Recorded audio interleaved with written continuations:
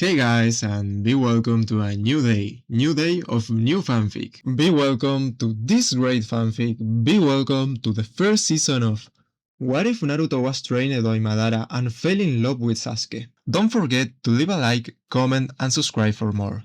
So, we gonna start. Chapter 1 Prologue. Shit, we're going to die, Kushina said in pain as blood rushed her mouth. They were right in front of the crying boy that they loved so dearly. Waito state the obvious. Minato says. He could feel every single organ and limb increase in pain as they slowly died out. The Kyuubi's sharp claws had impaled them just minutes before. The married couple looked at their son in a pained expression on their faces. I guess we should say our last words, huh? Minato asked as tears dropped from their eyes. Kushina nodded in a teary manner and looked at the baby in front of them. Naruto, we're your parents. I'm sorry for not being able to be here when you grow up. Kushina lets out a pained and sorrowful chuckle at the end. But to make friends, they don't have to be just enough trustworthy ones. Haha. Kushina reached out to caress Naruto's face as she felt her life slowly slip away. Eat healthy. Don't have an addiction to ramen like me. Eat healthy, lots of vegetables. You know, the things that will make you grow. Tears streamed out of their eyes. When you get a girlfriend, make sure she's like me. Kushina felt her body dying. Minato looked at Naruto with the same teary eyes as Kushina. I too am sorry for not being here with you while you grow up, Minato said as he held his gaze towards Naruto. Streams of blood rushed out of their mouths. I never expected to be dying like this. I never did. Minato said painfully. You mother. She took what I wanted to say. Stay healthy. Don't drink too much. Don't associate yourself with Jiraiya-sensei too much. But he's a good person, Kakashi. You can trust him. He too is a good person. Minato coughed up blood right after. We love you, Naruto. Whatever path you take, we'll forever support it. No matter what. Minato told the crying Naruto as they slowly lost their grip on the strings of life. Their bodies lowered onto the ground as they laid there. Absolutely lifeless, as the two laid on their ground with their eyes closed and mouth in a thin and small smile. There was a person in the distance standing on a tree. His long, rigid and jet-black hair flowed through the night sky. His Sharingan glowed brightly as he stood in the shadows. He looked around the place. He had a sense of nostalgia looking at it. It's been a while since I was last here. Such a pity that I can't destroy it. The mysterious Uchiha thought as he disappeared and reappeared right in front of the crying Naruto. H.N. It seems to me that you have inherited the Uchiha blood that has been dormant in my son's blood. Those streaking black highlights speak for themselves.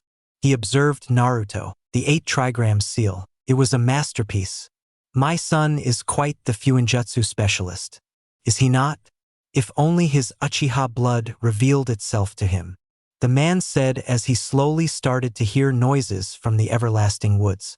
I'll be taking you, he says as he wrapped the blanket onto Naruto's body and disappeared from the shadows of Konoha. You shall grace this earth with just your presence.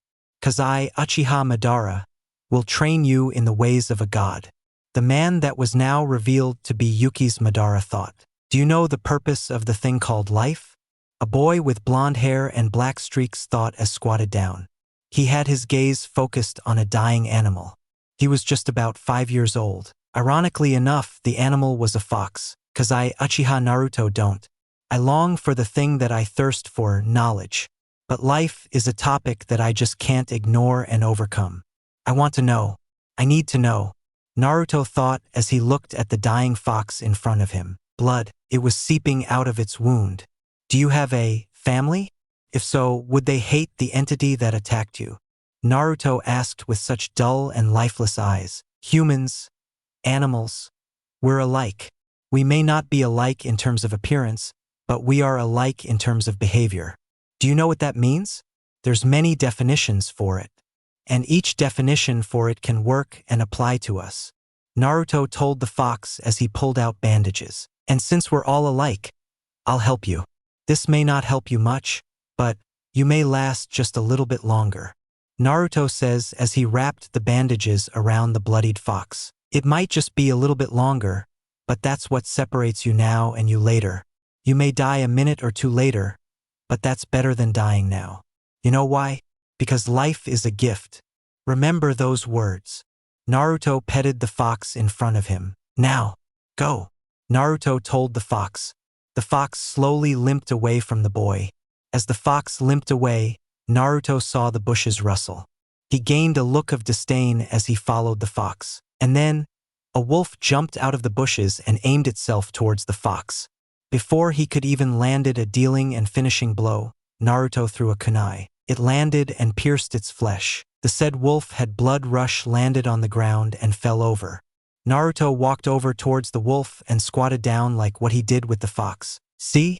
Now you know how the fox feels when it was targeted. Naruto with a distasteful tone. He kept his sharp eyes locked onto the wolf in front of him. It whimpered in pain. The wolf tried getting up and running away, but couldn't move. Naruto's sharp eyes became dull once more. Do you cherish and love your own life? Is that why you are trying to save yourself? Or do you love something else? Family, perhaps? You do have a pack, right? Naruto asked the wolf. You know, one time before this day had come, my grandfather took me to a place that reeked with blood and corpses. There was a battle, no, a massacre of people that died. That was when I learned of the cycle of hatred. My grandfather spoke of it often, but never truly told me of its meaning. Naruto explained as he took out the kunai. The wolf was already dead. Naruto had hit a vital organ, but he kept on talking. But when I finally learned about it in that accursed day, I created a goal for myself. A way for me to test my own resolve, my absolute limits and capacity. Naruto told the dead wolf as he stood back up, to create eternal peace. But to do so, I will have to conquer the 5 great nations. Chapter 2, King and Queen. And to do so, I will have to conquer the elemental nations.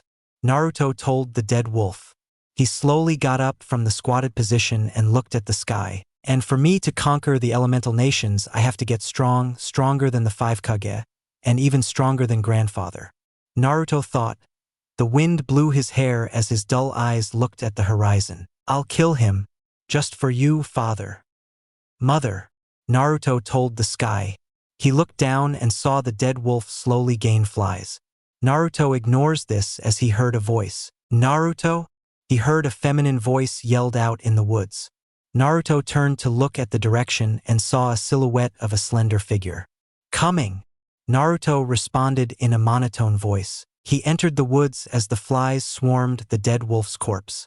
Naruto slowly disappeared into the shadows of the forest. He pulled out a book as he walked towards the voice. The voice got louder and louder as Naruto got closer. He smelled the nature that surrounded him.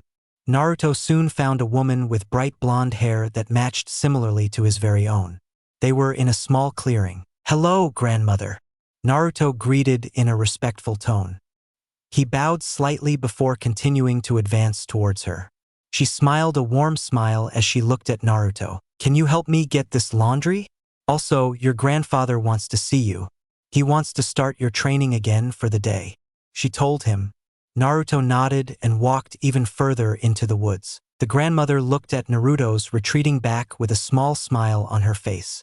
Naruto soon saw a house that was big enough to fit 3 people. It wasn't anything special. Just a small traditional house that you could find in the elemental nations. But they were in a secluded area. A very secluded area indeed. They were inside the territory of the Fire Country, but their location was so good that even Jiraiya's spy network would have such a slim chance to find them. Naruto opened the shoji door and saw his grandfather in the flesh. Uchiha Madara. Took you some time for you to get here, Madara said in a very calm manner. He gestured Naruto to sit right in front of him. He obliged. Naruto walked towards the middle of the room and sat down with his hands on his thighs. Yukari may have already told you why I have told you to come here, Madara told him with Naruto nodding his head. Seemingly satisfied, Madara nodded. Good. Now, I want you to continue your training with this scroll. He gave Naruto a relatively small scroll. Anything else, grandfather? Asked Naruto in an unwavering tone. Madara gained an amused small smile on his face. We'll be having your favorite, ramen tonight for dinner. He addressed to Naruto. Naruto nodded. He slowly stood up and made his way toward the shoji door. Naruto slid it open and walked in the sunlight once more. The sun shined brightly on his delicate face. "Come back before sunset," Madara said as he sat still. His hair was completely white from top to bottom. He saw Naruto nod slightly, indicating that he understands. Naruto passed by Yukari as she brought in the rest of the laundry. She entered the room that Madara was in. "How well is he improving?" asked Yukari as she placed down the rest of the laundry onto the floor. "He's doing quite well. He has only started doing these tasks for about a month or two now," answered Madara. He was satisfied with Naruto's current growth. "Does Obito and Zetsu still not know of his existence?" asked Yukari. He shook his head as an answer. "For the last 5 years, I have managed to keep Naruto's existence a secret. Naruto knows about them while the opposing do not," Madara explained to Yukari. She nodded at that answer. "I can only keep this up for just a little over a year or so left," Madara told her so suddenly. "I have siphoned just enough chakra from the Geto Mazo to keep me going," Madara continued as the words came out of his mouth. "And Naruto just turned 5. That's unfortunate," Yukari pondered with Madara nodding right after. He coughed just a bit as he looked at her. "That is indeed unfortunate. But this shall serve Naruto as growth," he said in a sagely tone. "Because while Obito and Zetsu are the pawns, Naruto is the king that shall move the pieces that are on the board to do his bidding." A small smirk graced his face. "Naruto will be the one that completes the infinite Tsukuyomi." Thump, thump. Naruto twirled around the air as he had already thrown over 4 kunai towards the targets that was around them. Naruto gracefully landed on the ground and observed around him. One was right on the dot, the rest were off by an inch or two. Naruto thought as he walked towards each consecutive kunai and pulled them out. He saw the markings that the kunai had made. "Now, you're just as imperfect as humans and animals," Naruto thought as he eyed the target boards. His eyes washed over each of the target boards before he stopped gazing intently. Naruto had at least a few more hours until he was expected to come back to the house for dinner. "I have to keep on going." Naruto walked towards the scroll that had the information on what he should try and work on for the day. Some may say that this was a dream come true, but for Naruto this was insufficient. "This may be polishing my abilities, but the amount of improvement that I have gained is to the bare minimum. It's not enough," Naruto thought as he kept observing the tasks in the scroll. "But for now, this will do," Naruto mused as he looked at the next task that was expected for him to do. Naruto walked away from the dented target boards and disappeared into the depths of the forest. He soon appeared on the edge of a cliff that was outside of the forest that surrounds their house. Naruto looked down towards the ground. He looked at the scroll once more. "Grandfather wants me to improve my flexibility. I'll try to work on it," Naruto thought as he saw branches sticking out of the sides of the cliff that were able to certainly hold his weight. "I'm barely 40 pounds. I'm not that heavy in human standards," Naruto mused as he readied himself to jump off the cliff. He jumped back just enough to where he would be able to gain a boost of speed. "I haven't done this one in quite some time. I wonder how rusty I am," Naruto asked himself as he rushed towards the edge of the cliff. His breathing quickened. Naruto could possibly die if he makes one wrong mistake here. He bent his knees just slightly and pushed himself upwards. Naruto was now off the ground, and just a few moments later he was now over absolutely nothing. This shall test my resolve. Maybe I can learn something about life," Naruto mused in his mind as he began falling downwards towards the stone ground below. "I'll certainly die if hit it. If I was at least 20 meters, I may or may not be able to survive it." Naruto felt the air around him brush against his skin as he was free falling down the sky. He looked to the side and saw the nearest tree branch sticking out. Naruto outstretched his hands towards it with the intent to grab it. His body was quickly being gravitated towards it. "There," Naruto thought as his hand had finally grabbed the branch with a very firm grip. Naruto's body swung around the wood branch with hardly any effort. His feet landed on top of the wood branch, his body followed suit. Naruto slowly but surely rose up and stood on the wood branch that seemed to be quite sturdy. 59 minutes to go. Until then, I'll keep myself entertained with these. Naruto dived down towards the next wood branch. He also attached his hands onto it and swung around. Naruto put the soles of his feet on the bottom of the branch. He was now on the underside of the branch with his arms being on the top side of the branch for support. Grandfather sometimes says that I graced the earth with just my presence online. Does that mean I have to act graceful? Or am I always graceful no matter what I do? Naruto kept on asking himself multiple questions while he was handing off of the wooden branch. His entire body was upside down. Naruto didn't have enough time to think before he launched himself off of the wooden branch. A small smirk appeared on Naruto's face. He closed his eyes. I have 56 more minutes. Naruto opened his eyes slowly. That's quite doable. The smirk never reached his eyes.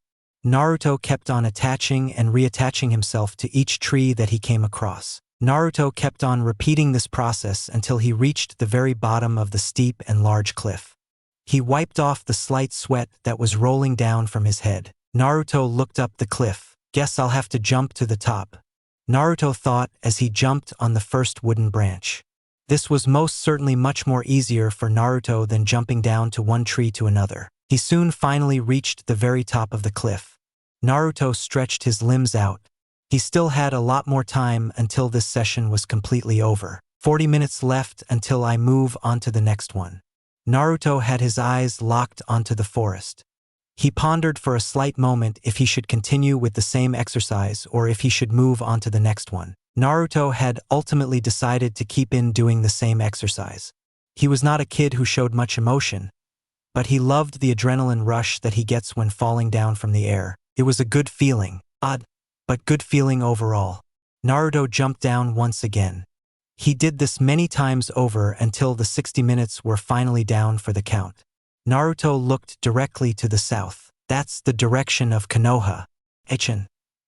Naruto thought as he walked towards the scroll that was faced flat on the ground that he stood on. He picked it up and looked inside. Naruto had an hour or two until dinner was being served. His eyes scanned the rest of the contents inside of the scroll that was being gripped tightly by the blonde. Next task is to pick up the crops? Naruto questioned when he looked at those words. He shook his head, knowing that this wasn't a real task. Yukari must have added this into the scroll. Nevertheless, Naruto did what the scroll asked him to. He ran throughout the forest and soon came across the miniature farm that Yukari and sometimes Madara had created. Naruto looked at the scroll once again and scanned the contents once more. He was trying to find what of the crops that he was tasked to take. Yukari will be replanting tomorrow morning. Carrots and tomatoes. The usual. Naruto walked over to the side that had the carrots and tomatoes. He quickly plucked the carrots out of their sockets and ripped the tomatoes out from the stem. Naruto had sighed. He didn't have anything to place the carrots and tomatoes in.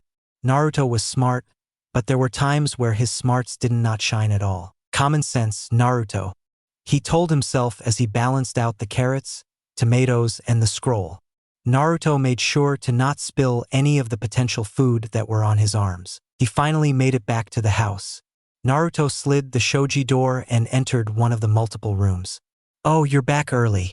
Place the crops onto the kitchen counter and wash up, Yukari called out. Naruto nodded and silently got his clothes prepared. He walked towards the bathroom with the said clothing. He stripped off the clothes that he was currently wearing and entered the shower. Naruto felt the water land on his skin. It felt nice to freshen up after a few hours of training. Once Naruto was done, he wore the clothes that he had prepared for himself. Naruto dried up his wet hair and soon entered the only room that had an actual table in it. He saw Madara waiting for him to sit down. Shall we play a game of chess? He gestured towards the board. Naruto raised an eyebrow before nodding and sitting down in front of him. I'll take white, since I'm always first in everything, Madara said as he took the white pieces. Naruto nodded. I thought we play shogi, not chess? Naruto was confused. He took the black pieces. You won 4 out of the 5 times we played shogi, with the only reason that I won was due to your lack of experience. Now, I'm testing how quickly you'll be able to learn chess, explained Madara. He looked at the board. Naruto nodded as he subconsciously put his left leg on his right and the near tips of his fingers were barely touching his skin. All right, I'll accept your challenge. This is probably one of the only things that I am better than you at. I'll gain satisfaction from this. Naruto responded as he got ready. Don't get so arrogant. Naruto slowly smirked at that. They slowly but surely got into the rhythm of playing. Naruto analyzed each move that Madara made without a single beat. Why do you think a king is so important? Madara asked as he looked at Naruto for an expected answer. Naruto thought for a second or two. A king is a person that controls all. They are responsible for every decision, whether it's good or bad. They are so important because of this. Naruto responded. He moved another piece gracefully as he made his move. This can be applied to Kages also. They are the king, but the daimyo is the emperor that rules over them. Such acts like killing the daimyo is considered an act of treason. Naruto continued as he saw Madara smirk. Correct, he is the man that controls all. Why do you think the queen is so important? Madara asked a follow-up question as he moved a piece. Naruto pondered for a moment. A person that counteracts the king? That question is a tough one for me. She is a person that has the same amount of authority that the king holds. Maybe even more. Naruto answered with confusion. Naruto moved another piece. Madara held his smirk. And that's what separate you and me, experience. Madara told Naruto as he made his final move. His smirk was never ending. Naruto looked down at the board. Checkmate, Madara declared. Naruto observed the king on his board. The king has been captured and back to the corner. Naruto had lost the match. Chapter 3, Nature. Madara had once taken Naruto out of the confinements that they had called home when he was just 4 years old. They weren't out of the place for any normal reason. The family was never normal at all. He had taken Naruto to a battlefield. One that was filled with blood and bodies of the dead. It was quite the perfect timing when they finally managed to get there. It seems no one is here, said Madara. His tone was unwavering. It showed no weakness at all. He looked down at Naruto, whom was looking the bodies. Any regular person with no experience as a shinobi would think Naruto was just an emotionless kid. But that's not true. To some extent, Madara saw his face. There was some conflict in his mind due to the sight of the dead bodies on the ground. Naruto, do you know the thing called the cycle of hatred? Asked Madara as Naruto's head snapped towards the elderly Madara. You talk about it, but I don't know what it exactly means. Naruto answered, his head and eyes snapping back towards the dead bodies once more. Madara nodded, also looking back to the dead and rotting corpses on the ground. In the most simplest form, it means negativity attracts negativity, while positivity attracts positivity. Madara explained, putting his hand on top of Naruto's shoulder.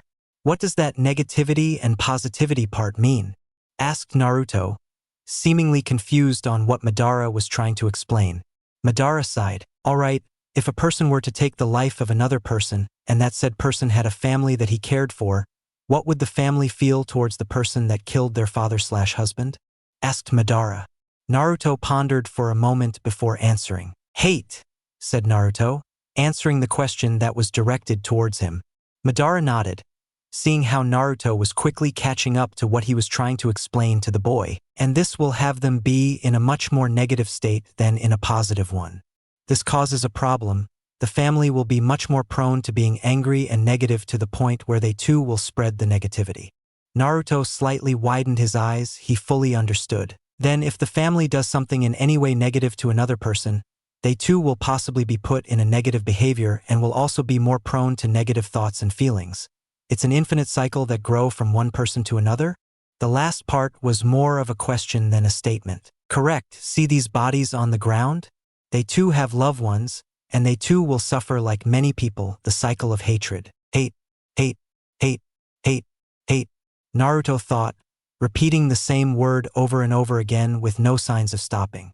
He jumped in the air and threw a kunai at one of the dented target boards. It landed inches away from getting the bullseye. Naruto sighed and walked towards the target boards, intending to pull the kunai out of place. It has been a week or two since he last played chess with Madara. But Naruto just couldn't wrap his head around something. How am I always naturally talented at the things I do? Naruto thought, clenching his fists tightly as he stared at the kunai engraved near the bullseye. He had only started for about half a year now, and he was progressing at a phenomenal rate. He didn't like the idea of himself being fed by a golden spoon. Too much talent will only eat me up. I need a solution, Naruto thought, unclenching his fists and grabbing hold of the kunai that was on the target boards. Naruto wants to work for the strength. Do I hold back? No, that's not it. If I were to hold back, grandfather wouldn't be pleased. I am also not very good at faking and making it seem and look authentic. Naruto thought and thought and thought with the kunai in his hand. His mind was an absolute storm. Naruto gave out a deep sigh, letting go of this thought for now, and turned around. He moved on to another topic in his mind as he walked away from the target boards. My birthday is in about 6 months. I still can't fathom on how it's already May, almost June. Naruto had gotten his first task the day after his 5th birthday. And it was quite a fun day. I shouldn't rush my training. I have plenty of time to improve. Naruto was about to enter the vast forest, but a pair of kunai was thrown directly towards him. Naruto reacted to this with a jump to the air. Another pair of kunai was shot towards him. Shit, thought Naruto, using his own pair of kunai to deflect the opposing kunai that was thrown straight at him. While in midair, Naruto snatched the kunai that the opponents had thrown at him. He landed on the ground safely. Damn it, Toshi. We had one chance. We needed his gear to survive.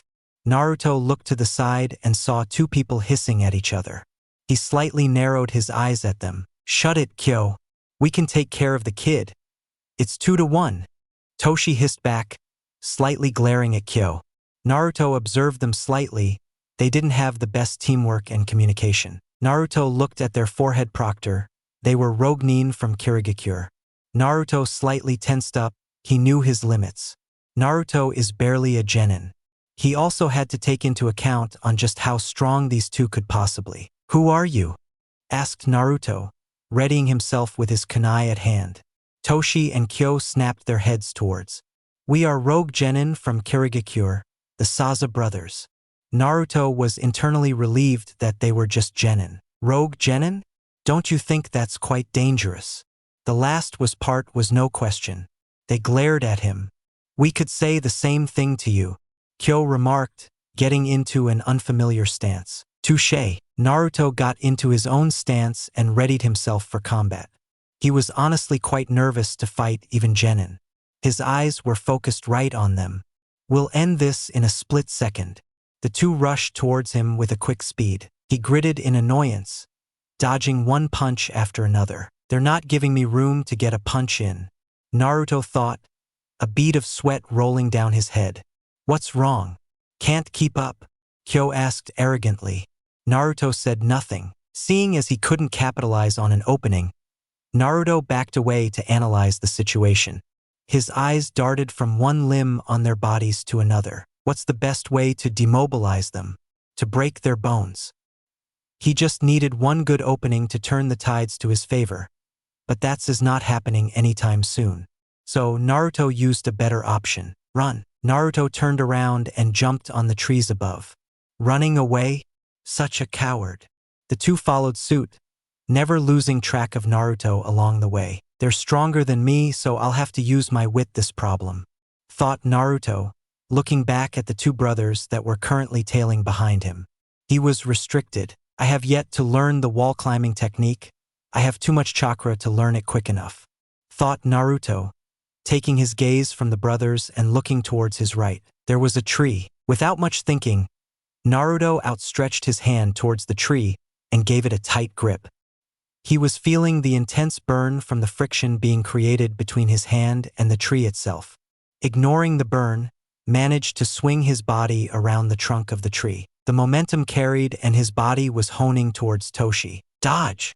Yelled out Kyo. Toshi used his forearms to block. It was a bad idea. HHH. He gritted his teeth in pain. Naruto managed to use his advantage in physical strength to damage Yoshi's forearm. Toshi landed on a tree, holding his arm to ease the pain. You'll pay for hurting my brother. Kyo jumped towards him. Naruto slightly widened his eyes as he was still in midair. He had to tank the punch off. Naruto felt the force of the punch hit his face. Naruto was now entering a freefall. He looked to the side and saw another tree right next to him while he was falling down from the high height. I'll have to take a gamble, Naruto thought. He placed both of his hands on the tree firmly. The same with his feet. Naruto was planning to slow himself down by using the tree bark. The burning from before now transformed into absolute pain. The skin of his hands were now getting cut off by the bark. Naruto saw the slithers of blood drip off of his hand. He felt the wind rush from the side. He was tackled right off of the tree and onto the ground below. "You little shit!" yelled Kyo, throwing a punch towards Naruto's head. He managed to dodge 4 in a row. "Stay still!" yelled out Kyo in rage, about to throw one last punch. "Your yelling annoys me," said Naruto, bringing his hand up and covering Kyo's eyes with the blood that covered his hands. Kyo was now distracted with getting the blood off of his face. Naruto capitalized on this by clenching his other bloodi's hand to a fist and punching Kyo in the face. Kyo was pushed back a meter away or so. Naruto got up immediately and looked around the area. "Where's that guy Toshi?" asked Naruto, jumping back to create distance between him and Kyo. He heard noise towards his back and jumped in the air. Naruto looked down to the ground and saw that Toshi had tried preparing for a surprise attack on him. "If they even get one good hit off of me, I'm dead," Naruto mused, landing beside a tree. The two brothers got up from their position with an angered expression on their faces. How is this kid so good at a young age? There was a hint of jealousy laced in their voice. "Tch, it doesn't matter, Toshi." Kyo was also jealous of Naruto's strength at a young age. They were immediately reminded of a person. "Do you think he's that Uchiha prodigy that Konoha hold?" Toshi asked Kyo. He shook his head. "I doubt it. This guy is much younger than him. The other one should be around 11 or 12 right now, I think." Kyo responded to Toshi's question, but there was no time to waste. "Let's finish him," said Toshi as the two started rushing towards Naruto. He breathed in and out as he saw them quickly approach him.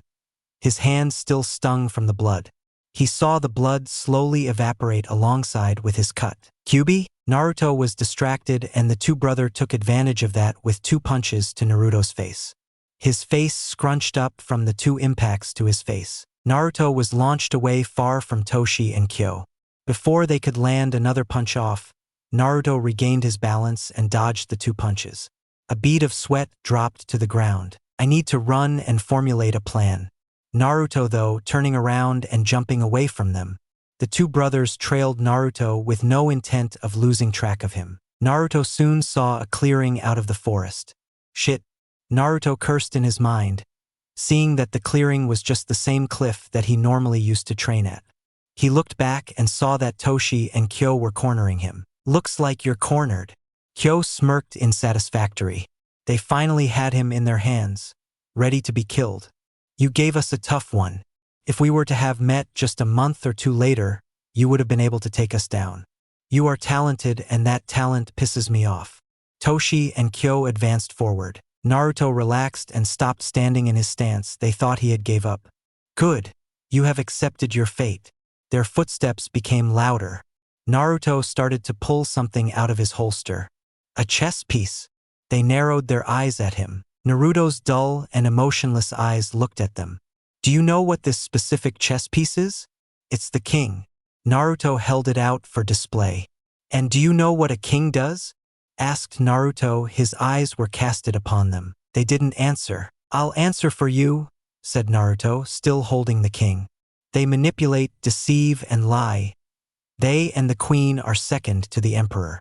Naruto informed them as he put the chess piece back into his holster. "And you two are the pawns, while I'm the king that controls your every move." They were aggravated at such claim. They charged towards him. "Bullshit," they yelled in unison. Naruto smirked. He liked this feeling, the feeling of being the on top of the world, the person who manipulates people and their actions. This is his true nature. He's sly and cunning like a fox. Naruto suddenly noticed that he was able to see Toshi's and Kyo's exact movements. His perception of the world had changed. He had one Tomo on his 2 eyes. Did it activate due to the feeling that I had? Naruto asked himself as he found himself charging towards the two brothers with one kunai being held tightly in his hands. Naruto was now able to predict their movements much easier. Sharingan. He's an Uchiha. Toshi couldn't say more as he suddenly felt his body fall to the ground. Naruto was standing on top Toshi's back. His scarlet eyes reflected the moonlight. I won't hesitate to kill you. While I am strongly against killing a person, if it benefits me in the end, I'll do it. Naruto told them, stepping off of Toshi, whom was feeling absolute agony. Stay back. Why, you monster? Kyo yelled out. He was being beaten by a 5-year-old boy. Naruto did not falter one bit. Kyo gritted his teeth. He charged towards Naruto. "De!" yelled Kyo, aiming his kunai at the unfazed Naruto. In a split second, Naruto kicked the kunai away and kicked Kyo to the ground. Naruto smashed his face with his feet to knock him out. Toshi's pain made him unconscious. While all this was happening, there was a man with white hair observing from a distance. He had a wide smirk plastered right on his face as he saw the fight. The plan worked. He didn't unlock it the way I expected him to, but he unlocked it, the Sharingan. Madara thought as he disappeared in a blink of an eye. Chapter 4. Shackles. Naruto snapped back into reality. He looking around at the destruction that he managed to do with their bodies. Shit. Naruto crashed down on the ground. What am I going to do? Naruto asked himself, looking at his healed hands for a few seconds or so. After a while, Naruto stood back up and went towards each of their unconscious bodies. It suddenly started to rain. Isn't it funny? The moment I tainted my hands, the world started to cry out its tears. Naruto lets himself get soaked by the tears of the world as he walked towards their unconscious bodies. What's this? Naruto thought, catching sight of a piece of paper that was inside of Toshi's holster. He squatted down to its level and picked it up. There were words written on the said paper. Naruto scanned the words. Kill this boy. Naruto looked down and saw a picture of himself printed right on the piece of paper. He squeezed the damp and wet piece of paper, his eyes spinning wildly. This handwriting. It's grandfather's, Naruto thought, ripping the piece of paper in shreds. His Sharingan was spinning wildly. He clenched his fists tightly and his hair overshadowed his azure eyes. I see, grandfather. You think you can control me and my actions? I'm not like a Beto. I don't get manipulated so easily, thought Naruto, wiping off the water that threatened to enter his eyes. Madara, you will never control me. I am the boy who graced the earth. It has been another week or two since the incident happened. Yukari had been the one to ask the questions, even if Naruto didn't want the questions to begin with. After that, they had never spoken of it ever again. Everything became normal once again. As of right now, Madara had given him another scroll for him to work on. Tree climbing exercise. Madara had said this would take me some time to accomplish.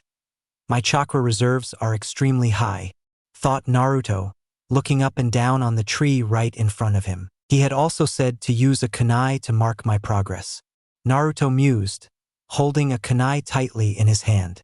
Naruto had applied chakra to his feet and started to rush towards the tree. He jumped right onto it, but soon found himself thrusting one of his legs right through the tree. Ow! Naruto thought, feeling the splinters hurt his leg. He slowly pulled his leg out of the tree. His eyes darted around his whole leg. There was a lot of splinters. Naruto started to pluck them out, ignoring the pain that came along with it. Once Naruto was done with the plucking of the splinters, the Kyuubi did its work and healed his leg. He sighed, had the Kyuubi alongside his heritage. I was born gifted? No. I will never accept that. Naruto thought bitterly. Most people would be so happy to have such fortune in life, but Naruto is not them. This is one of these instances where he was glad he had enormous chakra reserves. If he were to be able to do this exercise with relative ease, Naruto wouldn't know what to think. He tried doing the same thing by applying less chakra, then jumping right on the tree. He slipped off. It had been a month or two since he has done and completed the tree climbing exercise. It had taken Naruto a few days before he finally managed to perfect it to the T. Madara had deemed him worthy of doing much more harder tasks. And here he is now, going to a small local village in the fire country to get supplies. Supplies for the family and myself. I can pick and choose what I need? Naruto thought, conflicted on the vague words that Madara had put on the scroll. He scanned the scroll once more to see any hidden messages around it. There was none. Naruto continued with his journey to this no-name village that he was tasked to go to every now and then. He jumped through the trees that resided in the fire country. His eyes darted to the left and to the right every few seconds. After quite some time, Naruto finally had made it the small village that was close to his home. He managed to swiftly make it inside the walls of the village with very little effort. Naruto observed the people that he passed by. They were all ordinary people living ordinary lives. And they didn't even know the grandson of a relic was currently walking amongst them. What would happen if they were to know? Hate me? Scorn me to death? Attack me? Or all of the above? Naruto thought, already knowing the answer to the question that he had just asked himself. Naruto saw a stall that was selling seeds. Yukari wanted to plant beets. Naruto walked over to the stall that was being maneuvered by a lady in her mid-40s. He stood in front of the stall in utter silence. "Hello? What can I do for you, young boy?" she asked in a very kind tone. Naruto looked through the selection. He had found what he needed from here. "I need you to supply me with 2 beetroot seed packs. 2 tiny ones are enough," informed Naruto, pointed at the small packs of beetroot on for sale. The lady smiled kindly at him before she got 2 packs of beetroot seeds. "That will be around 220 ryo." Naruto nodded and took out the needed 220 ryo that he was expected to give to her. The lady took the ryo and gave the beetroot seed packs to him. "Hope I see you around." Naruto walked away from the stall as the lady waved him goodbye. He just ignored her as he moved on to the next thing on the list of things he had to do. "I'll get the things that I need first," thought Naruto, advancing towards the shinobi gear section. The stall owner was a man in his early 30s. "Don't you think you're a bit too young to hold a weapon?" Naruto looked at him with his lifeless eyes. "The weapons are for my father." Naruto lied straight through his white teeth. The man couldn't pinpoint if Naruto was lying or if he was actually telling the truth. After a moment or two, the man gave in. "How much do you need?" asked the man, sighing as he looked at Naruto. "I need 15, said Naruto, pointed towards the kunai section of the stall in front of him. The stall owner got the needed 15 kunai. "That'll be 1635 ryo in total." Naruto nodded silently and took out the ryo that the stall owner wanted. They exchanged each items towards one another. "Thanks for buying my gear." Naruto nodded and bowed slightly right after. Naruto headed off towards the next stall. "They drained so much of my allowance." Thump, thump, thump. It had been another month or two. It was now September. He was soon to turn 6 years old. Naruto sighed as he thought of turning the age of 6. He looked at the target boards and saw the kunai. They were dead center. "I'm turning 6 in about a month. If I was in a village that trained shinobi, I would probably be enrolling by now," thought Naruto, wiping off the slight sweat due to the continuous training that he usually does. "Knowing Madara, I probably won't be training at any village at all. What a pity." Naruto continued his training for the day. Over time, Madara had slowly reduced the amount of tasks that Naruto had to do, and finally there was none left just a few days ago. He told me that I must find my own routine and not follow the routine that he made for me. I guess he's correct in some ways and incorrect in other ways. Naruto mused, hanging off a tree that was set right next to the target boards. After a few moments of letting himself hang off of the tree branch, Naruto jumped to the next tree and maneuvered his way through that one with relative ease. He moved on to the next one, then the next, then the next. A week or 2 ago, he started to learn how to water walk. It was quite a difficult task to complete, even more than the tree climbing exercise. But he managed to complete it in a week or 2. Naruto jumped onto the trunk of the tree, then ran down towards the ground below that was full of plants and nature all around the place he inhabited. Madara couldn't believe it. He couldn't believe it. He couldn't believe it that he wanted to laugh so hard. He was gonna die in about a month or 2. Who would have thought that I would die after I cheated death for so long? Madara gave out a hard and rough cough. The chakra that he got from the Geto Mazo was rapidly decreasing. He couldn't go back or even summon the Geto Mazo. For over 6 years, he has lived without him being attached to the Geto Mazo. Do you know how? Because he's Uchiha Madara. Madara coughed vigorously. He would have lived just a tiny bit longer if he would have tried to not move so much. Madara already had his plans in action. Naruto already knew of the plan that Madara dreamed of creating. I guess cheating death does have its consequences after all. Madara thought weakly. He was just a month away from dying, but he didn't even care the slightest. But he'll be back. He'll be brought back to life by the power of the Rinnegan. Naruto laid on the ground, looking up at the sky that reigned above. His eyes were dull and lazy, quite like Nara, but is just less lazy than them. Like, a lot less lazy than them. Maybe I can act lazy to stop my constant growth? Nah, I would fail that challenge in just a few minutes, thought Naruto, letting the wind sway his blonde and black hair to all sorts of direction. He suddenly heard a piercing scream from behind. Ah! Naruto jumped up in response to the scream and looked around by turning his head towards all directions around him. Naruto heard another piercing scream. It's coming from the forest. He darted towards the familiar forest that he always used to train at for so many hours. Maybe he could execute the plan now? Naruto jumped from tree to tree, noticing that the screams were getting louder and louder every second that he jumped. The screams are coming from the direction of the house, Naruto murmured to himself. He continued to jump. Naruto jumped down and saw a trail of blood come out of the shoji door. He followed the trail inside and witnessed something so unexpected. Uchiha Madara was dead. Naruto, why you have T2 help me bury him? The elderly lady cried out. Naruto nodded with indifference laced in his face. Naruto carried Madara all the way outside.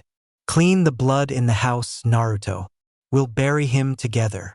Naruto didn't miss the change in tone that Yukari had. Her voice. She's not stuttering her words due to grieving. Something's weird here, Naruto thought, keeping that piece-off information at the back of his head. Naruto walked back inside to scrub off the blood. He had quite the hard time trying to scrub off the blood from staining the wooden floor permanently. But once he was done, Naruto cleaned his hands. He walked outside to help Yukari bury Madara at the front of the house. Her tears. Did it evaporate? Or did the tears just randomly disappeared? Naruto looked at Yukari's face and saw that there were no tears on her face. Only a solemn expression was present. He grew even more suspicious. Naruto stood beside her, grabbing one of the shovels that she had provided. They started to dig and dig. As they dug the dirt, Naruto questioned himself. Why? Why did he not cry when Madara died? The answer was simple, maybe as simple as cutting butter with a knife. Naruto looked at Madara's dead body. I never really cared about him. He was better off dead as a piece of relic, forgotten in time. They soon finished after 30 minutes to 1 hour of digging the earth. Clean up and get ready to say what you want to say. Naruto nodded as he went inside the empty household that they called home. Naruto took a quick shower to take off the dirt that had accumulated. As he dried up, Naruto saw the many things that were in the house that he held dear to him. The shogi board, his clothes, and the chessboard were all the ground. Naruto wore a new pair of clothes and went outside, and Yukari, just about done burying, putting Madara in the little burial hole that they had created. Naruto saw Madara laying inside it. Naruto stood right behind Yukari with his arms to his sides. He looked at Yukari as she started to slowly say the wanted words that came out of her mouth. Uchiha Madara. He was a man of many things. He wasn't the most liked person in the world, but I loved him. There were slight pauses in her tone. Naruto didn't buy it one bit. We will continue to live and make his dream come true. The infinite Tsukuyomi. Naruto slowly widened his eyes. So, this was what he was trying to do. Madara had told Naruto of his plans of making a dream world that was full of fake bullshit. It started to rain. How convenient. Your turn, Naruto. Yukari told Naruto, waiting for Naruto to say his speech. He sighed before his Sharingan came to life. 2 tomos were on each of his eyes. Gladly, said Naruto, pulling out a kunai, stabbing Yukari in the back. She widened her eyes as she knelt to the ground in pain. Her head snapped towards Naruto. Why? Her voice full of confusion with a mix of anger. You, Madara, Obito, and Zetsu, you all are my enemies now. If I kill you now, it will benefit me in the long run. Naruto told Yukari, his eyes burning with rage. What about the cycle of hatred? The infinite Tsukuyomi? She silenced herself once his lifeless eyes met her own. The cycle of hatred. I'm still wondering how to deal with that. But, the infinite Tsukuyomi? I don't care about a dream world. You want to dream eternally? You can just die. Naruto told her in a cold manner. You need me to survive. People will come after you. She yelled desperately, trying to cling to her life and potentially save it with every means necessary. Survival? It doesn't matter. I already have a plan in action. Any king, no emperor has to plan or they will get killed. Naruto pushed Yukari down to the burial hole with Madara. This place is only shackles that is holding me down from my freedom and my plans. Before Yukari could say anything else, a kunai was blasted through her head. She quickly became a lifeless dead corpse and fell right on top of Madara. Curse me, hate me, because that's the cycle of hatred. Chapter 5 Sage. Curse me, hate me, because that's the cycle of hatred? Said Naruto, picking up the shovel and burying the two dead bodies inside the earth's ground. His eyes never wavered. With each dig, Naruto covered one part of their bodies. Then another half. Then another half. Then another. Then another. He didn't know he should feel. His first kill, he means. Naruto didn't feel anything rise up to him. He felt like an empty shell that had nothing in it. Once Naruto was done burying the bodies of, he went back inside his former Hallow house that he has been living in for the past 6 years. Until now, I need all the necessities. The chessboard and pieces, clothes, and even the shogi board and food. Thought Naruto, planning out what his next plan was going to be. If Naruto was going to be honest, he didn't know what to do. This was too much of a sudden change in events. But it's beneficial. Naruto continued thinking, picking up his clothes. A week or two ago, Madara had wanted Naruto to learn the art of sealing, saying it would be beneficial in the long run. Oh, how right he was. Naruto only knew how to do the basic sealing things. Storing items was one of them. Naruto sighed as he stored everything into the scroll. The next plan of action was needed to be taken. Naruto walked out of the household and passed through the grave of Madara and Yukari. It was truly a sad event for their passing. It indeed is. But their deaths were a good gateway for greater things. This is only the beginning of Uchiha Uzumaki Namikaze's Naruto, the Emperor of Mankind. Naruto was currently walking through the familiar forests that he had been in and out of for the past 6 years of living in the world. He licked his tongue, thinking of ways to get out of his current situation. I can't go to town that I normally go to. People will surely question me. Naruto soon went into the clearing of the cliff. The same cliff that he has used multiple times for training. Naruto jumped off of the cliff and down towards the bottom of the cliff. He made a few stops on the way down, not risking messing up too badly and falling to his own death. Once Naruto was all the way down the steep cliff, he started walking once more. I'll just have to hope I stumble upon a village that will get myself further up the food chain, thought Naruto, silently walking and creating a trail of footprints behind him. After hours upon hours of walking in the many different directions, Naruto had finally found a village. Like the village that he was used to going to, this village was also relatively small in size. I guess this place is a good place to get my shit together. Naruto entered the town unnoticed. His hands were in his pocket as he walked through the small village in peace. Naruto had hoped to have a good time just strolling through the village with no problems, but he guesses that life has other things for him and not that. Give me your shit. Naruto heard someone hiss from the side. He looked to the side and saw an elderly woman getting mugged by men in an alleyway? Sheesh, this world needs to give people a break. We'll be out of here before you even know it. His accomplice hissed, frantically trying to convince her to give them her items and not having to resort to violence. Naruto lightly sighed. He could either turn away and act like he saw nothing happened, or act like something did happen and help the old lady out. Naruto thought about it for a moment. This seems a bit cliché of me to do, Naruto told himself with his dull eyes. He made his presence known by grinding his feet with the dirt ground. The two muggers looked back and met Naruto's eyes. Who the hell is this kid? One questioned, glaring daggers at him. The other just motioned to calm him down. He's just a kid. We can deal with him and then deal with this old hag later. The other hissed out, obviously annoyed at Naruto's presence. They started to walk towards Naruto with an angry expression on their faces. Naruto too walked towards the two of them. There was no hint of fear in Naruto, and this made them intimidated. The hell do you think you are? Naruto heard a growl come out of their mouths, but was unaffected and unfazed by such actions. He advanced forward with his hands tucked into his pockets. Are you even listening to us? They were seriously getting angry. HN, maybe? Maybe not. But that doesn't matter, does it? You don't care.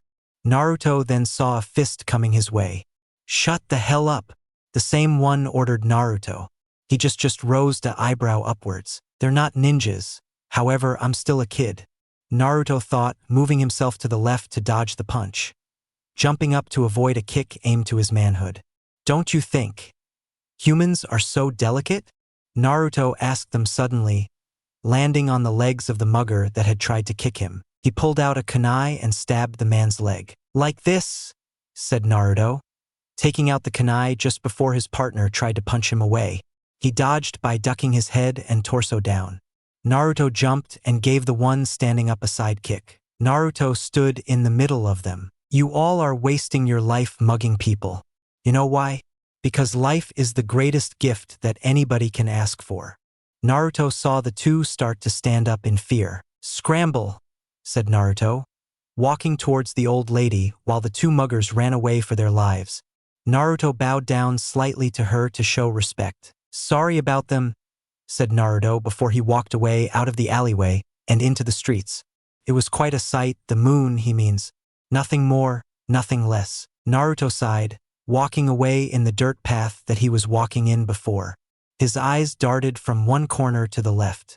Nothing was useful enough to be added to his arsenal. I'll just leave this village then. This was sooner than I thought. Naruto ignored everything that was going on around him, focusing on just going out of the small village in peace and no distractions. But as usual, this was not the case. As Naruto was entering the forest that was outside of the small village, Naruto heard someone call him out from behind. Yo, kid! Naruto cursed his bad luck in his head and looked around behind him. There was a man with thick long white gray hair. He raised an eyebrow. I saw what you did there, quite efficient if I say so myself. The man was grinning at him. You're that guy, the one who writes those books, said Naruto, eyes and head raised to match his height. The man's grin became even larger than before. Haha, you read it. Was it good? It had to be good. The man laughed. Naruto continued to have an eyebrow raised. I never said I read it. I kept on seeing people buy it from the bookshelves of any store I've seen. I stole one and read the first few pages. And I must say, your depiction of a story matches with unrealistic fantasies. Naruto told him bluntly. He just had his mouth gaping wide. I'll have you know that I am Jiraiya of the Sannin, and my depictions of a story is as realistic as it gets. Jiraiya tried countering. Naruto just shrugged and walked away. You're the creator of your book. It's only natural that you are biased with it. I'm the reviewer, and my review matters much more than just a bias. Naruto waved goodbye and walked away from Jiraiya. Hey, it's dangerous out there. Don't you want to go back to that village? Jiraiya yelled, running up behind Naruto.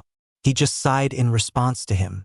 I don't even live in that village, said Naruto, continuing to walk and never stop walking. Wah! Then you're saying dash. Naruto nodded to confirm his suspicions. Yes, I out in the wilderness now. Naruto confirmed as they continued to walk. Kid, you know that's dangerous, right? Naruto nodded. Jiraiya just shook his head. You can die out here. Many strong shinobi live out in the corners of shinobi world. You can die any second. He tried making it sound very spooky. Naruto just nodded again. You don't talk much, do you? Naruto nodded. Jiraiya sighed. That was the worst question I could have asked, said Jiraiya, slouching and drooping down his body to show that he was feeling down. Anyway, what's your name? asked Jiraiya, stopping his slouched down back. Naruto slightly widened his eyes for a moment. Shit, he had no name that he could come up with. He couldn't use any of his surnames. I could probably use my fire name. The surnames will have to be different, Naruto thought, tuning out the outside world for a moment of thinking. Hello? You listening? Naruto was the jumped back to reality. Yeah, what? Naruto had his eyes locked on Jiraiya. He just sighed at Naruto. I asked you. What the hell is your name? Naruto was quite the unique person. Irritating even, Naruto was very smart. But sometimes that smart doesn't shine at all. My name is Ahiku Naruto. Naruto couldn't believe what he had gotten himself into. He was currently tailing behind Jiraiya in a very large village in the Fire Country. I can't believe myself. I'm going to have to live in Konoha. Naruto was not planning on living in Konoha at all. But he guesses that this was just the road of life and it was just taking its course. Why have you brought me to Konoha? Asked Naruto in a very irritated and angered manner. Jiraiya just marched down the streets of Konoha. Well, Naruto, you had said you didn't have a place to stay. Now you do. Jiraiya grinned as they neared a building. I don't have a say in this. Do I? Naruto already knew the answer, but he bothered asking it anyway. Nope. I, Jiraiya of the Sannin, give you no other choice. They were now in front of a huge, tall red building. What's this? Asked Naruto, looking up above. The two continued to walk, and it was towards the huge, red building that Naruto had asked about. This building is called the Hokage Residence. The name can speak for itself. Jiraiya responded upon entering the tower. As they passed through, Jiraiya had gained many looks and bows from the people inside the building. Hey, sensei! They entered a new room that the Hokage of Konoha was in. The Hokage was Sarutobi Hiruzen, the third Hokage. Ah, Jiraiya. The rumors has spread quite quickly that you have returned to Konoha for some odd reason, with a kid too. He looked at the stoic Naruto with a small smile.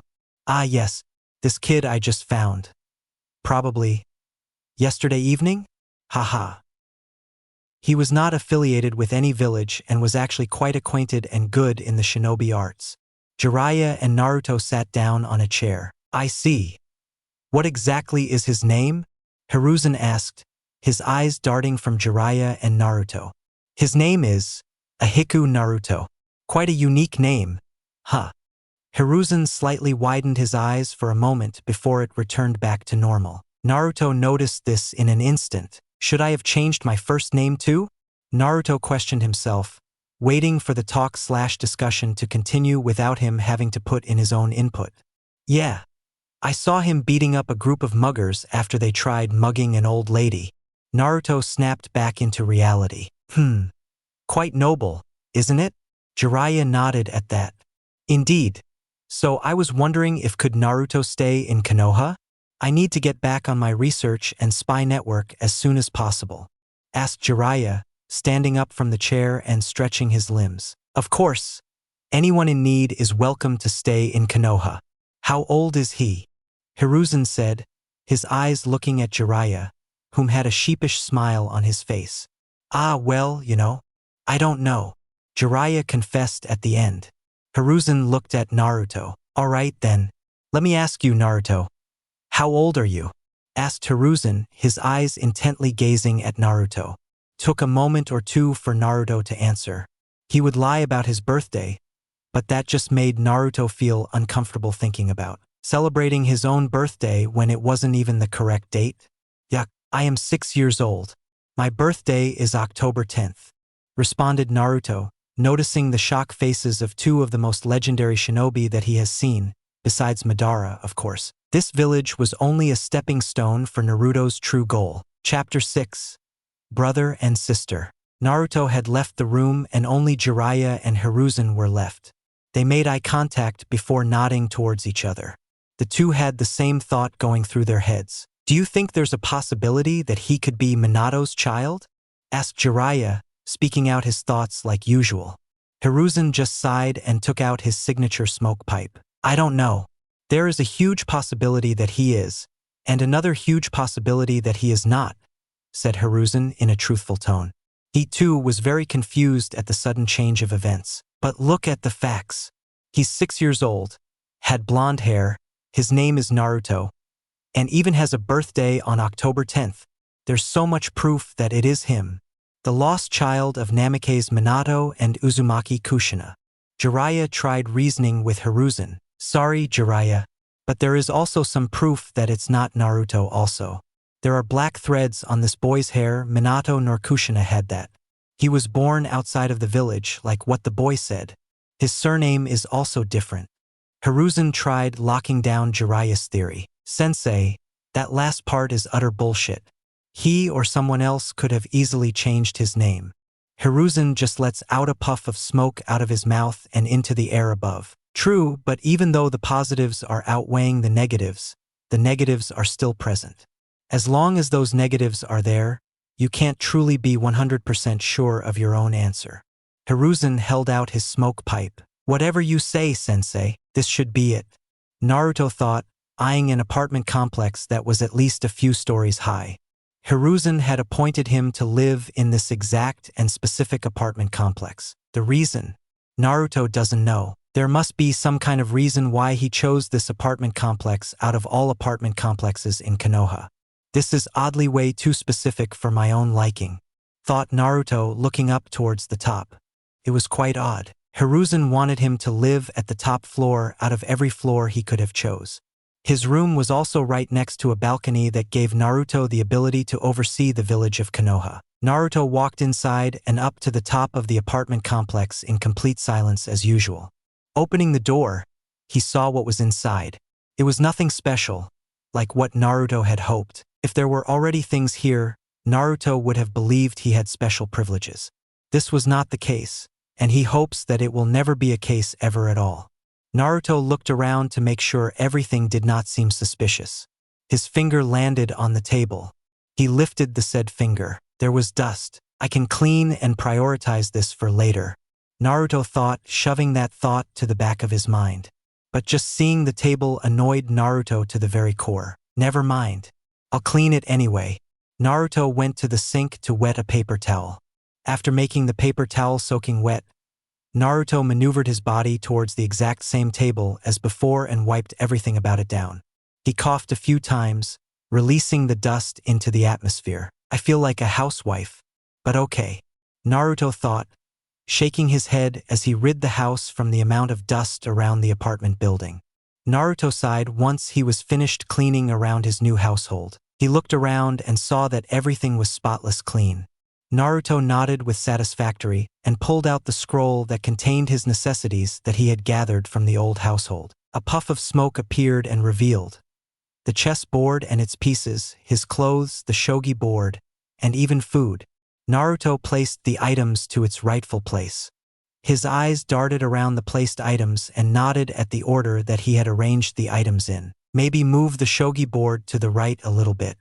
Naruto thought, doing was he just thought of, and moved the shogi board just a tiny bit to the right. Actually, it looks better to the left. Naruto arranged the shogi board back to its original state. Naruto nodded at that. Good. That looks much better already, Naruto thought to himself. Naruto looked at the piece of paper in front of him. It had only been a month since he has become a citizen of Konoha, and he was already registering for the academy. I'm entering quite late, Naruto thought to himself. Hiruzen was accompanying him since he didn't know the exact location of the academy in Konoha. You are all set. We'll see you next week, Naruto. Naruto nodded and bowed down slightly and walked away with Hiruzen. Hiruzen had his smoke pipe sticking out of his mouth. What do you think of Konoha, Naruto? Asked Hiruzen, getting many waves by passerbys, which he returned. Naruto was silent for a few seconds before answering. It's fine, I guess. I never really thought of going to a large village like this. I planned to just be roaming around, Naruto told him, walking right next to the tall old man. I see. It's dangerous out there alone, Hiruzen told Naruto, walking on the dirt. I know, said Naruto, completely disregarding the seriousness of the question at hand. It's fine, though, Naruto finished, a stoic face plastered on like usual. You should enjoy life before you become a shinobi, Naruto. He stayed silent. There is no way to enjoy your own life before becoming a shinobi. Every action a person does will or will not cause change. This doesn't necessarily mean that their actions will be positive in the end. It could give a negative outcome in the end also. Naruto spoke out after moments of silence. And even before becoming a shinobi, we have to protect our own backs for possible attacks from other nations. Konoha has many prominent clans that other people would just love to get their hands on them. Doesn't matter if they are opposing or comrades. Naruto told Hiruzen, the sunlight shining upon. Ho! You're quite an intelligent person, Naruto. He just slightly nodded at that. I guess. You can say that, said Naruto, walking right beside Hiruzen as he guided Naruto on his way home. Take pride in intelligence, Naruto. It's something that many desire, but don't have. Naruto nodded and shrugged in response. Naruto suddenly saw two people stop right in front of them. One was a tall guy, the other was a small and short girl that was around Naruto's age. He raised a lone eyebrow. Hello, Hokage-sama, said the tall male. Hiruzen nodded at him. He must be someone that Hiruzen respects. Naruto kept that in mind at the back of his head. Hello, Itachi. Who's this young lady that you have brought with you? Hiruzen had a small smile on his face. Itachi returned the small, light smile that Hiruzen had. Ah, her? This is my little si-. Itachi was cut off by her sudden voice. I am the future's best kunoichi, a ninja even greater than my brother. She told them in a childish but serious tone. Her voice is high-pitched. Somewhat. Naruto thought stoically. He was not amused by what she was saying. As I was saying, this is my little sister. Itachi continued what he was saying. Hiruzen nodded. What's her name? He asked. Itachi was about to answer, but she had other ideas and answered the question for him. I am Uchiha Satsuki. I am 6 years old, and is currently about to go to the academy. I have gone there a few months now, said Satsuki in a very specific way. She's very specific, Naruto thought, observing every action that the two new people that he had just met. While Itachi was a lot more reserved and calm, Satsuki was, like a firecracker, can explode at any time. Naruto saw that Itachi and Satsuki had their eyes on him. Who's this? Asked Itachi in a very calm and calculated tone. Yeah, who's this? Satsuki copied his comment. Naruto looked up and met Hiruzen's eyes. He nodded at Naruto. Ah, I see. An introduction. Naruto sighed and thought about what he was going to say. Should he try and look cool and talk about how he is out to avenge his family? I am a Hiku Naruto, currently 6 years old. My likes? Chess and shogi. My dislikes? Certain people. My dream? Don't know, don't care. Naruto told them. The last one was a lie. He did have a dream. Fish cake? Your name is named after a fish cake? Hn. Sucks to be you. Smirked Satsuki, getting scolded by Itachi immediately after. Naruto just shook his head, unfazed by the comment. I wouldn't be so sure, firecracker, said Naruto, walking away from the group. He heard yells of his name from behind that were from Satsuki. She was definitely not pleased by what Naruto had said to her. Sucks to be you. Naruto sat at the kitchen table playing a game of chess by himself. It felt weird, not playing chess with a person in front of him. He was used to beating Madara all the time. I need a new person to substitute for him, Naruto thought, looking at the chessboard right in front of him. He suddenly heard a knock on the door. Naruto raised an eyebrow. The door is open, said Naruto, loud enough to where the person on the other side of the door could hear his voice. He saw the door slowly open up, revealing that Jiraiya was the one behind the door. Yo, Naruto, said Jiraiya in a very enthusiastic manner. Naruto fought to roll his eyes at him. Why are you here? Can't you see I'm playing chess? Naruto asked, obviously annoyed at him. Yeah, I see you playing chess with no one, Jiraiya remarked with a grin plastered on his face. Naruto shook his head at him, gesturing for him to sit down in front of him. What do you need? Asked Naruto, seeing the empty chair in front of him get taken by Jiraiya. I heard you joined the academy, said Jiraiya, looking at the chessboard and pieces that was on the table. Naruto raised an eyebrow before nodding his head. Yes, I am. Naruto responded, stopping his little game of chess and looked at Jiraiya. I expect you to breeze right through the academy in just a couple of months, get promoted to Genin, get promoted to Chunin a year or two after, then get Jounin a year or two after that. Like the sound of that plan. Naruto raised an eyebrow, shaking his head. I'm planning on graduating the normal age. 12 or 13 years old. Naruto told Jiraiya, resuming back to his chess game that he was currently playing. What? Why? You could practically be another Uchiha Itachi and do all the stuff he's doing now. Wouldn't that be so cool? Naruto shook his head at the sage. But I'm not him? I don't really want to be a shinobi so early. I rather just play chess until graduation day. Become the best shinobi I can be and reach my goal. Get a pretty and strong girlfriend/wife. Then settle down with a kid or two. Seems simple enough. Naruto left out the part where he was going to kill a rogue Uchiha that supposedly died. Naruto, you got him higher than just that. Your talent would just be wasted if that were to happen. Jiraiya was playing with a white chessboard piece.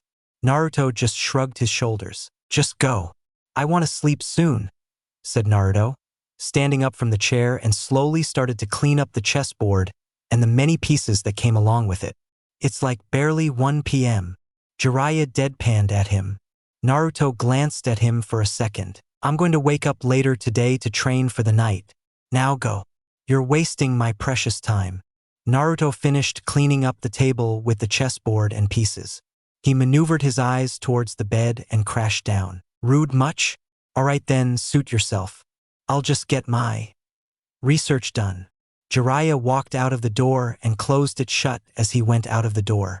Naruto heard that and sighed tiredly. He soon fell asleep. Naruto woke up groggily. He looked at the clock that was on the ceiling. 4 p.m. That was a good time for Naruto. He could use the rest of the time to train for the day. Naruto ruffled his own head to fix up his messy yellow and black hair. His eyes were much more droopy than usual due to him just waking up after 3 or so hours of sleeping. Naruto sighed before getting his things ready. I haven't trained for a week. That was fine for Naruto. He wasn't really in a rush to get strong. Naruto walked out of the apartment. He felt the wind brush against his skin and blow his hair. He jumped off the railing and into the streets. Naruto walked amongst the Konoha citizens. He had many nods and smiles aimed towards him as he walked through the streets of Konoha. He wondered why he was getting these looks. Did they find out that he talks to the Hokage of Konoha? Probably. Would these looks change if they were to find out if I was a Jinchuriki? Most definitely. There was no doubt that these looks would turn into glares of disdain if they were to find this out about him. After quite a while, Naruto had finally reached the training area that he had been using for a little bit. Hiruzen had told him that he could use this part of the village as a miniature training ground. Of course, this was not only for him, it was for everyone's use and not just for his personal gain. Naruto entered the woods and looked for the spot that he was used to using, but he didn't expect for something to catch his ears so quickly. He had heard someone throwing kunais near him. He got closer to the sound and shook his head out of amusement. Your throwing form is garbage, firecracker. Chapter 7. Intrigued, Satsuki glared at Naruto. I didn't give you the right to call me by such a name, said Satsuki. Her glare intensified by each second that passed. Naruto stared her stoically. I didn't give you the right to call me fishcake, said Naruto. His witty remark made Satsuki grit her teeth with displeasure. Oh yeah, she didn't like Naruto already. In fact, he was a nuisance. Shut the hell up, shouted Satsuki, throwing a kunai towards Naruto's face. He raised an eyebrow, tilting his body to the side to dodge the kunai with ease. His eyes followed the kunai that went past him and railed itself to the tree behind.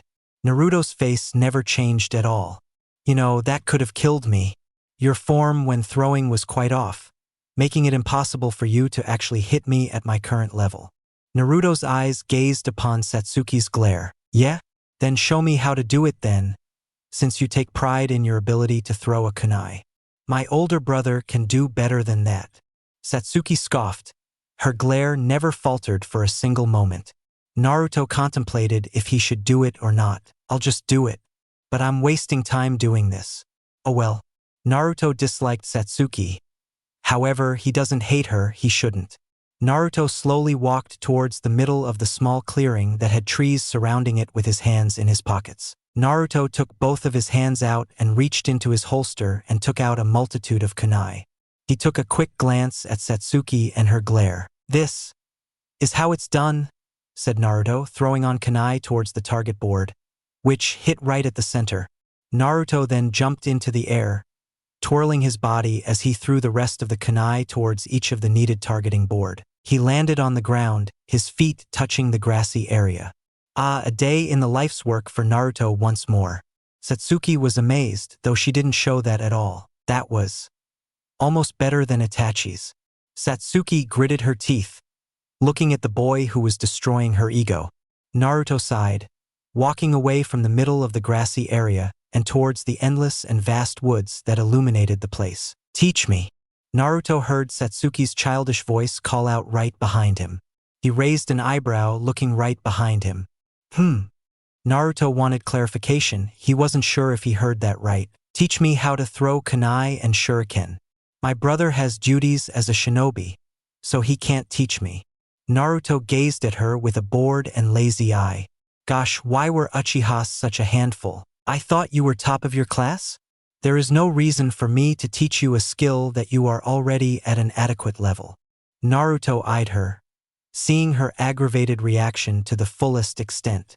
"I said, teach me," yelled Satsuki, running towards him and throwing a punch towards his face. "No," said Naruto, tilting his body to the right to avoid the punch that Satsuki was throwing at him.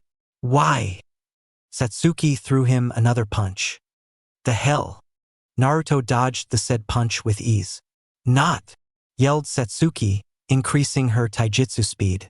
She did not like how Naruto was treating her. Naruto jumped to dodge a kick that was aimed at his stomach. He wasn't taking her seriously. "She's not happy with my level of power," Naruto thought, catching Satsuki's fist that she threw at him. "I'll be taking my leave," said Naruto, dropping her fist and continued to walk away. Satsuki gritted her teeth at this. How dare some clanless loser outclass her in every way possible? Try again later. Naruto disappeared into the vast and endless trees. Naruto sat down at his table. His left leg was just right over his right leg. He was eating his dinner. Naruto had went to another part of the training grounds that Satsuki and him had to share earlier. His eyes wandered around the apartment that was given to him. It was actually quite large. There was multiple rooms, a kitchen, and many more things that will help him survive. Naruto looked back at the food that he was eating. Cup ramen noodles. Yum. He quickly finished the food, brushed his teeth, and went to bed soon after that. Naruto looked up at the ceiling with a bored expression right on his face. He was going to the academy soon in a week's time. I wonder how they all act. Just from meeting Satsuki, they can sure act quite vile and disgusting. Naruto walked his mind around the idea of going to the academy. Were they naive? Dumb? Smart? Maybe. Naruto thought, his eyes starting to feel as heavy as a rock. He slowly started to close them. Soon enough, Naruto was in a deep slumber. It has been a week, and Satsuki and Itachi were walking down Konoha to get Satsuki to the academy. Itachi saw the displeasure on Satsuki's face. "What's wrong? I've been gone for quite some time on a mission," he asked, seeing her mouth turn into a pout. "That Naruto guy, he gets on my nerves," Satsuki growled, ruffling her own hair. Itachi just chuckled at that. "How so?" he asked, curious on what she meant. Satsuki looked at Itachi. "He refused to teach me how to throw a kunai and shuriken. Then I attacked him, and he dodged them all with ease. That guy. He reminds me of you." Satsuki had a scowl form on her face. Itachi raised an eyebrow. "I get on your nerves?" asked Itachi. Her head snapped towards him. "Yes, in fact, you get on my nerves the most. Always telling me no when I want you to train me. He also acts so bland. Like you." She huffed, wanting to kill Naruto. "I see. Shouldn't you like him then? If he reminds you of me, then we're basically the same." Satsuki narrowed her eyes at him. She didn't like what he was saying. "You're my brother, he's not."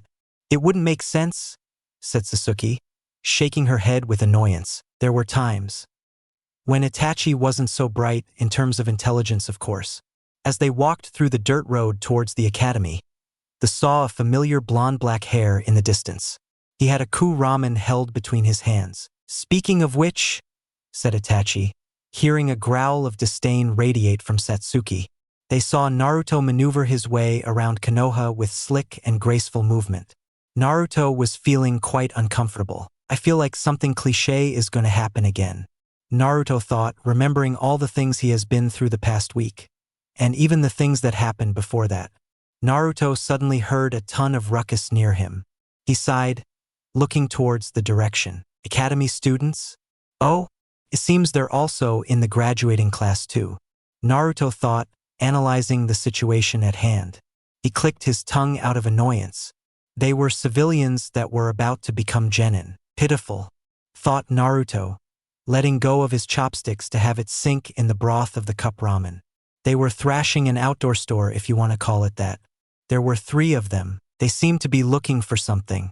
Naruto observed their actions, his eyes darting from one place to another. Itachi didn't miss this and made note of this information.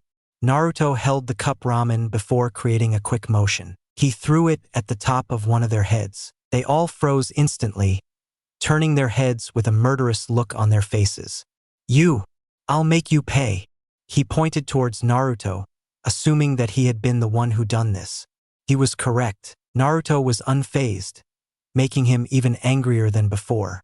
"Let's teach this kid a lesson," said the boy, getting nods from his 3 other companions that stood by his side. They approached him. A crowd of people started to bundle around them. "Shouldn't we help him?" asked Satsuki, referring to Naruto. She wasn't that rude to the point where she wouldn't help out an asshole from time to time. Itachi shook his head. "Just watch," said Itachi, pointing towards the battle. He needed to know why Satsuki was so intrigued with the boy. Naruto lightly scoffed at the amount of people not bothering to call for help.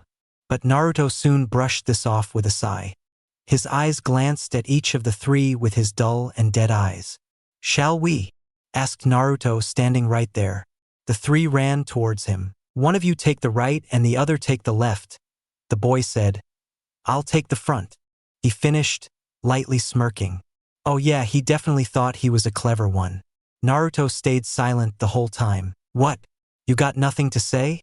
Did the cat catch your tongue?" He tried provoking Naruto. This did not deter Naruto or aggravate him at all. His mouth started to slowly move. "You talk too much. I think it's time for my turn to say some things." Naruto watched as the boy gritted his teeth, his jaws tightening along with it. "Shut it." Naruto raised an eyebrow, jumping in the air to dodge a punch. "You're contradicting yourself," said Naruto, tilting his body into a horizontal to dodge the attacks that the other 2 tried giving. "From the looks of it, you 3 were looking for something." Naruto landed on the ground. "And let me tell you," Naruto extended his leg and dragged it along the dirt, tripping the 2 minions. "You looking for something in a store that sells ingredients is quite weird." He jumped away, his cold and calculating eyes observing him. The older boy charged towards him. "Shut it!" the boy yelled once again. Naruto saw a kick get thrown towards him. "Your attacks lack technique and grace," Naruto stated, relaxingly dodging a multitude of punches and kicks. "You missed one thing." Naruto found an opening and immediately capitalized on it with a kick. Saliva escaped from the boy's mouth as he felt the sudden sharp pain from Naruto's kick. The boy fell over, his arms wrapped around his guts. Naruto looked at him. "You underestimated me and you lost the fight. You know why you underestimated me? It's because I'm half your age. You 3 wanted to fight me without knowing my actual strength. Your arrogance led to your downfall." His eyes glancing down on them. "This was a mistake on your part. Underestimating your opponent won't get yourself anywhere, ultimately limiting yourself from your true potential, your true capacity." Naruto's eyes didn't waver for even a second. Multiple ANBU appeared right behind him. "That is enough," one stated, putting a kunai on the back of his neck. Naruto tensed up at the feeling. He internally sighed, bringing his hands up in the air. I surrender, I guess. Naruto was escorted to the Hokage residence in pure silence. What were you thinking? Hiruzen was annoyed and angry at what Naruto had just done. He just stayed silent. Naruto received a glare in return.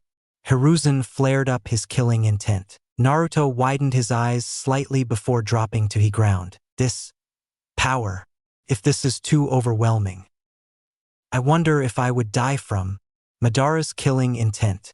Naruto felt like he was in absolute hell when he was feeling this. Answer me, said Hiruzen. His eyes was right upon Naruto. They deserved it. Those three thrashed that damn store. Naruto gasped out, sweat pouring down his forehead. The killing intent stopped, making Naruto able to breathe correctly once more. That does not justify what you did. Naruto gritted his teeth at those words. He formed a fist with both of his hands. And what? Let those people thrash the store more? Absolutely not. His nails dug the skin of his palm. People were around there, people that are stronger than those three boys. They could have taken care of it. Naruto looked down and glared at the floor. He could feel the blood from his palm escape. Yeah, okay. The ANBU that surrounded me didn't do the same with those three before everything started to escalate. I don't need people watching my every move, thinking that I'm a flight risk to Konoha. Hiruzen was a sly and cunning old man. That was for sure. You are not a flight risk, Naruto. Oh yeah? Then where was the ANBU when those three thrashed the place? Naruto was losing his cool. This usually doesn't happen, but what Hiruzen was saying was just bullshit. They weren't in the area, stated Hiruzen, getting narrowed eyes from Naruto. And they were in the area when I was there? Naruto asked with wit. Hiruzen stayed quiet for a moment. They were passing by and saw you. Naruto clicked his tongue. Whatever. I'm out of here, said Naruto, walking out of the office and slamming the door shut as he walked out. As Naruto walked out, a scowl was on his face. It was plastered on his face for a few seconds before it disappeared. His blank and bland facial expression was now back in action. Naruto walked out of the Hokage residence. The academy was actually quite close to the Hokage residence if he could remember. I'm late on my first day at the academy, Naruto thought, sighing at his unfortunate luck. Chapter 8. Academy. Naruto walked to the academy, his hands inside his pockets. Damn, he was very late for class. If Jiraiya found out about this, oh man, that old hermit won't be letting this down until he died. I'm going to get lectured, Naruto thought, picking out the most probable outcomes to this whole shebang. This thought was the one that picked to be the most probable outcome. Naruto soon caught sight of a large building in the distance. He had finally made it to the academy. As Naruto walked towards the doors of the academy, he saw the surroundings and the academy itself. Naruto nodded, looking around the area with his perceptive eyes. There was a swing with a tree right beside it. Naruto raised an eyebrow at that. That seems quite sad, said Naruto, averting his eyes away from the swing and onto the academy once more. It was large. Ha, that's what she said. Naruto stood in front of the door that was going to lead him inside the academy walls. He outstretched his hand, touching the doorknob with a firm clench.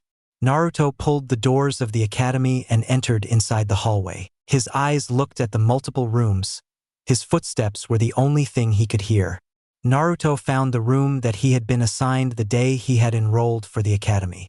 Naruto stood in front of the door in a silent manner. He slid the door open, revealing the classroom. Sorry, I got held up, said Naruto, entering the classroom with his usual stoic attitude.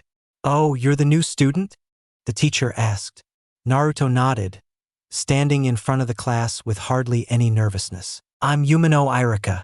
Introduce yourself. Irika gestured for him to do what he had to do. Naruto nodded again, his sharp eyes gazing at the class in front of him. Hello! His voice rang throughout the room. The tone of it made people get chills. My name is Ahiku Naruto. I am 6 years old. He was just getting started. He started to list off his dislikes. My likes? Chess and things like that. My dislikes? Uchiha Satsuki. My dream? You're better off not knowing. This caused an outrage in the class. A lot of them didn't care about the first and third, no, they cared about his dislikes. Hey, take that back. A fanboy yelled, already hating Naruto because of his opinion on Satsuki. Naruto was unfazed. Haha, this class never gets old. Naruto looked to the left and saw an Inuzuka, a male one to be more specific. He raised an eyebrow before putting it back down. Oh, so this is a common occurrence. Calm down, everyone. Naruto, please take a seat at the back of the class, said Irika, pointing to the endless amount of seats that were open and also taken at the same time. Naruto nodded, slowly walking towards a seat at the back of the class. This seems good enough, Naruto thought, lowering himself to the point where he was now seated down. There was a simple reason why he sat at the back. The array of seats where you are at the tallest point. I get to look down everyone below me, Naruto thought, his eyes looking down on everyone with a condescending gaze. There were multiple looks and glares coming from the others, but the most notable was Satsuki's. I can practically feel her wanting to kill me, Naruto thought, blandly, amused, and unfazed. All right, now, let us resume into the lesson. Naruto soon tuned everything out from his ears. His eyes moved around class, soon meeting the eyes of Uchiha Satsuki. She was glaring at him with pure and deadly daggers. Naruto looked back, stoically and amused. He smirked. We shall have a sparring session. Let us go outside. Most of the class roared with excitement. They were very excited to be able to show off amongst themselves. Not like they could anyway. Naruto watched as they closely lined up behind one another, slowly walking out of the shoji door that Irika had slid open. Soon after, people from their class started filling up the halls of the academy. Naruto followed behind the class in silence. Right this way, said Irika, gesturing them outside of the academy. They all were outside in the field right outside of the academy. Their lined up and organized order now has been disorganized and sloppy. Naruto's caught who was going to go first. Uchiha Satsuki versus Taha Asa. Irika announced two nods from two girls that announced to be fighting. This caused multiple people to cheer from the sidelines. Go! Satsuki-chan. You. That suffix, it made Satsuki twist with disgust. I'll prove to that idiot Naruto that he should take me seriously. Grr. Satsuki thought, clenching her hands tightly into a fist. Oh yeah, she hates Naruto with all her heart. He stood in the sidelines, waiting for the sparring match to start. His eyes followed the two girls as they got ready for their fight. Irika looked at both of the sides. Please, I want a clean and honest fight. That means only taijutsu. The two girls nodded. Irika looked at both sides again before nodding his head with satisfactory and stuck out his arm. Begin! Irika brought his arm back to his side. The two girls rushed towards each other. Their intent was to win with an overwhelming victory. Naruto watched as Asa threw a punch towards Satsuki. His eyes narrowed and observed, looking how Satsuki jumped to the left to dodge the punch thrown at her by Asa. Naruto made a mental note inside the back of his head. She wasted too much movement dodging the attack. Naruto thought, thinking on how she could have just moved her torso slightly to the side to easily dodge the attack. His eyes continued to follow their combat movement. Satsuki charged towards Asa, jumping up in the air and throwing a kick towards her face.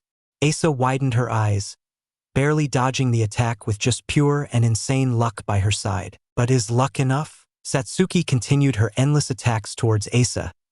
There was barely any room for her to dodge the attacks that were being aimed at her.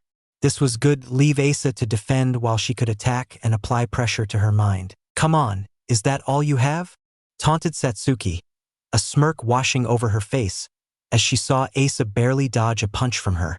Asa gritted her teeth. Shut it. Asa tried doing a counterattack, but all that led was her getting a bruising punch to the face. Asa was knocked back to the ground. Yield, said Satsuki, the tips of her fingers aimed right to her throat. Asa growled at her. Fine, I yield, responded Asa, venom laced inside her voice. Satsuki gained a smirk of pure satisfactory. Good. Satsuki walked away in silence. Irika sighed, looking at the two girls that just had a spar right on the field. He nodded at the decided outcome. Winner, Uchiha Satsuki. There was tons of cheers that erupted in the sidelines. Mostly from the boys, of course. As Naruto walked to the sidelines, her eyes traveled to Naruto's blank face. She gritted her teeth. Even after all that, he doesn't even acknowledge my abilities? What an asshole. Satsuki thought in a bitter manner. Naruto noticed her eyeing on him and turned his eyes towards her. She held her bitter gaze at him. Naruto raised an eyebrow before slightly nodding his head at her. He sighed before looking back at the next match. Satsuki narrowed her eyes at him. What is that supposed to mean? Her narrowed eyes pierced Naruto's soul. It was time for the next match to start. Akimichi Choji versus Nara Shikamaru. There was a pair of groans at those words. Two people came walking into the field that they were supposed to be sparring on. One had a bag of chips on his hand and the other had a pineapple for a hair. Begin! Irika announced, backing away just slightly to give the two a bit of space to spar. But something quite unexpected happened. The two didn't try to even fight. This is too troublesome, said Shikamaru, yawning right at the end of it. Choji nodded in agreement. Agreed. This is too much work. Choji was munching on his prized and infamous chips. But you have to, stated Irika, trying to reason with the two students. But we're friends, I rather not fight a friend of mine. Choji continued to munch on his delicious chips. Irika sighed, shaking his head along with it. All right, go back to the sidelines. The two nodded and went back to the sidelines. Irika waited until everyone else settled down and moved on to the next sparring match. After quite some time, the final match was called. IF NARUTO versus Yoni Yu. A smirk appeared on Yu's face. He was one of the fanboys that hated on Naruto's opinion on Satsuki. The two stood at the center of the field. Their eyes locked onto each other. Satsuki-san, who do you think will win? A pinkette asked, having a question mark on top of her pink hair. This girl was Haruno Sakura, a civilian girl with the top scores in terms of academics. Sakura had expected Satsuki to just not answer the question. This match is pointless. Naruto will win without a doubt, stated Satsuki in a confident but also bitter tone. Sakura gained a confused look on her face at her statement. How? Yu is actually pretty good at taijutsu. Top 10 in the class, said Sakura, obviously in a very confused state of mind as of right now. Satsuki stayed silent for a few seconds before answering. Yu is good, I guess. But I've seen Naruto's taijutsu. His skills at it are out of this world for an academy student. Satsuki did not like how she had to say that. It made her ego lower down. Wow, does that mean he's better than you at taijutsu? Sakura asked. This caused Satsuki to grit her teeth. No, answered Satsuki, lying straight through her teeth. Oh, so second place then. Satsuki nodded at that question. You overheard this conversation and gained a look of disdain on his face. I'll rip this guy to shreds. He is just all talk. There's no way he's better than me. You thought? His eyes clouding with pure and honest rage that was directed towards Naruto. Get ready. I'll mop the floor with you, shouted Yu. His arrogance was seeping out of him. Naruto did not seem intimidated by even the slightest. Irika looked at both sides to see if they were ready to begin the fight. Yu readied himself by using the academy stance tat they had been provided by. Irika nodded and stuck his hand out. Begin, said Irika, bringing his hand back in. The feral Yu started to charge right towards Naruto in a quick speed for an academy student. Naruto watched Yu's movements as he came even closer. I'll play with my food for a little bit, Naruto thought, using optimal movement to maneuver his way around Yu's punches and kicks. This caused Yu to scrunch up his face into a scowl. What's wrong? Can't keep up? You're all talk. Yu was pretty good at taijutsu for an academy student, but the real question was, how long can he keep up trying to fight something he can't even hit? I don't get it, he's just dodging. A blonde girl suddenly spoke up, utterly confused at what Naruto was trying to do. Yeah, me neither, Ino. Sakura agreed to what Ino had said. They heard a slight yawn behind them. Man, Naruto is actually doing a simple but effective tactic, said Shikamaru, looking towards the battlefield with his lazy eyes. How? Asked Ino, confused at what Shikamaru was saying. He just sighed. Sorry, it's too much work to explain. Shikamaru looked away and into the sky where the clouds lived at. Oh, how he wished he was one of them right now. His life would be complete. Explain. Now, ordered Ino, her eyes sharpening into a glare that was directed towards Shikamaru. He yawned, turning his attention back to her. Fine. You're going to be a drag about it if I don't explain. He turned his eyes back to the battle. By continuously dodging Yu's attacks, Naruto is tiring him out due to him wasting too much energy. This caused even more confusion to Ino. There was just something that her mind had came up to. But won't Naruto also waste his stamina? He is also having to dodge continuous attacks coming from you. Shikamaru sighed at that question. It was an obvious one at that. Naruto probably wouldn't even be attempting to do this if he didn't have enough stamina to keep this up. Shikamaru diverted his attention from the fight back to the clouds right above. Naruto kept on dodging Yu's attacks left and right. Sweat was pouring down from Yu's face. He was getting super tired now. The speed of his attacks were substantially and noticeably slower now. He was barely hanging on by a single thread. Naruto was not even winded by the amount of dodging he had to do. I'll end this now, Naruto thought, dodging one punch and one kick. He slowed down and did a low kick to use knee to put him off balance for a second or two. In this split second of time, Naruto did his counterattack. This battle was on my terms since the very beginning, said Naruto, going to the ground and sweeping Yu's feet down, so he would completely lose balance. He then lightly punched Yu in the stomach while he was falling. The dirt ground was dusted by the impact of Yu's body falling onto the ground on utter defeat. Yu gritted his teeth, wrapping his arms around his stomach to reduce and caress himself from the pain. Oh! Some people of the class did this in unison. Wow, they were such kids. Irika looked at them to silence them all. They immediately did so and zipped their mouths closed. Irika looked both sides before making the decision. Winner, Ahiku Naruto. Chapter 9. Double Trouble. Naruto walked away from the downed Yu, hearing his groans of pain as he made his way to the sidelines.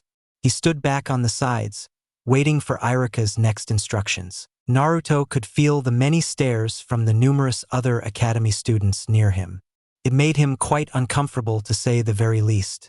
Irika managed to get the injured Yu right back up. Naruto watched as Yu spared him a glare, his arms still wrapped around his stomach in utter agony.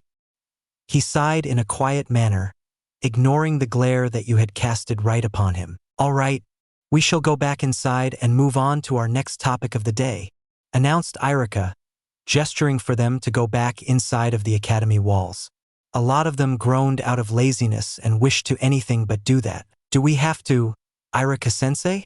One asked out, holding their face as they groaned into their hands. Irika shook his head, looking at them. Yes, we have to do it, said Irika, gesturing them to go into the academy building once more. They slouched their heads down, following Irika back inside the academy building and inside their classroom once more. Sit down. They followed this order and sat at their original seats that they had been sitting on before they went outside to the fields. All right, everyone. We shall be moving on to our next lesson like what I said earlier outside. Everyone was escorted to the hall of the academy. Lunch was right upon them. Most were relieved by this development and soon shouted with excitement. This was the most fun they get in their entire day unless they are actually outside doing the spars that they love to show off with. It was a typical thing that people did for attention. Weird. The cool thing was, they get to choose where they wanted to eat. And well, Naruto was eating cup ramen on a tree. How did he get that cup ramen, you may be asking? Secret information that is better off untouched. Yo, Naruto. He perked up at his name, his head snapping towards the call of his name. Naruto raised an eyebrow at the person who called for him. HM? What was his name again? Kiba? Yeah, Kiba. Naruto's eyes gazed at the Inuzuka, wondering what he might have wanted. We were wondering if you wanted to eat lunch together. You seem quite lonely. Kiba was grinning at Naruto. He thought about it for a second. Pass. Maybe next time, answered Naruto, deflating the Inuzuka. Whatever. I'll ask you next time. Good job on defeating that arrogant fanboy, Kiba yelled, getting increasingly further away from the tree that Naruto was sitting on. Naruto shook his head at Kiba, resuming to eating his cup ramen noodles. He had quite peaceful lunch until a few troubling people came up to him. That's him. Naruto heard someone yell right towards him. He sighed, knowing that he'll be in another situation that he'll have to fight in. Naruto's eyes looked to the side, finding out who was the person that yelled at him. Oh, it was the people from earlier today, the ones that thrashed the store that he was passing by. And it seems like they weren't alone this time. Naruto raised an eyebrow, looking down on them all. Is that the whole graduating class for this year? Naruto thought, knowing where this would take him. You see here, these people are part of the graduating class. The best of the best in the academy. The one that Naruto had thrown his cup ramen at yelled. This one right here, he's the current rookie of the year. Naruto sighed, annoyed at their annoying schemes. And that is why almost everyone in the class had agreed to beat you the hell up. We'll make you learn your place. The graduating class roared. They readied themselves for battle. I accept. Naruto jumped down from the tree. His cup ramen fell onto the ground. His eyes were sharp and held a serious look into them. Oh yeah, Naruto was definitely ready for the fight. Your challenge, said Naruto, getting into his stance. A smirk slowly crept up to his face as he looked at them with an intense gaze with his very own eyes. If you want to defeat me, go all out. Naruto was in his stance. Ready. Shall we have a dance to the death? Naruto quoted, his smirk never ending. He pulled out a kunai from his holster. The graduating academy students gritted their teeth in anger. We'll make you pay, the rookie of the year yelled, rushing in towards him. The others did the same. Soon enough, people started to fill in around them all. They were shook to the brim. What the hell? This is insane, yelled Choji, his mouth gaping wide. Everyone nodded slightly, their mouths also gaping wide. There's no way he's going to defeat them all, stated Ino, just grimacing of the thought of a bloodied and battered Naruto. Oh, that sent shivers through her spine. Satsuki came walking in, curious of the amount of commotion being created. Her eyes widened a bit, shocked at the sight in front of her. Naruto was fighting the graduating academy students. Satsuki gritted her teeth out of nowhere. You damn idiot. Do you have any idea how dangerous fighting them all is? Satsuki thought, shaking her head at the sight. The graduates came rushing towards Naruto in his taijutsu stance. Naruto inhaled and exhaled, his hearting beating at a quick rate. Was he nervous? Maybe. No, he wasn't nervous. This is only a way for me to further myself in my own capabilities, Naruto thought, regulating his breathing as he slowly started to walk towards the arrogant graduates. His eyes traveled from one end to another. Naruto made the quick decision. I'll end this in a flash, Naruto thought, cringing just thinking the amount of times his father might have used it. Yeah, it did not look good on him at all. But it's whatever. He quickened his pace towards them. There was over 25 students in the graduating class of the year. Will he be able to defeat them all? Maybe or maybe not.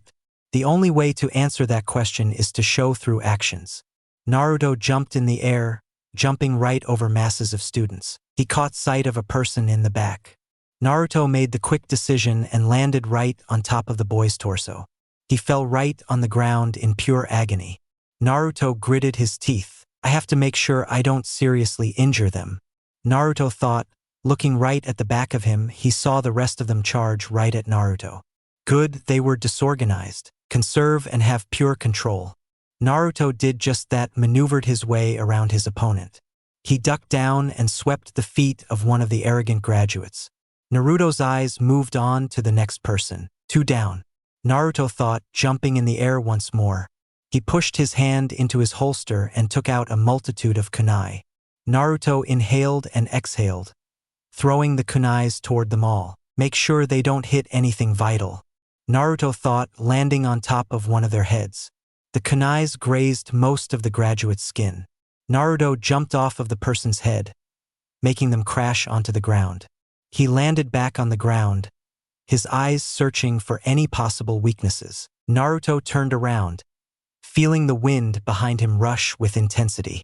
He instinctively did a kick, managing to kick a person's stomach and making them fall on the ground. Naruto wasn't just finished. He jumped back to the fallen person and punched him in the face. That'll for sure shut him up real good. Naruto gritted his teeth slightly. Why was life giving him such a hard time? Naruto's sharp eyes caught sight of a person trying to give him a punch. He dodged by moving his torso slightly to the side. His eyes slightly widened at the sudden pain that appeared on his face. The rookie of the year had punched him in the damn face.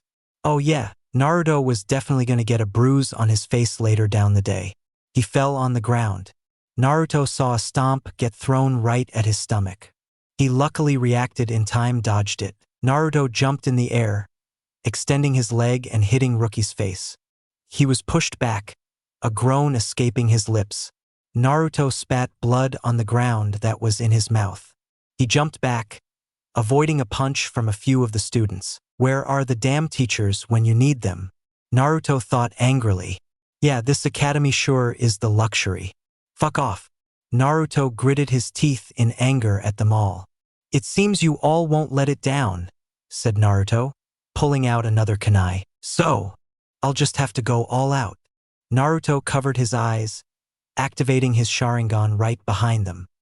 He was able to see quite barely through the little slits he had made by opening up part of his fingers to give his eyes access to the world. They won't be able to see my Sharingan, Naruto thought, running towards them with his hand covering his eyes. This caused them to grit their teeth. Do not underestimate us, yelled one. It had a feminine tone to the said voice. Naruto inhaled and exhaled. He had to be very careful. If they manage to take this hand off my eyes, I'm done for unless I deactivate in time. Naruto barely saw three of them throw their own respective punch right towards him. I can see everything. Naruto decided to duck down, sweeping their feet and knocking them down on their asses. He made sure that they stood down and everything with a little tap on their heads. If this is all you have, just give up. Naruto jumped up, avoiding a kick to the stomach. Because he landed on the ground and jabbed a person's stomach with the tip of his fingers. That person fell down. Naruto felt the wind rush behind him. Jumping up into the air, he saw 10 of them rushing right towards him. Naruto landed on top of one of their heads, making them crash down. He jumped off of his body and went towards the next target. Naruto kicked a girl's face, making her plummet down. He huffed and huffed. Naruto repeated this action for another 7 or 8 more times in a row. Naruto looked behind him. Only 5 people were left. The people who had thrashed the store earlier, the rookie of the year, and some random person. Devil. Naruto finished, rushing towards them all with the hand still covering his eyes. He saw the big boy rush towards him, throwing a punch right at his face once more. This is the best the graduates have. Naruto slid right through his legs. Pathetic. Naruto stopped himself, jumping right on the back of his head. If this is all you all have, just drop out of this damn academy.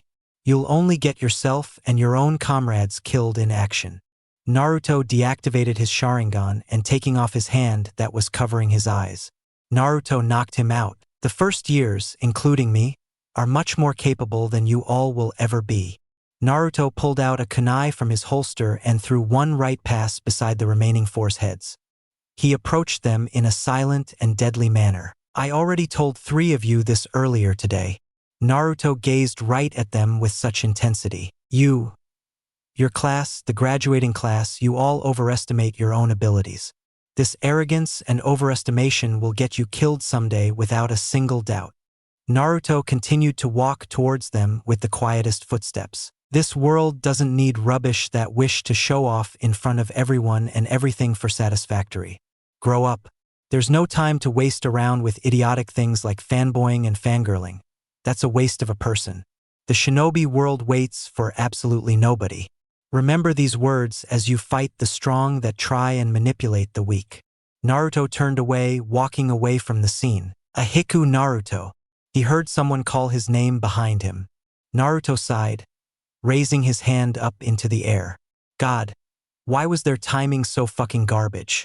He looked behind him and saw an Umbu right behind him. Naruto tensed up. I am Inu. The Hokage has wished for me to escort you to the Hokage residence. He has seen the entire battle through his crystal ball. Naruto nodded, silently following the Umbu back to the Hokage residence. Everyone was left in complete silence and a tiny bit of awe.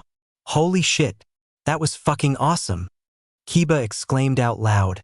His eyes were wide and open to the world. Language, what exactly were you thinking once again? This is the second time today. Hiruzen yelled, increasing his voice each time he said a word out loud. Naruto gritted his teeth. Do you know the potential backlash that you could possibly get? A lot. Naruto wasn't a boy who easily lost his cool very easily. But it seems this village is very good at doing just that, losing his cool. They shouldn't have challenged me then. All of them were arrogant because they were graduating this year. And even then, their graduation wasn't guaranteed to happen. They weren't strong enough to defeat me, nor are they strong enough to defeat the first years in individually. Naruto's eyes met Hiruzen's. You could have just walked away and act like they were never there. Hiruzen was trying to reason with Naruto at the current moment. Naruto shook his head at him. I'd rather not have them follow me around like vermin trying to find their food, responded Naruto, obviously not amused at this development at all. First day of the academy and he already got into trouble. What exactly was your thought process when fighting them exactly? Hiruzen's tone was deadly and as cold as ice. Naruto thought about it for a moment to add the wanted suspense, to put them into their correct place. They act like total children. Don't try reasoning that they are children. They're graduating soon and will be considered adults. They are upperclassmen. They should be a role model, not an arrogant punk who knows nothing. Naruto was not finished at all. They flaunt their status as a graduate with arrogance and with no dignity or grace. If they were not able to keep up with me, then they won't be able to keep up with my class, the class that I am currently in. Naruto's eyes were serious and his face hardened with his features. Their stupid antics will get their comrades and themselves killed someday. And this is no speculation, theory, or all of the above. It's an actual and factual statement. Because Naruto's body was tense, but his arms were clenched. The most important thing besides the objective to protecting oneself is the objective to protect the lives of your comrades. Chapter 10. Shinobi of Darkness. Hiruzen narrowed his eyes at Naruto. This boy. He's so much like Itachi in many ways than just one. But there was also many things that the two had nothing in common in. Naruto was a lot more prone to anger if things were to not go his way. That was a major flaw when it came to Naruto. Yes, he is always level-headed and will barely be seen so angered to the point of annihilation. But if poked the right way, you'll bring out Naruto's much more feral side of his that he was able to control very well because he's just that good at doing what he does. Hiruzen soon made the decision. You will go to their graduating class and apologize to them. I'll come with you so you actually do it. Hiruzen pointed towards the door that led inside and outside of the office. Naruto stood there. There's no way I'm going to apologize for their own actions, Naruto said with a firm tone to his voice. This earned him a glare from Hiruzen. You will do it. Now. Hiruzen ordered him with a firm tone of his own. Naruto clenched his hands and formed them into a tight fist. Fine. Naruto did what Hiruzen wanted and walked out of the door alongside him. His face scrunched up and formed into a nasty and disdainful scowl that went across his face as they walked out of the Hokage residence. Naruto was currently standing in front of the class that was full of potential graduates. He had been sent death glares from them all as soon as he walked into their class. Hi, you may have recognized me when I walked in. The one kicked your guy's butt. They all gave Naruto a growl of hate. Oh, was he not supposed to say that? He's trying to deal with cycle of hatred after all. Well, out of force, I was brought here by Hokage-sama to apologize to you all for my recent actions. There was a very weird tone that came along with his voice. They all continued to glare right towards him. I, Ahiku Naruto, hereby apologize to you all. Oh no, there was most definitely a catch to Naruto's words. It was only a matter of time before he said what he truly wants to say out from his mouth. But don't cross your line, You don't want to see the worst parts of my personality. Naruto felt a slight tug from the top of his shirt. He looked back and saw Hiruzen giving him a death glare. I'll escort you back to your class, Naruto. He nodded bitterly, walking out of the class.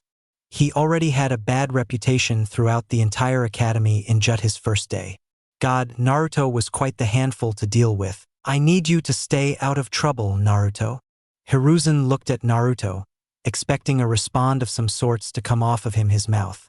There was a few seconds of silence before Naruto actually answered. Yes, Hokage-sama, Naruto said, rubbing the bruise that was on his face. He slid the shoji door and entered with everyone's eyes on his precious and damaged face of his. Remember, don't get into fights. Naruto looked back, nodding his head in understanding. Yes, Hokage-sama, said Naruto, going to his assigned seat that had assigned to himself. It took a moment for them to realize what was exactly happening and who was exactly at the sliding door. Hokage-sama. A lot of the students yelled, obviously surprised that Hiruzen, the third Hokage, was actually here. Some stood up from their seats and bowed slightly to show respect. Haha. Sit back down and listen to Iruka-san. Hiruzen chuckled, pointing towards Iruka right after his little chuckle that he managed to let out after their antics shined. They nodded and bowed. Yes, Hokage-sama. Where was this motivation suddenly coming up from? Naruto knew this was absolutely all fake and was just a fabricated lie made from the people who were pretending to have any interest in what Iruka was trying to teach. The people who were either too lazy or were just grinning like idiots were also not going to pay attention in class at all, though they don't try and fake their excitement for a topic that does not hold much meaning behind it. Naruto had no intention of paying attention to class 2. How was the academy? Satsuki? Asked Itachi, eyeing his little sister, whom is always angry about something in her life. He saw her huff in annoyance, a growl escaping her mouth. Bad, bad, bad. It was the worst day of my entire life, Satsuki complained, growling at the thoughts that were currently inside of the tiny head hers. Itachi raised an eyebrow. How so? Asked Itachi, already knowing where the question that he had just asked was going to lead him. Satsuki looked at Itachi. Naruto. That lunatic had to join the academy. She had lost her spot as number 1 in the class the mere moment Naruto had entered the class. I don't see much of a problem, said Itachi, lightly smiling at Satsuki. She scowled at that smile. HN. I lost my spot a number 1 because of his presence in class. My pride will never recover because of that. She was not pleased at Naruto's strength. Itachi shook his head with a light chuckle to go along with it. It seems you have found yourself a rival. That is a good development for you. Satsuki disagreed with that said statement. No, I do not need a rival at all. I'm supposed to be a prodigy like you, a person with unparalleled skill that will continue to grow, Satsuki yelled in a very childish tone. Itachi sighed at Satsuki's current behavior. You don't always have to be a prodigy to be strong. People like Might Guy have gotten strong through the use of hard work, and he did not need to have talent to become one of the best jonin in Konoha and or arguably the best taijutsu user in this current era. Maybe even the strongest taijutsu user to date. This did not convince Satsuki at all. She just huffed and snapped her head away. Whatever. I'll get stronger than that idiot Naruto. Itachi suddenly got an idea that popped inside his smart and big brain of his. He looked towards Satsuki. Maybe you should ask this Naruto person for help. Didn't you say you were going to get him to help you? Itachi suggested, eyeing at his little sister. I never said such a thing in my entire life, said Satsuki, grunting at what he had said right at her. I personally think it's worth a try. Who knows, he might actually teach you. He heard Satsuki grunt in response. She turned her right towards him. There's no way he'll actually agree. Do you know how emotionless he looks? He literally looks like a walking dead, decomposing corpse. Satsuki gritted her teeth at such an idea. I insist on you doing it. You said that he acts and has skills potentially capable to go on par with my own in the future. He must be worthwhile. Who knows, you might even become friends. Itachi slightly smiled at Satsuki. She scoffed at the word friends. HN. I do not need friends. They will only hold me down from my goal, stated Satsuki, scoffing at Itachi's words of encouragement. Itachi sighed, seemingly not getting through Satsuki and her ways. And that goal is? Already knowing the answer to his own question. Why, you might ask? Because he was Uchiha Itachi. To surpass you, obviously. Stop hiding it. I know you know. Satsuki glared at Itachi. She received a pat on the head. Okay, I do. But please just go and ask Naruto. Possibly a better person to teach you than myself. You may never know. Smiled Itachi, pushing Satsuki forward. Now off you go to find Naruto. I have duties that I need to take care of. Satsuki was about to yell, but it seems like Itachi already left before her protests could leave her mouth. Satsuki gritted her teeth, hating the fact that Itachi just ditched her for his stupid and dumb duties. Where is that idiot Naruto? Satsuki thought, angrily walking back towards the academy. So Naruto, I heard that you like playing chess. Naruto turned his head towards the lazy, unmotivated, and sleepy Nara right behind him. He raised an eyebrow at him. Yes, and Naruto was curious at what Shikamaru was trying to get at. He yawned before he started to talk once more. Do you play shogi? Asked Shikamaru. He got a slight nod from Naruto. Only a tiny bit. I haven't played in a few months. Shikamaru nodded, making a slight pause because of his laziness to talk. So I was wondering, would you like to have a shogi match with me? He asked Naruto. He stayed silent for a few moments to try and just think about his potential answer. Naruto nodded with a shrug.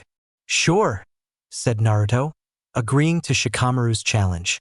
Naruto was about to follow Shikamaru to play a round of shogi, but it seems the road of life was taking another turn in events. Ahiku Naruto. He turned around to the familiar feminine voice. Oh, it was just Satsuki glaring holes at him. Naruto sighed, locking eyes with the princess with the shit personality. What is it this time? Naruto gazed at Satsuki. Why was she always glaring at him? Oh, it was just simple and relative jealousy radiating off of her body. She took her sweet time to respond to the question at hand. I want your help in training, stated Satsuki, puffing her chest to make it seem was tough or that she actually had something. Naruto raised an eyebrow at her. Why? Asked Naruto. Satsuki huffed. Because my brother suggested me to do it, responded Satsuki, averting their eye contact. Naruto eyed her for a moment before giving her an actual response that she wanted from him. Fine, I'll help you. Naruto looked towards Shikamaru with an apologetic look. Sorry, looks like she needs my help. Shikamaru nodded, knowing Satsuki would pull Naruto's head if he didn't go now. Great, I did all that talking for nothing. Troublesome, thought Shikamaru, walking away towards the direction of Choji and the few others waiting for him. Naruto turned right back Satsuki. Let's go, said Naruto, walking right past her. This made her scoff. Where to? Asked Satsuki, following right behind him. Naruto looked back at her with a face that spoke out.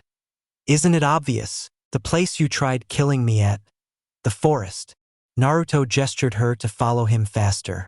Satsuki did just that and followed him. Her eyes traced through Naruto's back. She widened her eyes, finally noticing something. He's taller than me. Bullshit. Satsuki sweared to God that Naruto had the best genetics in this damn world. It made her jealous of Naruto. He's taller than me, is much more skilled than me. Grr. And is actually quite C-dash. Satsuki stopped herself from saying such a thing. She wanted to slap herself in the face for almost thinking of such a thing in her mind. After quite some time, they had finally made it to their destination. The two entered the forest and walked through the endless and vast trees that surrounded the two. They finally made it to the same small clearing that had many target boards around it. Naruto stopped, which made Satsuki also stop in her tracks as well. Her eyes locked onto Naruto's head. All right, what do you want to learn? Asked Naruto, turning his body and head towards Satsuki. She raised an eyebrow with pure confusion laced inside of it. Aren't you supposed to be teaching?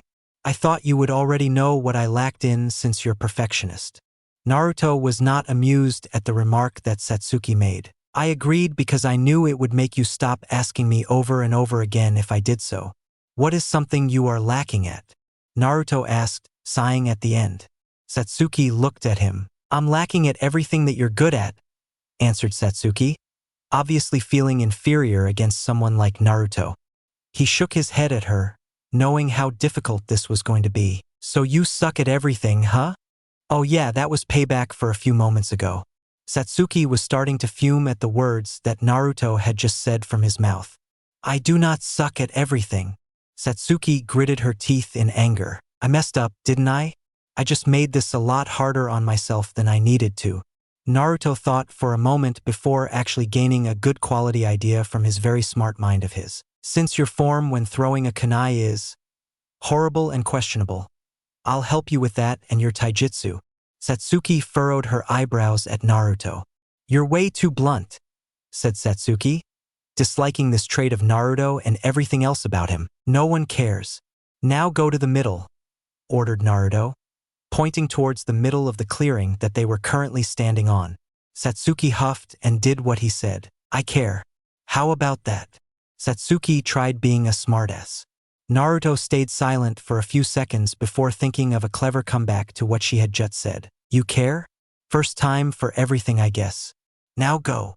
Satsuki's smug face turned into a disdainful glare, but she did what he had ordered her to do. Good, Hokage-sama. Itachi was in his umbu outfit, kneeling in front of Hiruzen. He was dead silent, showing his respect to Hiruzen, the third Hokage. How is the Uchiha clan and their plans for the coup d'etat? Asked Hiruzen, pulling out his signature, his smoke pipe. Itachi raised his head above and directly at Hiruzen. They are still at their early stages of planning, Hokage-sama. But I still do not know much about it. Hiruzen nodded at the words that were rushing out of Itachi's mouth. The tensions that surrounds the Uchiha clan and Konoha as a whole is growing at a phenomenal rate. This can be quite disastrous. Itachi nodded, seemingly agreeing to those words. How long do you think before Fugaku and the rest of the Uchiha clan will be finished with their plan of action? Asked Hiruzen, curious on how long this might take. This current rate may be in a year or just a little bit over that, a year and a half maybe. There are a lot of possibilities, answered Itachi, lowering his head slightly. Hiruzen let smoke escape out of his mouth. I trust you and Shursui to inform of any other useful information regarding the coup d'etat. You are dismissed, Itachi. He nodded and disappeared in a swirl of leaves. Hiruzen sighed, inhaling another plume of smoke from his smoke pipe. He let the plume of smoke escape his mouth once more. What do you need, Danzo? Chapter 11. Events. Hey, this is only a one-time thing. Once I finally know what to do, I'll be easily surpassing you quickly. Naruto looked at the childish Satsuki, amused only slightly. I particularly don't care, said Naruto, gaining a grunt right out of Satsuki. She huffed S&D, looked away. I'll make you care, shouted Satsuki, throwing a punch towards Naruto's face. He dodged with ease. Stop, said Naruto, catching a kick that was aimed right towards him. He was unfazed/unaffected by such actions. Satsuki gritted her teeth, retreating her leg away from his grip. Naruto sighed, walking away from her. You better remember that I'm going to surpass you, yelled Satsuki from behind. Naruto looked back, nodding and shrugging to what she was trying to say.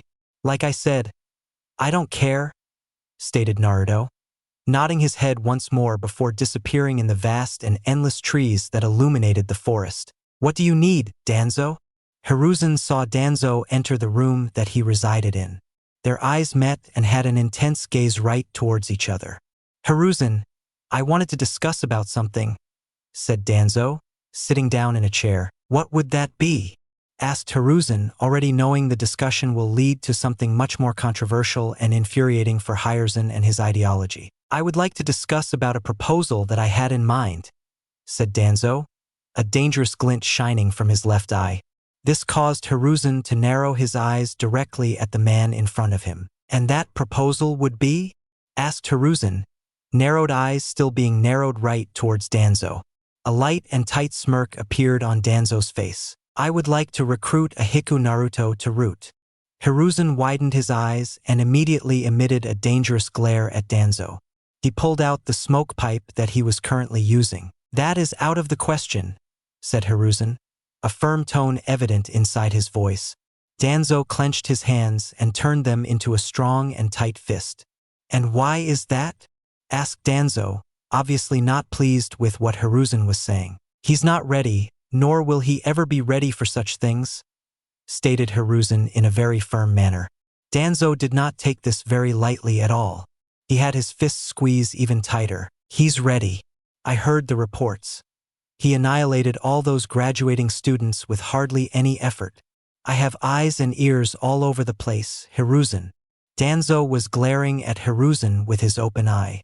"I also have eyes and ears all over the place," said Hiruzen, matching the glare's intensity with a glare of his own. "That is besides the point, Hiruzen. The point is that he's perfect and will fit en route. Don't you see? This opportunity will strengthen the forces of Konoha." The moment the rumors that he and Jiraiya had came to the village, Shimura Danzo kept keen eye on him, yelled Danzo, trying to persuade Hiruzen on letting him turn Naruto into a machine. "Your thoughts, decisions don't matter me, the Hokage of Konoha. But I won't let you cross the line. Beware of overstepping your boundaries," said Hiruzen, not pleased at what Danzo was saying out of his mouth. "You are making a huge mistake, Hiruzen. This opportunity is something that I know that Konoha can't let pass. A huge mistake, Hiruzen. A huge mistake."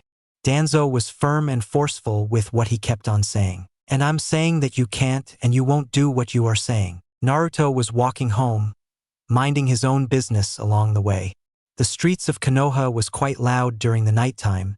It irritated him severely. As Naruto walking through Konoha, he suddenly saw someone throw a kunai towards him and the handsome and precious face of his. Naruto narrowly dodged the attack, the kunai grazing his whiskers. He saw the kunai go right past, going towards a Konoha civilian. Naruto gritted his teeth, chasing right after the kunai that was originally aimed right for him. He barely caught the kunai. Naruto snapped his head back, trying to find the perpetrator. Naruto saw a glimpse of a black cloak running away. He narrowed his eyes, suspicion written all over his face. "That person tried killing me while I was in the middle of a crown. Scandalous of you," Naruto thought, racing after the person that tried killing him with a sly and deadly kunai. Naruto jumped on a house, trying to track down the perpetrator. There, Naruto thought, jumping from one building house at a time. His eyes kept track of the perpetrator to a T. Naruto narrowed his eyes, seeing as that the person he was trying to track down was leading him to a forest. Stealth? Naruto thought, jumping down from the houses and right on top of the ground. He saw the perpetrator right before him, continuing to run away. Naruto pushed his hand into his holster and brought out a kunai. He inhaled and exhaled, throwing the kunai right towards the perpetrator. Naruto barely missed the kunai from hitting the person. He continued to follow the person inside the forest. His eyes never stopped wandering around. Naruto slightly widened his eyes. A few kunai was being thrown towards him by the perpetrator. Naruto reacted quickly, dodging the multitude of kunai with relative ease. But he suddenly felt a sharp pain get directly from his stomach. He was launched away, his back hitting a tree. Naruto slid down the said tree, pain erupting from behind his back. He felt the pain, but he did not bother showing weakness by giving the person satisfactory. Naruto rolled away, dodging a wound from a tanto that the person was wielding. He narrowed his eyes at him, wondering what this person's motive was with attacking him. "Who are you? Are you from an enemy village?" Naruto asked, his eyes narrowed and sharp. He did not like this current situation at all. Naruto saw the person charge towards him with fast speeds. Naruto huffed, jumping up in the air and applying chakra to his feet. He was now attached to the tree. Naruto could not see it, but he could feel it. The person's surprise was evidently there. He launched off of the tree and landed right on top of the person's body. He tackled him down. "Now, let's see who exactly is the person under this cloak." But before Naruto could do anything, he was quickly thrown away from the person. Naruto grunted, regaining his balance. God, this person was a difficult person to catch. Naruto pushed his hand down his holster, pulling out a kunai. He held the kunai tightly. The intent to harm was evident in Naruto's current actions and expression. Naruto jumped towards the person, his hand slowly outstretching out with his kunai. The person blocked his attack with the tanto that they had been holding tightly. Naruto slightly gritted his teeth, dropping to the ground and attempted to give the person a sweep. But it seems like the person had already been prepared for such thing and jumped up slightly to dodge the attack. Naruto barely managed to dodge a stomp that was directed at his leg with a fast and quick rate. He jumped away a few meters away to gain distance from the person. I've managed to assess this person's strength. This person is clearly holding back, but is definitely Chunin level. Minimally, Naruto thought, observing the situation even closer. His eyes were moving all over the place. He had to think quickly. Make this person underestimate me at a phenomenal level. Naruto thought, slowly approaching his way towards the perpetrator that was right in front of him. Would you like to dance? Naruto asked, slowly picking up his pace towards the perpetrator. No, making this person underestimate him was probably out of the question. There must be a reason why this person was trying to kill him for some odd reason. No matter, he'll take care of this. I need to get that cloak off. Naruto thought, quickly approaching the person that tried to kill him with silence. He jumped in the air, throwing the kunai that was being held in his hand. While still in midair, Naruto pulled out even more kunai from his holster. Naruto threw them towards the perpetrator at a quick speed. But unfortunately, the perpetrator countered by dodging and blocking. Gotcha. Naruto thought, using the kunai as a distraction to get closer to the perpetrator. With one slick and fast move, Naruto tore the black cloak away from the perpetrator. Naruto was surprised at the person who was trying to kill him. An umbu? Naruto thought, seeing a mask that used to be overshadowing the man's face. Naruto narrowed his eyes. What could this possibly mean? Does this mean the Hokage didn't trust him and thought he should be taken care of? No. This person doesn't have it, the umbu tattoo that I saw all the other umbu usually. Could this be a fake? Another type of umbu that has been kept secret about? Naruto thought, knowing this was going to be even more dangerous than he originally though it would. There is probably more umbu that is currently hiding away in secret. Naruto thought, going into his stance. He'll have to focus at an intense level to be able to keep up with this person. He can't use his Sharingan, it would reveal too much. Naruto rushed towards the umbu with his kunai in hand. He had the intent to kill this man with no hesitation at all. Naruto narrowly dodged a fast kick that was almost too fast for him to see without his Sharingan. He inhaled and exhaled, jumping up and throwing a kick at the umbu's head. He easily caught it, gripping his leg with intense amount of strength and pressure. Naruto was gritted his teeth with pain, but he was prepared for this. Take this on for size. Naruto did a counterattack by bringing his leg up in the air and smashing it down on the person's shoulder. The man immediately let go of Naruto and backed away. Good. Naruto thought, landing back on the ground that he trusted. After a few more seconds, Naruto launched right off of the ground and towards the umbu. He balled up his hand into a tight fist, ignoring the kunai that he had dropped on the ground. Naruto threw a punch towards the umbu, and as expected of him, the umbu dodged it even with the injured shoulder. Naruto was not yet done. As he was falling down towards the ground, he pulled out another kunai from his holster. I only have a tiny bit more kunai inside the holster, thought Naruto, landing on the ground and sliding in between the umbu's legs. Naruto appeared right behind the umbu's back. He's was at least Chunin level. I'm correct, he's just at Chunin level. Naruto thought, stabbing the umbu in the back. He jumped away with the bloodies kunai, leaving a huge red gash that ran along his back. Naruto could somewhat know that the umbu was feeling the intense pain of the wound. He jumped away, looking at the umbu was rushing towards him. Oh yeah, the wound was taking a huge toll on his body. His movement is not as good as before. Naruto thought, easily dodging a punch from the Chunin level umbu that he was currently fighting. His movement was now wonky and uneven, an academy student pretty much. I'll end this with a simple kick. Naruto thought, dodging another punch that was aimed right towards him. He positioned himself for a brief moment before launching his leg up into the air. Naruto's foot hit the chin of the umbu, making him get launched back with utter agony. Naruto huffed, still feeling the residual pain from his back and leg from earlier ago. God, that was a close BA dash. Naruto couldn't finish as he dropped to the ground, unconscious. Right behind him was a few more umbu that was hidden away in the trees. They all looked at each other and nodded. They all took Naruto and the very injured umbu away. Naruto snapped his eyes open. He had wondered where he was, but the place spoke for him. Naruto looked around and saw just a gloomy and shitty sewer system. Naruto slowly got up from his laid-down position. Did they throw me into a sewer system? No, this sewer system is way too large to be even considered one. I'm somewhere else. Naruto thought, looking down. He saw what he was currently standing on a puddle of water. I'm not channeling chakra to my feet at all. Naruto thought, slowly walking around the water in confusion. But he suddenly felt a large amounts of power start to overwhelm him. He now knew where exactly he was now. Kyuubi, said Naruto, gritting his teeth at the feeling of the intense that was upon him.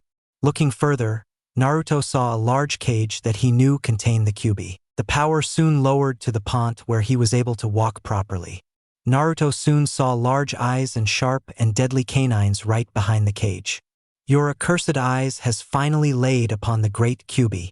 Naruto's eyes gazed upon the Kyuubi. I've been trying to get in contact with you for quite some time, said Naruto, his piercing eyes looking at the large fox that he had heard about from Madara. That I know. All you do is think and think and think. It annoys me, roared the Kyuubi, obviously annoyed at Naruto's nature. You bear a lot of hatred, stated Naruto, getting an even more intense glare from the Kyuubi. And you just now noticed. I am the almighty Kyuubi. I am hatred's incarnate. Naruto raised an eyebrow at him. In the dictionary, it said that the word incarnate means embodied in flesh, in human form. But you're not a human. This got the Kyuubi very agitated and angry. Shut the hell up. Naruto soon disappeared from his own mind. Naruto slowly opened his eyes back into the real world. He looked around, observing his current situation at hand. Naruto was tied on a chair. He gritted his teeth. Fuck, I've been caught, Naruto thought, trying to break free of the chair that he was tied on. He suddenly heard a loud noise that echoed in this dark room that Naruto was currently in. Naruto saw a silhouette of man in the shadows. This man slowly emerged out of the shadows and revealed himself to be an old man with a bandage covering his right eye. This man was Shimura Danzo. Naruto narrowed his eyes at him. He had a cane that made a loud noise every time he took a step with it. Naruto stayed silent at this man's current presence. Hello, Ahiku Naruto. Welcome to the base of the subdivision called Root. Chapter 12 Root. Naruto narrowed his eyes right at Danzo. This guy was a cunning and sly man, Naruto just knew it. He was a cunning and sly boy himself. What was his motive behind this all? What is Root? Naruto asked, getting straight to the point. He suddenly felt the weight of the ropes that were tied around home slowly vanish out of thin air. Naruto looked behind him. There was Umbu there, cutting his ropes as the two spoke out. Root is a subdivision of Umbu that I have created myself. I am its leader, Shimura Danzo, responded Danzo, observing Naruto's actions as he answered the question about Root. Does the Hokage know about this? Naruto asked, suspicious of what Danzo was currently planning. And to his surprise, Danzo nodded at the question that Naruto had just asked him.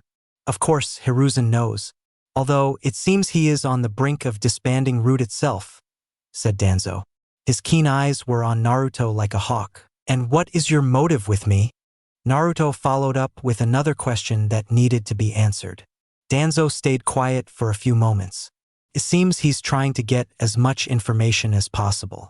Danzo thought, narrowing his free eyes towards Naruto. I have a proposal for you, Ahiku Naruto, Danzo said. An ominous vibe was all Naruto felt down his spine. He stayed silent to let Danzo continue and to know what the proposal actually was. Do you know what that proposal is? Naruto shook his head, although he had a clue on what the proposal/deal actually was. Danzo's voice ranged throughout the room that they were in. The proposal is quite the prestigious one. You are one of the few people that I have met directly. You should feel honor. Naruto did not say anything, already coming to the conclusion that fits the words that were about to come next. I would like to invite you as an Umbu for Root, said Danzo, letting Naruto widen his eyes for a split second before letting his eyes turn back to its original form once more. And why is that exactly? Asked Naruto, his face staying neutral. Your abilities. They are way too exceptional to be wasted upon. You are young, and yet your abilities to succeed in the shinobi arts are on prodigious levels that people have only seen in people like Uchiha Itachi, Hatake Kakashi, and Namikaze Minato. There were many more, but these three are one of the most notable people in recent generations. You sent your root Umbu after me. Was your goal to tire me out to the point where I was most vulnerable? And you were willing to sacrifice the life of your subordinates to catch me. Why? Naruto asked another question. It seemed continuous and endless at this point. Yes, that was exactly the goal. But it seemed like hold lots of stamina like what my Umbu has reported. And the reason why I was willing to sacrifice the life of one my Umbu is quite simple. There was an eerie silence that created much suspense to Danzo's words. It is because Danzo's voice was menacing. Self-sacrifice is the way of true shinobi. The person that fought you sacrificed himself for the greater cause, which was my plan. Naruto narrowed his eyes at him. So this is Danzo's way? Naruto thought, eyes still narrowed at Danzo. By the tactic that you pulled, it seems like the old man doesn't want you to recruit me to root. Naruto saw Danzo widen his eyes for a nanosecond before his look returned back to normal. And this conclusion was based off of? Asked Danzo, noting of his perceptive abilities. Naruto stayed silent, creating even more suspense just like how Danzo created his own. You said that the Hokage knows of this subdivision called root. And since the Hokage knows of this subdivision, you must have at least brought this idea up to him. Then the Hokage turned it down. Danzo was quite surprised at Naruto's level of deduction and reasoning. How would you if Hiruzen were to turn it down? You weren't there. Danzo was now trying to pull information out of Naruto.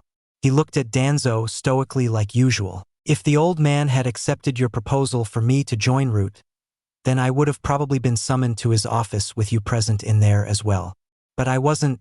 I was attacked and lured in by the Root Umbu as bait for me. Then some of your other Umbu came in and knocked me out. Danzo was amazed, though he wasn't pleased with the knowledge that Naruto managed to collect. He's way too perceptive for his own good, thought Danzo, not expecting such perception in detail at such a young and ripe age. He eyed Danzo with his uncovered eye. Hiruzen and me. We are good friends, but we don't share the same ideology. Though we do have the same goal of protecting Konoha, we just go about it in utterly different ways. Naruto nodded at those weird. What is your goal for the creation of Root? Naruto asked, seemingly suspicious of the existence of Root. I have two goals in mind. The first one is to protect Konoha with the use of Root. My second goal is to make Konoha the ruler and make all the other villages, nations, and lands fall under our rule, Konoha's rule. This shall be done by the use of the large amount of members in Root. Naruto narrowed his eyes at Danzo. So, you want Konoha to have absolute rulership? A rulership that no one can defy. Danzo smirked, nodding his head up and down to signal Naruto that he was correct. You want Konoha to become a dictator? This was not pleasant to hear at all.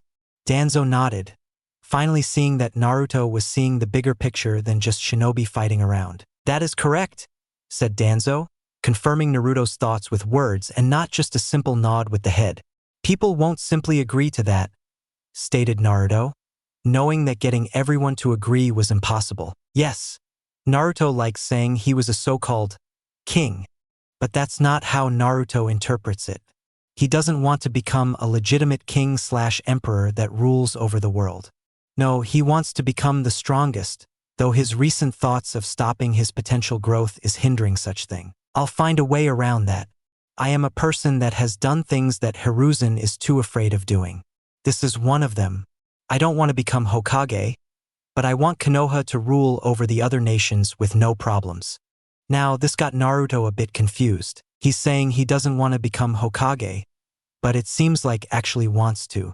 How will he do the things he wants without rising up in power?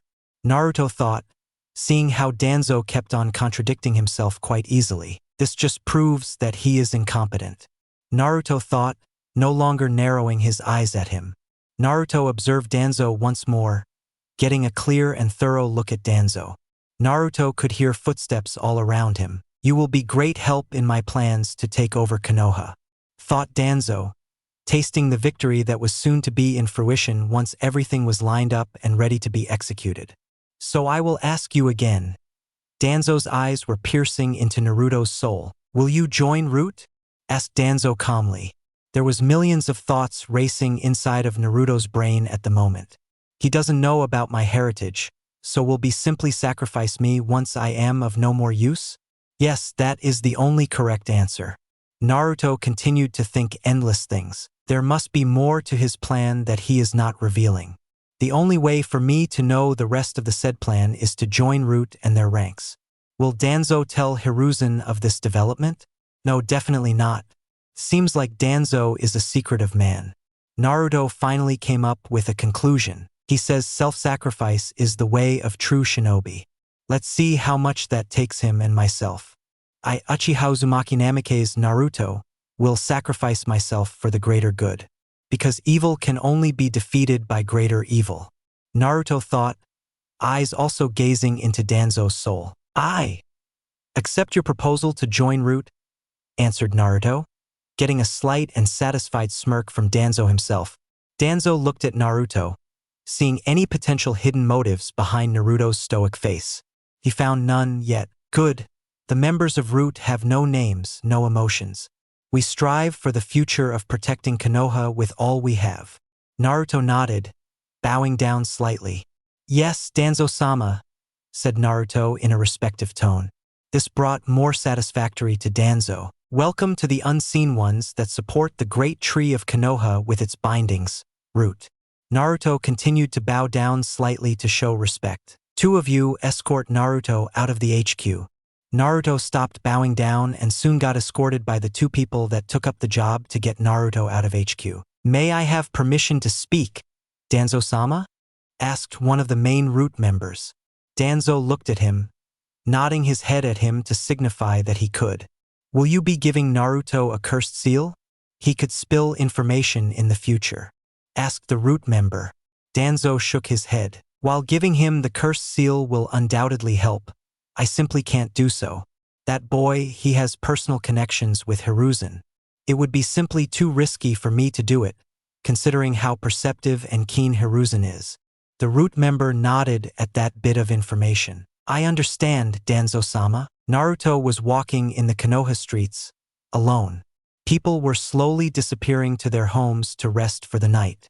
Did he tell you that it was just about the 1 a.m.? The deflating crowds disappeared, leaving only Naruto. He sighed. Naruto was now a member of the subdivision called Root. Damn, how low has Naruto fallen? Quite a bit. Naruto soon met eyes with his apartment complex. His life was going to be much harder now than before. He was going to be evolving in skill at a phenomenal rate, considering how demanding Root and Danzo himself will be. Naruto walked up to his part of the complex. He outstretched his hand and grabbed hold of the doorknob. Naruto entered, closing the door that was just right behind him. He took off his sandals and made his way towards his bed. Naruto crashed down onto his bed. He looked up into the ceiling that blocked his view from the beautiful night sky that illuminated the world and the people that inhabited it. Naruto started to think, Danzo, I'll play your little game for now. But I'll have you know that I do not get controlled so easily. It was around a few hours earlier in the day, and Satsuki was currently dragging Itachi to the usual training spot. Look, I am a lot netter now at throwing kunai, Satsuki yelled, dragging her fat brother. All right, Satsuki. I'll look from here while you do what you want to show me. Satsuki nodded, walked towards the middle of the clearing that she was so used to using. She pulled 2 kunai from her holster and positioned herself. Itachi noticed this and raised an eyebrow. Her form is different now. He thought, mentally noting this. Itachi watched as Satsuki threw the 2 kunai at 2 out of the many target board with a bullseye. Satsuki looked at Itachi and smirked. Perfection. See, I got better than before. I am 1 step closer to becoming better than you. There was a lot of pride laced in Satsuki's voice. I see you progressed quite quickly in the span of a few hours. You usually don't hit a bullseye, but it seems like you can do it now. Did Naruto teach you? Satsuki nodded bitterly. Duh. You ditched me so you could do your umbu duties. I had to resort to doing your suggestion that you told me to do. Itachi nodded at the words that rushed out of her mouth. It seems like he was good teacher to you. Don't you think he would be a good substitute for my absences? Satsuki huffed, shaking her head vigorously. No, you're much better at teaching than that idiot Naruto. Plus, he says that this was only a one-time thing. Satsuki yelled, not accepting what Itachi was saying. Well, I guess you will have to beg him to train you. I'm going to be on my umbu duties a lot more frequently now. Satsuki deflated, obviously disappointed at what Itachi was doing. Itachi sighed, but begging Naruto will hurt my pride. I would rather keep my pride intact than beg to Naruto. Satsuki refused to do such a thing. Itachi chuckled with a light and slight smile at the end. You know, sometimes it better to loosen up and ignore your own pride for once. Satsuki. Limiting yourself because of your own pride will only hinder one's growth as shinobi. Satsuki narrowed her eyes at her brother, questionably. Now you sound like Naruto. He talks like some ancient god who knows everything when in reality, he doesn't. Satsuki groaned just thinking about Naruto saying that. He says these types of things? Satsuki nodded at that question. Yeah. He keeps saying that overestimating oneself will limit a person's true potential, and that overestimation will get them and their comrades killed in action. He's weird like that. Satsuki was now complaining about Naruto's nature as an individual. It's unhealthy to compare yourself to another person, Satsuki. That will also hurt your own self-esteem in a way that will not benefit your overall potential. Satsuki groaned out loud. Stop talking like some ancient philosopher that was lost in time. It doesn't help me, complained Satsuki, not happy at what Itachi was saying. Did Naruto say similar things during that training session? Asked Itachi, walking out of the forest with Satsuki. Yeah, it helped? What about it? Nodded Satsuki, noticing at what she said but was too late to retract it. He saw Itachi's light smile as he looked at her. See? It does help. This made Satsuki huff in utter annoyance. All right, let's go home.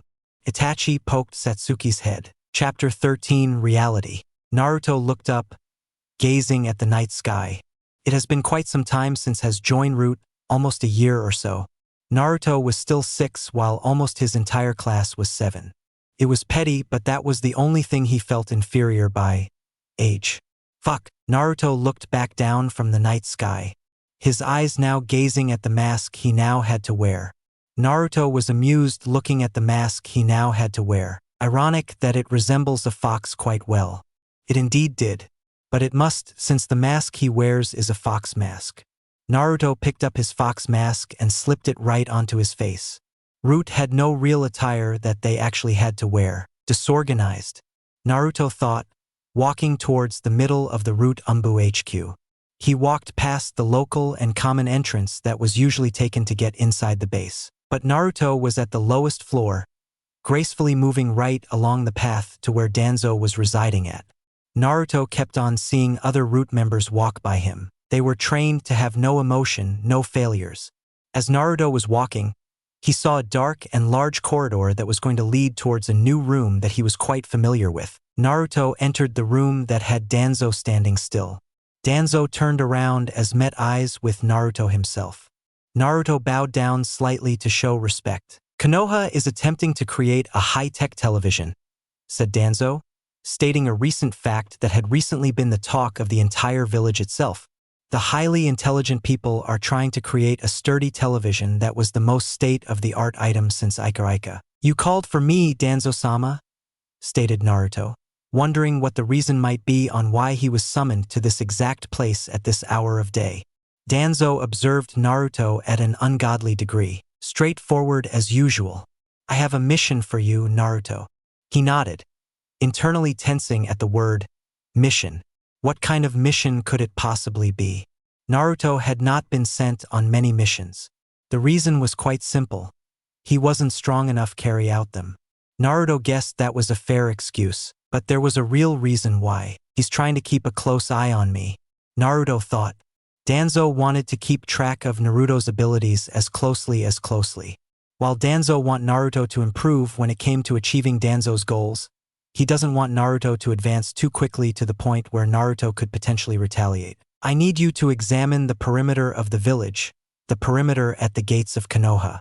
The guards protecting the tree are too weak. Protect Konoha. I need someone competent like you to be on the job for the night.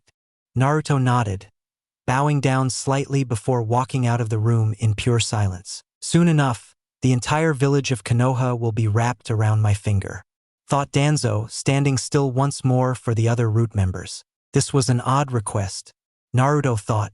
It was an odd mission even for him. All the other root members are usually tasked to do something very gruesome.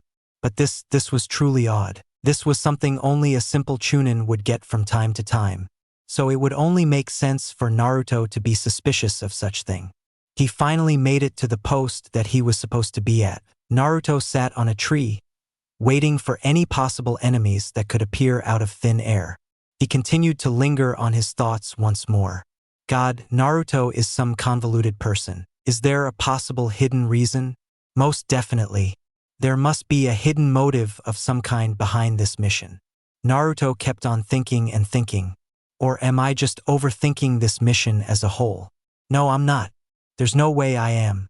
Naruto mused, eyes glittering from all the moonlight flashing up his eyes. Danzo is a sly and cunning old man. There is always a reason why Danzo sends us root members off on these missions, to protect the tree of Konoha. But this was beside the point that Naruto was trying to get across. But this type of mission seems a bit underwhelming. Yes, that's the right word to put it, Naruto thought, slowly piecing the broken and shattered pieces of the glass. A lot of the missions that root members are sent to are usually inside or outside of the village, which goes for every mission. Though Naruto was still confused on Danzo's intentions on this mission as a whole. It makes sense that I am on this mission since I'm not powerful enough like all the other root members. But this is still quite odd. I've ever been tasked to do something on the outer part of the village walls, only inside the walls of Konoha. Naruto pondered, soon hanging off of a tree as he observed his surroundings. He stopped for a moment to look around closer, but found none and continued to think with his head. Is there a reason why I am on the outer part of Konoha? Yes, there must be something about that too. I am on the opposite side of the village, and that means I am away from the main attractions that revolve around Konoha. This also means that this part of the village is the most quietest. He piecing things together rather quickly now. And since this part of the village is most quietest, then that means this part of the village will be more unlikely to be attacked by someone of opposing villages. The counterpart is more likely to be attacked and not this, Naruto thought, slowly realizing the purpose of this mission. But he was still not fully there yet. And since I'm protecting this part of the village, then that means whatever is happening on the other side of the village right now is out of my control/reach. Naruto mused, narrowing his eyes at this thought. Then why am I assigned this part of the village? Are there also people inside route that were tasked to observe the outside perimeter? No, that can't be it. There was none that left with or before me. Then that must mean. Naruto still had his eyes narrowed and then widened his eyes beyond belief. The real purpose of this mission was not for me to watch over this part of the village, but to draw me out of the village so I wouldn't get involved in the affairs of the other side of Konoha. Shit, Naruto thought angrily. He can't move out of this spot though, Danzo would know. He has eyes and ears in a lot of places in Konoha. He won't be able to make it to the other side of Konoha either. At his top speed, it would at least take around 30 minutes to an hour of jumping from building to even get to the destination. I don't even know where the place is. Damn it. Naruto slightly gritted his teeth, knowing Danzo had outsmarted him this time. He stopped gritting his teeth soon after. You may have outsmarted me this time, Danzo. But if you want to battle and play a game that involves our wits and intelligence, I won't back down. I'll show you who the real manipulative bastard truly is. Naruto had been up all night, watching over his part of the village. And as expected, there were no people that tried infiltrating or attacking Konoha. Naruto jumped away from the tree that he was sitting on and landed onto the ground below. He maneuvered his way around the walls of Konoha. His eyes behind the fox mask darted around, looking around as he hid in the shadows. Naruto soon arrived on top of his apartment complex, hidden in plain sight. He snuck inside of his part and took off his mask. The sun was just starting to rise and people were soon getting out of their houses. Naruto got into his normal attire without his mask on. He dressed up like any normal kid would do. And like any other kid, he jumped out of his window and right on the streets of Konoha. He landed on the ground and started walking to the direction of the academy. Naruto saw the sun shine on his face, making him have to squint to be able to see. He made his way towards the academy at a quick rate. As he entered through the class, the room was silent and gloomy. Wow, looks like they're finally serious on becoming a shinobi. Except they weren't. Naruto walked towards his seat, looking around to observe everyone's actions. Am I the only one out of the loop? Naruto thought. He suddenly noticed something missing, and it was actually quite a large thing missing in the classroom. Satsuki wasn't here. Shit. It was the next day and everyone was still gloomy, except for Naruto, of course. But after yesterday, Naruto has finally found out why everyone was so gloomy and why Satsuki was here. Satsuki died alongside the Uchiha massacre. JK. So Satsuki is hospitalized due to the trauma she has gotten from seeing all the dead bodies. Or was it something else? Probably Itachi's doing. He did seem quite odd for all the times I had seen him and heard about him. Ditched his own sister for umbu duties. Thought Naruto. So this was the thing Danzo was trying to keep him out of. Flattered. But you're not as sly as you think, Danzo. Naruto, though, keeping his stoic face plastered all throughout. As the day moved on, he noticed a lot of more things. They're not taking anything seriously. There was proof of this. During the spar, he had fought you once more. And you know what you did? Nothing. He was knocked down in mere seconds. A lot of the other kids did the same and gave up on their spars. But why were they acting like they were grieving when they weren't even at the center of the massacre? It was the second day and Satsuki had finally shown up to class. Irika had told them this yesterday, and the whole class thought up to give her gifts for her grieving. Here, Satsuki-chan. You gave her his gift that she set aside. Satsuki didn't want them at all. She wasn't a broken toy that had to be fixed by gifts sent by people. Naruto kept hearing her. Satsuki this, Satsuki that, this that, Satsuki-chan, chan, this that, Satsuki, sorry Satsuki, Satsuki, Satsuki, Satsuki, Satsuki, Satsuki, Satsuki, Satsuki, Satsuki, Satsuki, Satsuki, Satsuki, Satsuki, Satsuki, Satsuki. Just shut up. It annoyed him to a very shitty degree. And as time went on, it seemed like everyone had a gift for Satsuki. Did he have a gift for Satsuki? No. God, they were gonna bitch about this. Naruto, Naruto, Naruto. He heard his name multiple and numerous times at a time.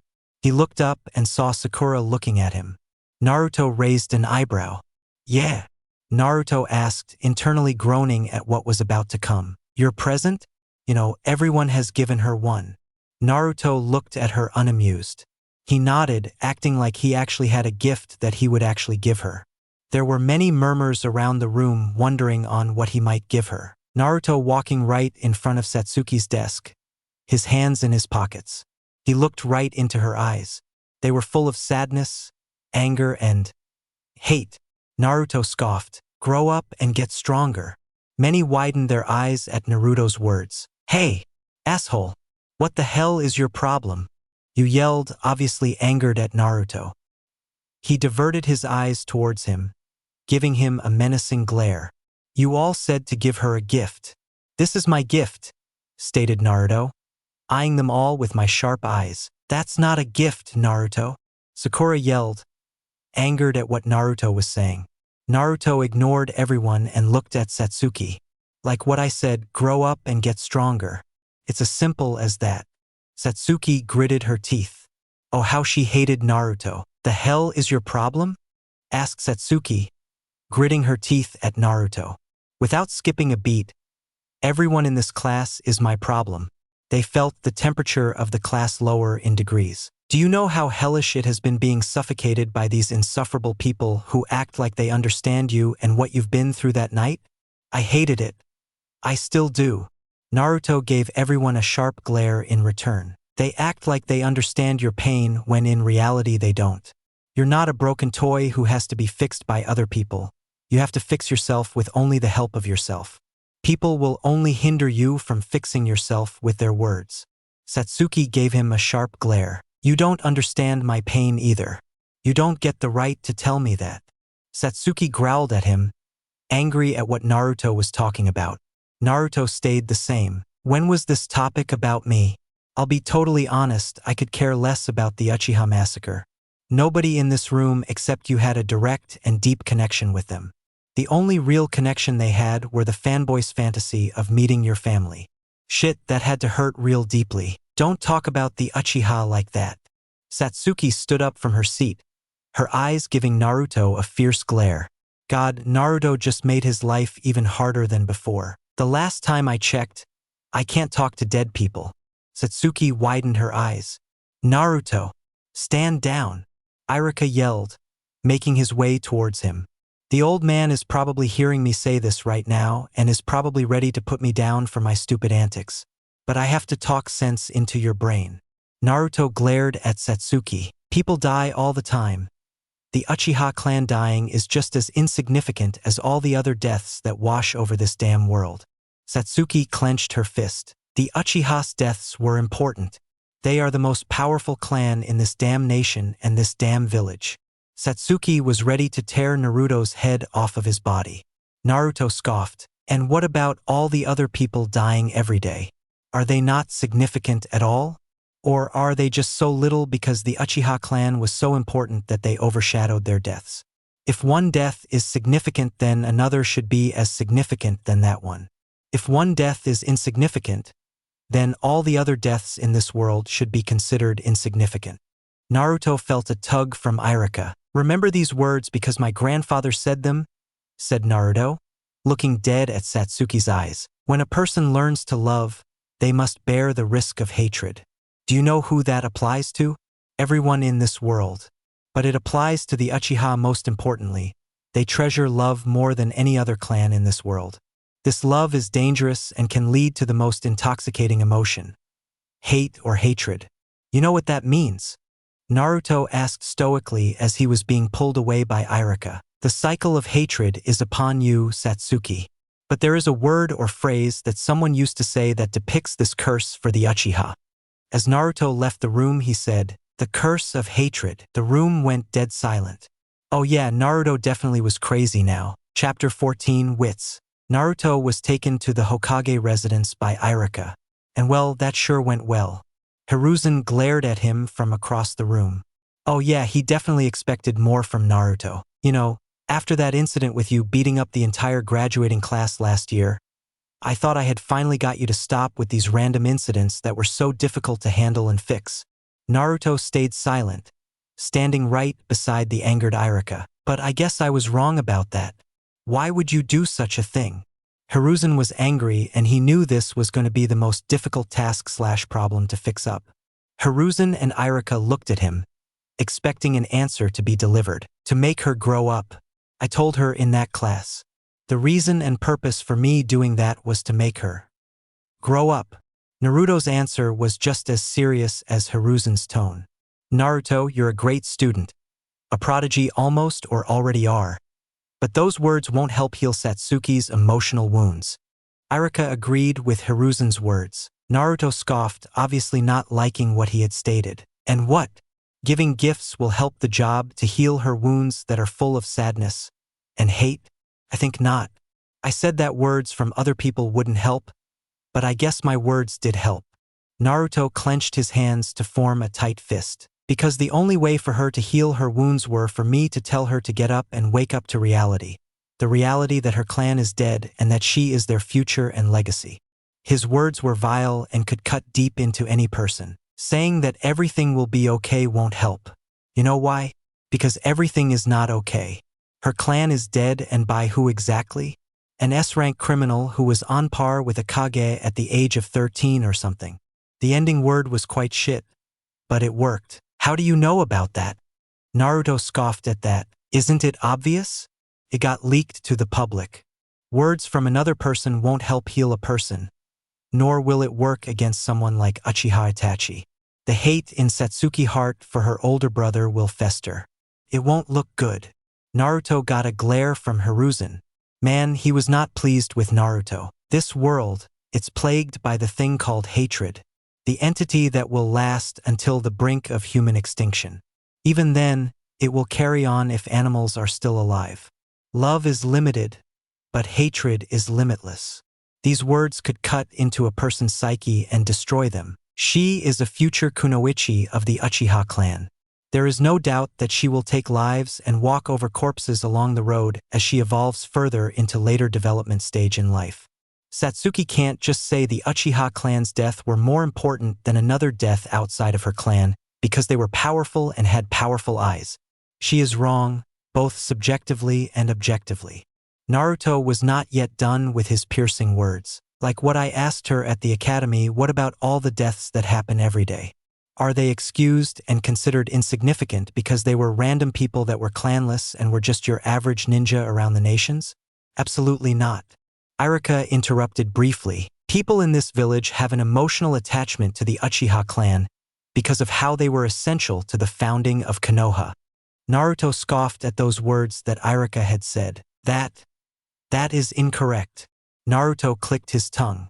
They held no deep interaction or deep connection with them. So their emotional attachment are void and are just considered a fantasy. Also, what about other people that die every day?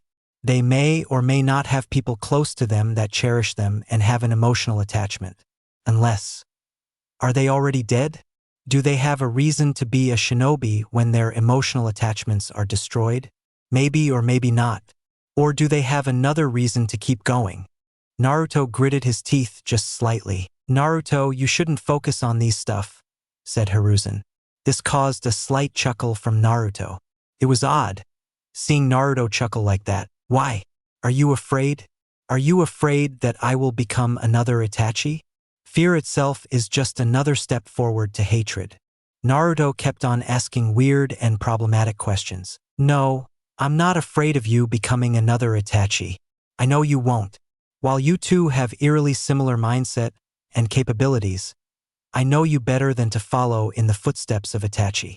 Naruto kept silent, listening to all of the words. Better yet, I think it's time for you to apologize to Satsuki, said Hiruzen, making Naruto widen his eyes. He was about to protest against that idea, but was quickly silenced by Hiruzen. No ifs or buts. You will do it, whether you like it or not. Naruto had a face of displeasure plastered right on his face. I'll go with you. I'd rather not have you repeat another mistake. Hiruzen lightly smiled at him, gesturing for him to come along with him to the academy. Without a word, Naruto walked right behind Hiruzen. Irika was following right behind them. Satsuki-san, it'll be fine. That Naruto idiot doesn't know when to stop, said Sakura, sitting right beside the angered Satsuki. She clenched her fist. Yeah, that idiot doesn't know what he's messing with. You yelled, angry at Naruto. Man, I don't know why all are so noisy. I'm trying to sleep here. Shikamaru was now complaining, trying to go back to sleep. He got a glare by many people. Shut the hell up, Shikamaru. Don't you see Satsuki-chan is hurt? You yelled, getting many agrees in the background. Why are you guys on his case anyway? If anything, this doesn't involve us. It only involves Naruto and Satsuki. Kiba was annoyed at everyone's talking. Kiba, you came towards him and grabbed the front of his shirt. Say sorry right now.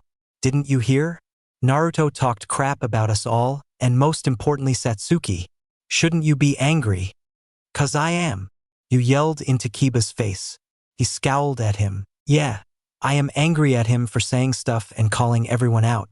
But you have to admit, it was definitely suffocating when we acted like we understood her pain, even though we never experienced it. You threw Kiba down to the ground. Damn, he was an extreme fanboy. Man, stop arguing. We should just lay off and stop. Choji was munching on his potato chips.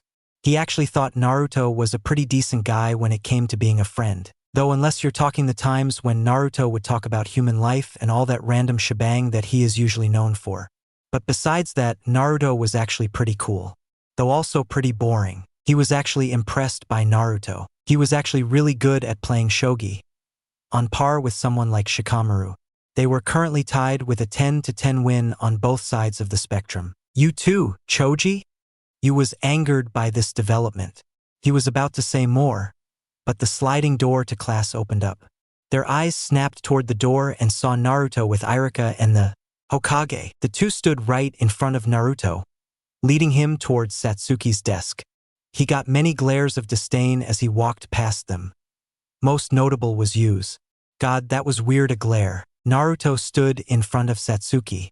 Naruto, you should also probably compliment her afterwards too. Irika smiled lightly at him as he whispered this to him.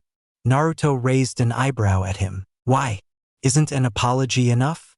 She's a future kunoichi of Konoha. Apologies are something that are irrelevant to the equation.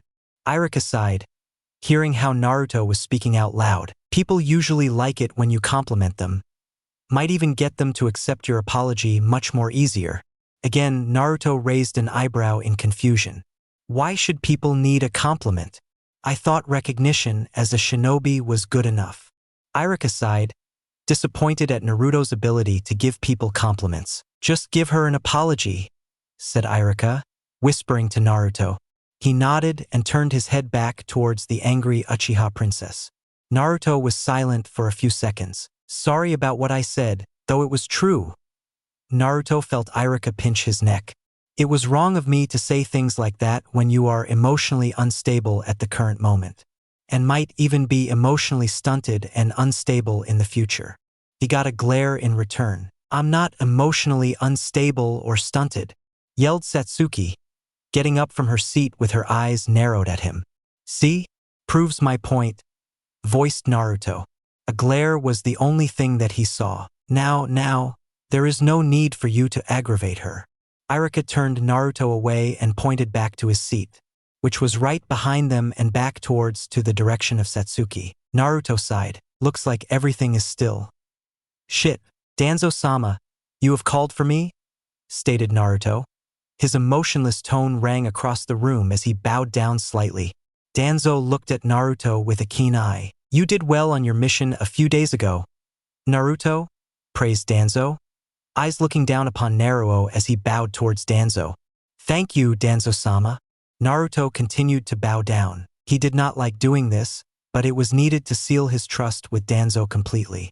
But I do wonder, what are your thoughts about the Uchiha massacre? Naruto cursed his luck internally. Many thoughts were racing around Naruto's mind. What should I say? I have to be careful on what I do say to him.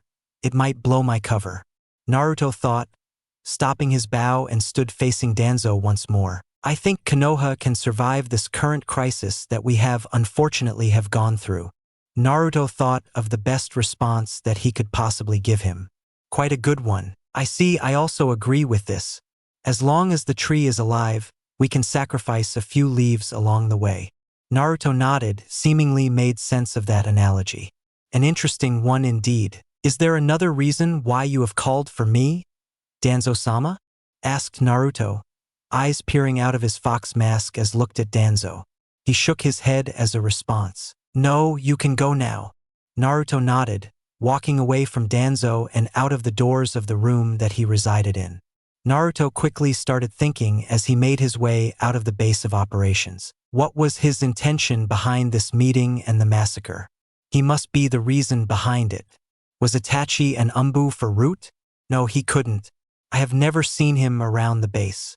Naruto thought, arriving at his house almost an hour later. Then he must be an umbu that gets direct orders from the Hokage. Was he also getting orders from Danzo? He is part of the elders alongside the Hokage. There must be a connection to that, right? Naruto thought, taking off his mask, clothing and putting on his normal attire. Danzo was always a suspicious and fishy person. Naruto was currently inferior to Danzo in a lot of things. A few were power/strength and status. He had an upper hand against Naruto if he were to ever turn around and backstab Danzo in the back. So he'll take his time and get stronger slowly but surely. And when he trusts me to the point where he thinks I'm a loyal follower, I'll retaliate. Naruto thought, carefully planning out his next move. He had to play his pieces carefully. Sure, Danzo was senile and is very flawed when it came to achieving world domination. Very, very flawed if Naruto must tell you. World domination. Sounds like bullshit to me. Naruto thought, thinking of the possible ways for Danzo to be able to accomplish this. He knew Danzo needed a way to actually get everyone in the world to follow his command. Though he had no way of doing that, unless he does. Naruto thought, closing his eyes as he crashed down on his bed. If one person was out of line, then who will punish them? Root members? Yeah, but how are they going to punish over hundreds of thousands of people? There are not enough root members to be able to do that, unless there is a jutsu to get them to not step over their line. Naruto had his eyes still closed down. But what jutsu could act like mind control? Elemental ninjutsu won't be useful for mind control. Taijutsu is out of the question also. Kenjutsu, that is close to taijutsu. Fuinjutsu. Nah. Naruto landed his thoughts on the last category. Genjutsu is the most probable and most likely answer. Genjutsu is a lot like attack a person mentally like mind control. But what kind of genjutsu could essentially mind control everyone? Wait, genjutsu requires precise chakra control. This led to another thought inside of Naruto's head. And mind control is practically something beyond human comprehension. The only way mind control could even be remotely possible is through the use of. Naruto widened his eyes in realization. Sharingan. Naruto immediately started thinking about the other topic at hand. Could this be the reason why Itachi killed his clan? To get Danzo possession of the Sharingan in order to give him potential power to rule the nations? No, that can't be it. Naruto pondered, thinking on the level that would normally break a person's mind. Itachi is way too smart for that. He wouldn't let himself fall that low. Does that mean there was another reason? Could there have been internal conflict that could have been created? Naruto made a thinking face, interested in Uchiha massacre. Wow, he told Satsuki that he could care less about the Uchiha massacre, but look at him now. The village itself was never the same after the Kyuubi attack. Madara had said that Obito controlled the Kyuubi and had it go rampant throughout the village. He also said that the village soon found out about the potential perpetrator and him having the ability to control the Kyuubi. Naruto nodded to himself as he thought of this. And the only two people that were known to be able to subdue a Biju was Uchiha Madara and Senju Hashirama. But Hashirama had to use his wood release to do so. But in the Kyuubi attack, no wood release was used by the perpetrator himself. So the only possible conclusion that would appear from a normal person's brain is that an Uchiha could have possibly been the perpetrator. Before Naruto could think much more deeper into this thought, his alarm rang. Oh, I didn't turn it off? Chapter 15. Christmas. Danzo-sama. Many root members, including Naruto, said, kneeling down towards Danzo. He nodded at them and began explaining what he had called them all here for. As you know, Hiruzen knows about this subdivision and has allowed it to continue for years on end. Everyone nodded, still kneeling down to Danzo. But due to recent actions, Hiruzen has found out about my exploits of murder, kidnap, experimentation, and many more, and has said that Root is disbanded and is no more. Before anyone could say anything, Danzo continued. But Hiruzen was the one who said that, not me. You all take orders from me and not Hiruzen. So when I say that Root is not disbanded, then it's not disbanded. As long as we are here, we support the tree. Danzo was looking down on everyone, and we will continue to do so, whether are disbanded or alive. We shall continue as Root and only as Root. The people who have no names, no emotion. We only focus future and nothing else. For Root, yelled Danzo at the end. For Root, everyone yelled. This brought a large smirk to Danzo's face. Good, you all are dismissed. Everyone nodded, slowly disappearing from Danzo's sight all at once. Naruto sighed, sneakily going inside his apartment. God, his life was getting harder and harder by the day. He had seen better days. Naruto took off his mask and hid it to the side inside a scroll. Root was disbanded but was also not disbanded. Yes, it wasn't disbanded at all. They just had to keep a low profile until further notice by Danzo. Naruto stretched his limbs out, putting on his attire for the day. Naruto jumped outside and onto the streets of Konoha.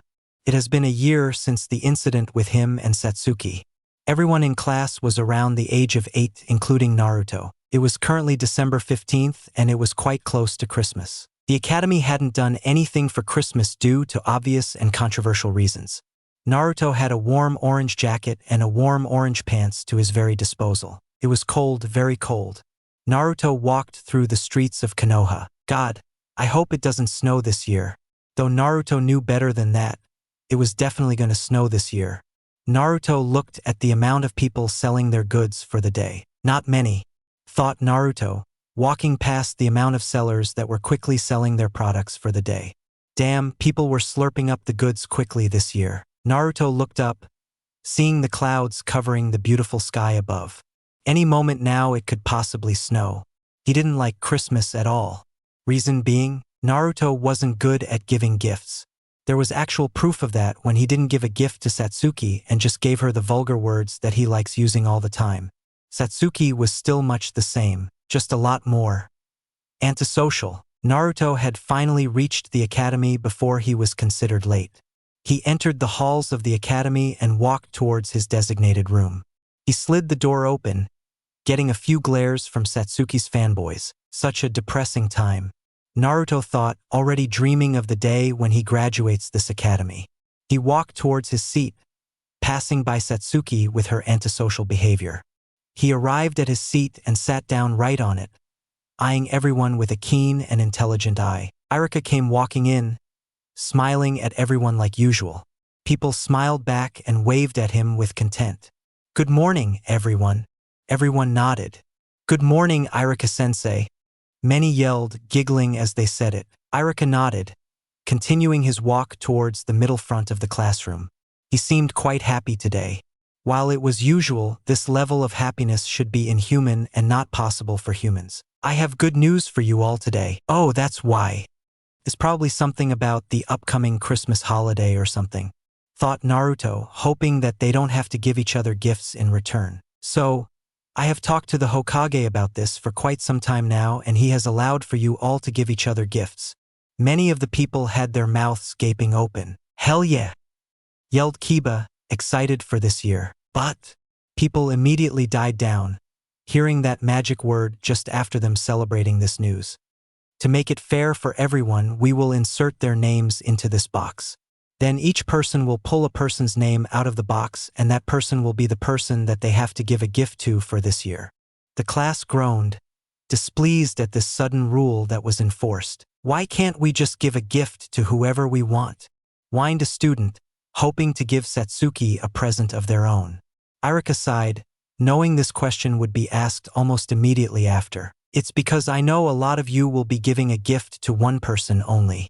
All the other kids won't be given a gift due to this problem. So this will be the only reasonable and logical solution to a lot of your favoritism to this one person. They knew who the person that Irika was talking about, Uchiha Satsuki. Now, I would like for you all to write name on a small piece of paper and insert it inside this box. Many people groaned but nodded anyway. Everyone was handed a small piece of paper by Irika. People started to write their names right on the piece of paper at a quick pace.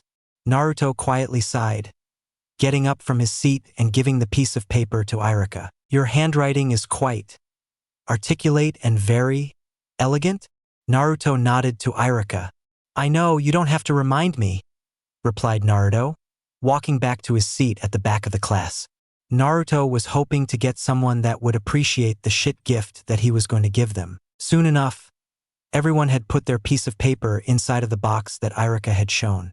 Most of the boys were hoping to get Satsuki as the person that they would be giving a gift to. Naruto hoped the person that got him would give a shit gift to him as well.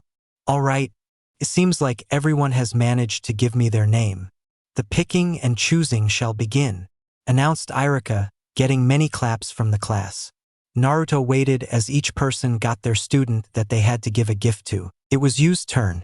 His heart was beating at a tremendous rate. He was known to be the #1 fanboy of Uchiha Satsuki, and that got him to where he is now. Please, please, please, give me Satsuki-chan. Yu yelled in his mind, sinking his hand into the box and grabbing a random name from it. To his surprise, he didn't get Satsuki. Sucks to suck. Hyuga Hinata? You has never even interacted with Hinata before? And he gets her. You grumbled back to his seat, glaring at the floor as he sat back down. But he still had a chance to be the person that Satsuki will get. All he had to do was hope. Uchiha Satsuki, please come and take a name out of this box. Satsuki got up from her seat, a little scowl forming on her face. She came up to the front of the classroom. She outstretched her hand into the box. Please don't be you or Naruto. Please, please, please. Satsuki thought hopefully. She didn't want anyone actually. If only if she had the ability to pick which one she got. Satsuki would have preferred Hinata. I got a Hiku Naruto, said Sasuke with her scowl deepening to an incredible degree. Naruto wanted to die so badly. Not only did Naruto hate this gifting thing, he had to put up with Satsuki's potential gift. He got multiple glares from all angles, hating the fact that Satsuki was giving Naruto a gift. Naruto sighed, waiting for the time that his turn was upon him. After a little bit, Naruto was finally up to get a name out of the box. Naruto walked away from his seat and towards the front of the class. He was one of the last 10 people that were waiting for their turn to be called by Irika. Naruto outstretched his hand into the box, pulling out a name that was still inside the box. He looked at the name that he had gotten from the box. Naruto sighed, looking at the name that he unfortunately got. Uchiha Satsuki. It has been a week since the challenge of trying to get a gift for Satsuki had started. And Naruto was failing at finding the perfect gift for the infamous Uchiha. What would she possibly like?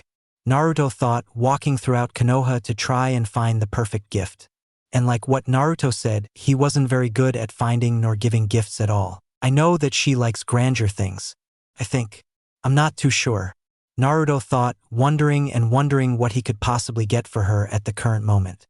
God, he sounded like a hopeless fanboy who cared about her well-being. Naruto stood still, pondering on what he should get. Oh, I think I have an idea. Naruto thought, running back home. He was hoping this idea of his would work like a charm. Naruto ran into his apartment complex and into his apartment room. Naruto slammed the door shut and crashed right onto his bed. The best possible way for me to get a good gift for an Uchiha like her is to confront someone who has fought an Uchiha before. Naruto thought, closing his eyes slowly and drifting off into his own mindscape. Soon enough, Naruto appeared in a different plane of existence.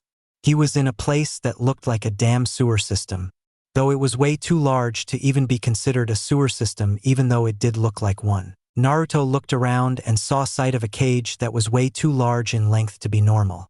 Ha ha ha ha, Kyuubi, said Naruto, announcing his appearance as he slowly made his way towards the cage more closely. I got a few questions for you. Naruto saw a pair of glaring eyes suddenly open up to life. The familiar overgrown fox growled at him, its sharp canines being directed right towards him. What do you want? A low growl could be heard escape the Kyuubi's mouth. I told you.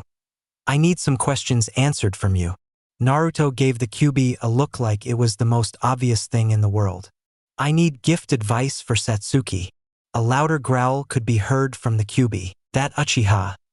Why? Your little girlfriend wants a gift. A menacing tone was being displayed by the Kyuubi. Naruto raised an eyebrow at him. There is actually many facts that prove that what you just had said is incorrect and needs to be edited. An even louder growl made itself known. The Kyuubi used its claws and tried reaching it through the bars of the cage. While she is not my girlfriend, I have to give her a gift that would be worthwhile. If I don't, her fanboys will just berate me until the moment I die. Naruto had no idea what TP give her, and that was the reason why he wanted this talk with the Kyuubi. And you're asking me? The Kyuubi? I'm not a joke. The Kyuubi roared, infuriated at Naruto's current words. Naruto shook his head, confused at that. Who said you were a joke? I have not once implied you were. You assumed that. Naruto felt a large whoosh in the air, seeing the Kyuubi clench the bars of the cage with its claws. You and your damn words. Once I get out of here, I'll rip our body to shreds in a single slash. Naruto could feel the raw bloodlust radiating right off of the Kyuubi. Naruto's heart was beating quite rapidly. Can I just get advice? I'll stop bothering you until I need help on something. He got another glare in return.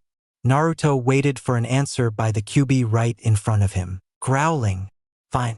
It seems like that Uchiha girl likes grandeur things. And she wants to avenge her cursed clan by killing her own brother. Get her something that will help her for that goal.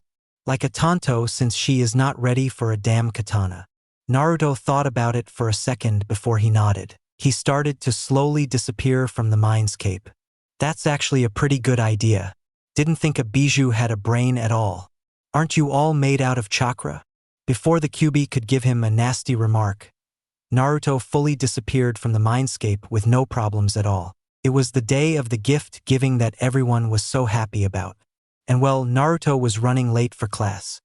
He had taken so much time trying to get a tanto that was specially crafted so you could channel chakra into it. Satsuki gritted her teeth. She was the only one being left out during this damn event in the academy.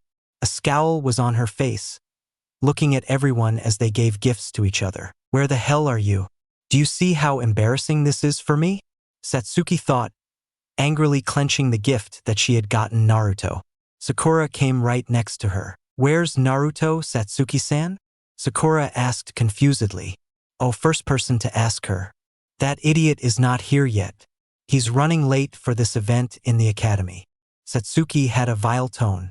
Oh boy, if Naruto didn't give her a good gift, he was about to get a punch in the face. Look, Satsuki-chan. I got a gift for you. A fanboy was about to slide the gift towards her. Irika immediately stopped him. Give that gift to someone else that is not in this class. Irika yelled from the other side of the room. Yes, Irika-sensei. He immediately stiffened up and turned away. Satsuki's grit on her teeth became much harder than before. Man, screw Naruto. Just sit with me. You offered, getting a cold glare from Sakura. Can you leave her alone? Gah, fanboys. You glared at Sakura. What? And you're any better? Grr. You glared right back at Sakura. Satsuki glared at the two of them. Just go away, cursed Satsuki. The two gulped and immediately walked away from her. Satsuki waited at her seat patiently. She didn't know why she was waiting for Naruto. He was going to give a shit gift anyway. She saw Irika leave the room. Satsuki noted that to the back of her brain. She soon saw Irika's head pop out from the doorway. Uchiha Satsuki, come here.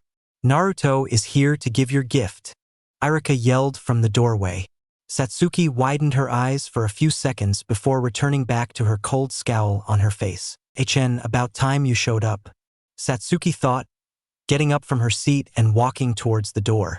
She saw the amount of additional presents that people wanted to give her. Weirdos, thought Satsuki, arriving at the door and walking to the hallway. Her eyes traveled to the side and saw Naruto, literally wearing only a shirt and pants and no jacket on. TCH, I took some time getting here because of the damn snow. Satsuki just nodded, seeing the amount of snow covering Naruto's body and head. And where is your gift exactly? Asked Satsuki, curious on what the gift was. Naruto stayed silent before taking out a scroll and unleashed a puff of smoke. A jutsu? Satsuki thought.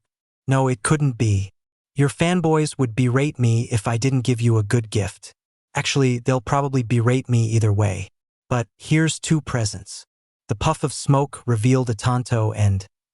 Another scroll? Here's a tanto that you can use until you grow out of it.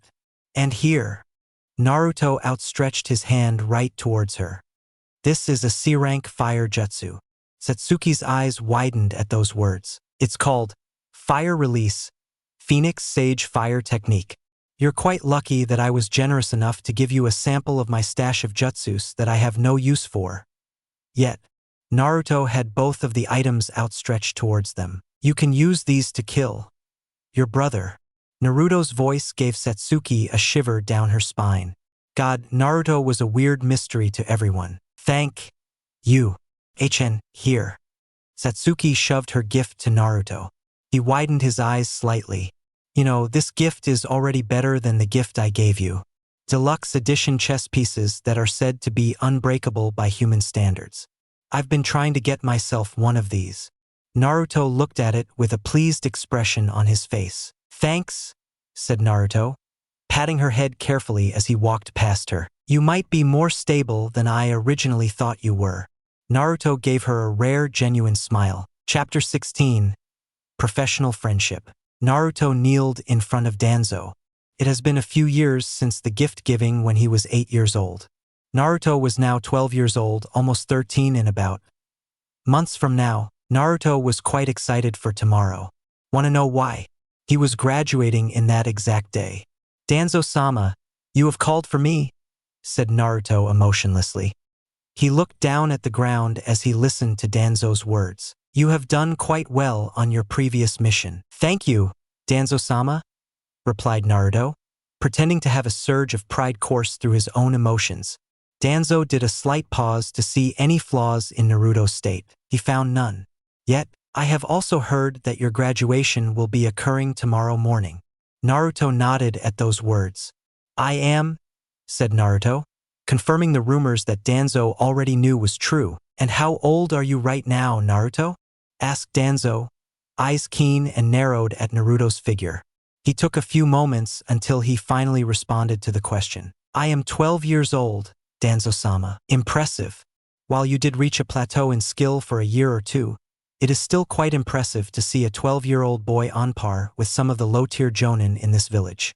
Naruto nodded, pretending to take that compliment with gratitude. Thank you, Danzo-sama, and since you will undoubtedly be graduating, I have thought of giving you a reward for your fine deed that you have done for Root as a whole. Naruto raised an eyebrow behind his mask, wondering what this reward might. I have taken upon myself to promote you and give you higher missions for the future. That will also mean that you will have to rapidly get stronger every day to keep up with the mission's difficulty. Naruto nodded, getting up from his kneeling. I understand, Danzo-sama. Danzo nodded at those words. You may take your leave, Naruto. He gestured towards the door, wanting Naruto to leave the room that Danzo was in. Danzo saw Naruto open and close the door as he left the room. Danzo narrowed his eyes at door. Are you plotting something against me? Or is there a hidden motive behind all those layers that you put all around yourself? Your intelligence exceeds mine. But the difference between you and me, Naruto, is the experience. I have lived almost 5 times the amount of years you have lived on this earth. Danzo thought, thinking about Naruto's potential hidden motive. Naruto sat on a tree branch, thinking about Danzo's next move. The intentions were quite clear about Naruto's promotion of mission difficulty. While he says he is doing this because of multitude of reasons, they're all just bullshit and fake. The real reason to keep me at a tighter surveillance. Naruto thought. But now you might be asking yourself, how are more difficult missions tying to tighter surveillance for Naruto? Quite simple actually. Since Danzo promoted me to higher and more difficult missions, I'll be having to be there more frequently. This is due to the reason that higher-ranked missions for Root are quite common to get. And since they are a lot more common to get, people will have to do them more often than not. Naruto thought, waiting for a certain someone. He suddenly felt the wind rush right behind. Naruto sighed, easily dodging the kunai by jumping in the air.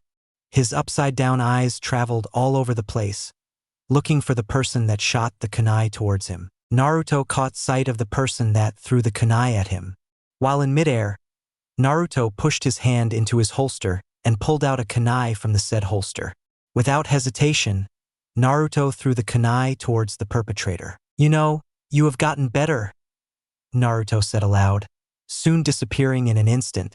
He appeared the perpetrator. A kunai pressed down the person's neck. But you're still not there yet, Satsuki. Naruto sighed, ducking towards ground to dodge a turnaround punch from Satsuki herself. He rolled away, dodging a stomp from Satsuki. Stop, ordered Naruto, blocking a punch from Satsuki. She gritted her teeth, bringing her leg up and attempting to kick Naruto in the stomach. Naruto dodged it stoically. I just need one hit off, yelled Satsuki, quickening her pace at punching and kicking. She was desperate to hit Naruto in the face. He raised an eyebrow, dodging each and every single one of the punches that were directed towards him. After a while, Satsuki grew tired from the continuous movement and gave up on trying to hit Naruto at all. Grr. Why the hell?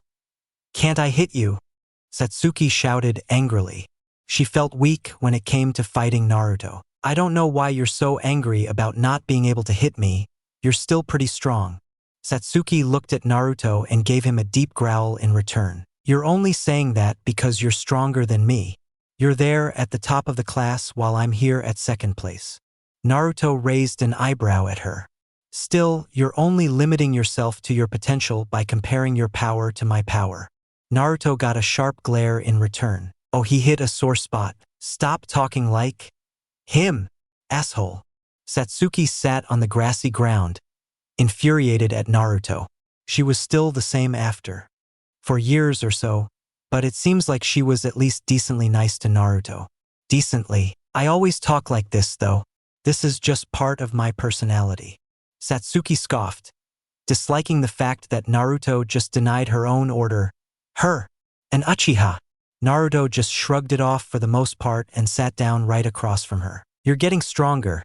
There's no doubt about that, praised Naruto, getting a smirk radiate off of Satsuki's mouth. It's obvious that I'm an Uchiha after all. Naruto ignored those words and looked at the sky above. You skipped class again, blurted Satsuki out. Naruto hummed at those words, knowing another batch of questions will be heard today once again. What about it? Naruto asked, looking up towards the sky. Your grades are going down because of your lack of appearance. It doesn't matter because the academy doesn't matter, responded Naruto, not caring about the academy and his current grades at all. And why does the academy not matter exactly? Satsuki asked in a very motherly tone. It just doesn't. The academy is only there to introduce us to the shinobi arts. If I were to already know those things, I don't need to be there. I'm already improving on my own at a pretty quick rate. Satsuki scoffed at him, throwing a kunai right next to his foot. Why do you care anyway? My reasons don't have anything to do with you at all. It's because you're my rival. I can't have you fall behind, said Satsuki, responding the question that Naruto had asked Satsuki. He took it as a valid answer that came from Satsuki. Naruto had to put up with Satsuki's bullshit almost every day now. They had to train together. Reason being, Satsuki asked for help from yours truly, a Hiku Naruto.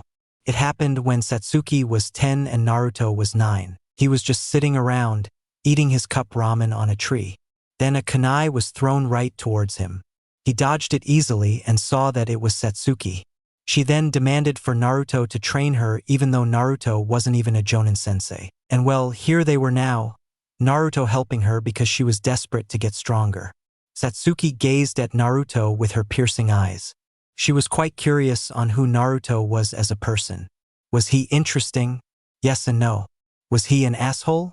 Yes. Is he too smart for his own good?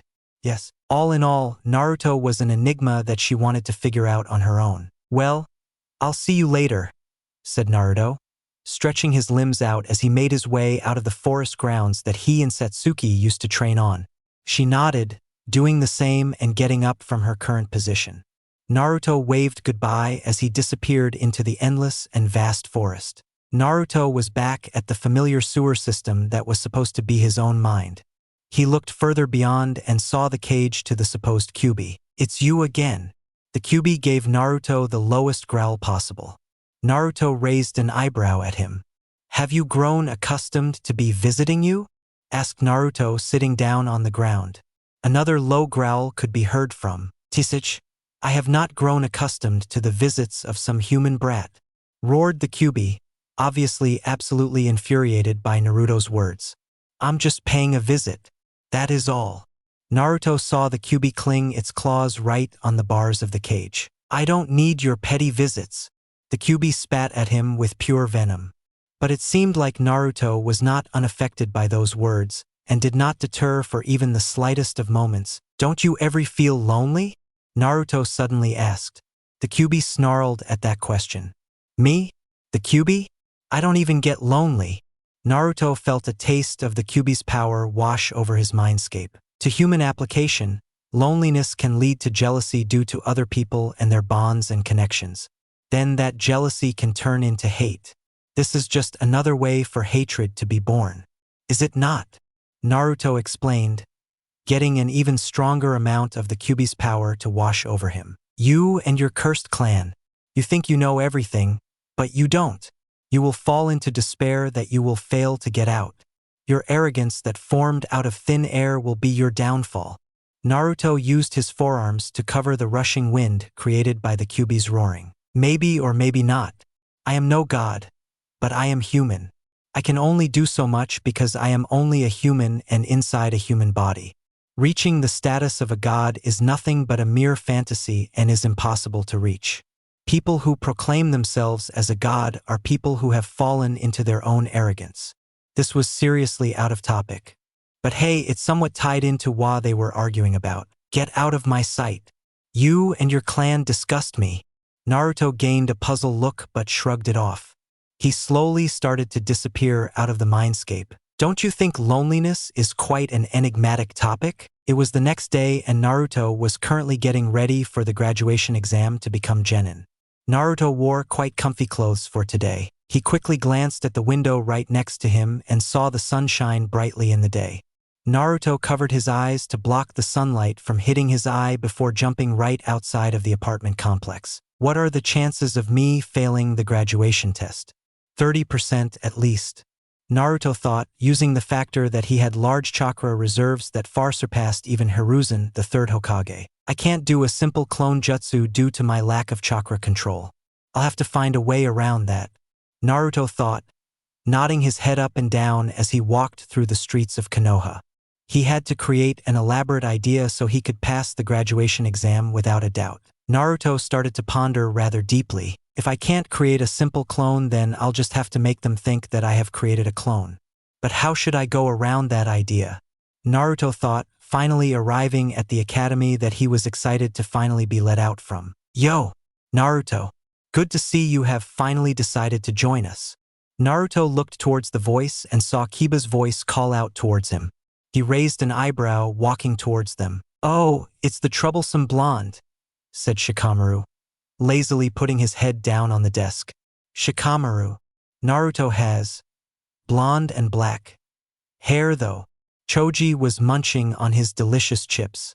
Shikamaru just sighed in response. That's correct. But his hair is mostly dominated by blonde hair, so I just use blonde instead of adding black to the sentence. Plus, it's way too troublesome to add another word when I could have it reduced. Choji sighed, still munching on his chips. So, since Satsuki isn't here, would you like to tell us what you two do all the time in forest? Thought you two hated each other. Though that seemed to change a few years ago. Naruto raised an eyebrow, confused at the words Kiba was implying. I do not follow. We only hold a professional friendship, if you may call it that. Kiba deadpanned at the two words. What the hell? Is a professional friendship? Asked Kiba. Naruto shrugged. I do not know. But if I had to guess, it would be similar to saying we are acquaintances. This was the best answer that Naruto could even possibly provide. Naruto, I don't think you are good at identifying what friendship and being an acquaintance is. Naruto looked at Shikamaru, confused. Before Naruto could say anything else, Satsuki slid the door open. As Satsuki walked towards her seat, she created and established eye contact with Naruto himself. Satsuki arrived at her seat and gestured for Naruto to sit right next to her. Looks like your partner wants to talk to you. Off you go. Kiba pushed Naruto away. God, they were a handful of complete weirdos. Naruto sighed, sitting right next to Satsuki. His face was still very stoic. Good morning, Satsuki. Chapter 17, Graduation. Good morning, Satsuki. Naruto was shot a knowing look by Kiba. He raised an eyebrow, confused at what Kiba was trying to message him. Naruto soon ignored this and went on with his day. He waited and waited as more people filled the room. Naruto saw you join the class and spared him a glare as he sat down at his own seat. Naruto sighed, regretting even sitting with Satsuki. Can I sit at my own seat now? Naruto asked, annoyed at the amount of glares that he was currently receiving. Satsuki looked at him and nodded her head up and down. Suit yourself. Naruto nodded, getting up from his seat and walked over to his that was just a few desks above hers. Naruto looked down everyone, noting how the amount of glares he was getting were slowly disappearing out of thin air. Irika appeared walking into class alongside Mizuki. You might be wondering about Mizuki. Well, he was a new teacher that appeared in this class to be an assistant for Irika. He first appeared when they were all at the ripe age of 9. Naruto didn't really like him. His ability as a chunin was below standards and should just be bumped down to genin. Good morning, Irika-sensei. Most of the class blurted out, annoying Naruto even more than usual. Yeah, this was one of the reasons why he skipped classes most of the time. The abundance of shouts and voices he hears from just this class was a nuisance to Naruto's ears. He guessed Satsuki was at least bearable to a very large extent. She was quiet when she wanted to and loud when she wanted to. All in all, she was quite the quiet person. As you know, today is your graduation. The class roared in excitement. Well, some roared in excitement. Some had tears welling up to their eyes.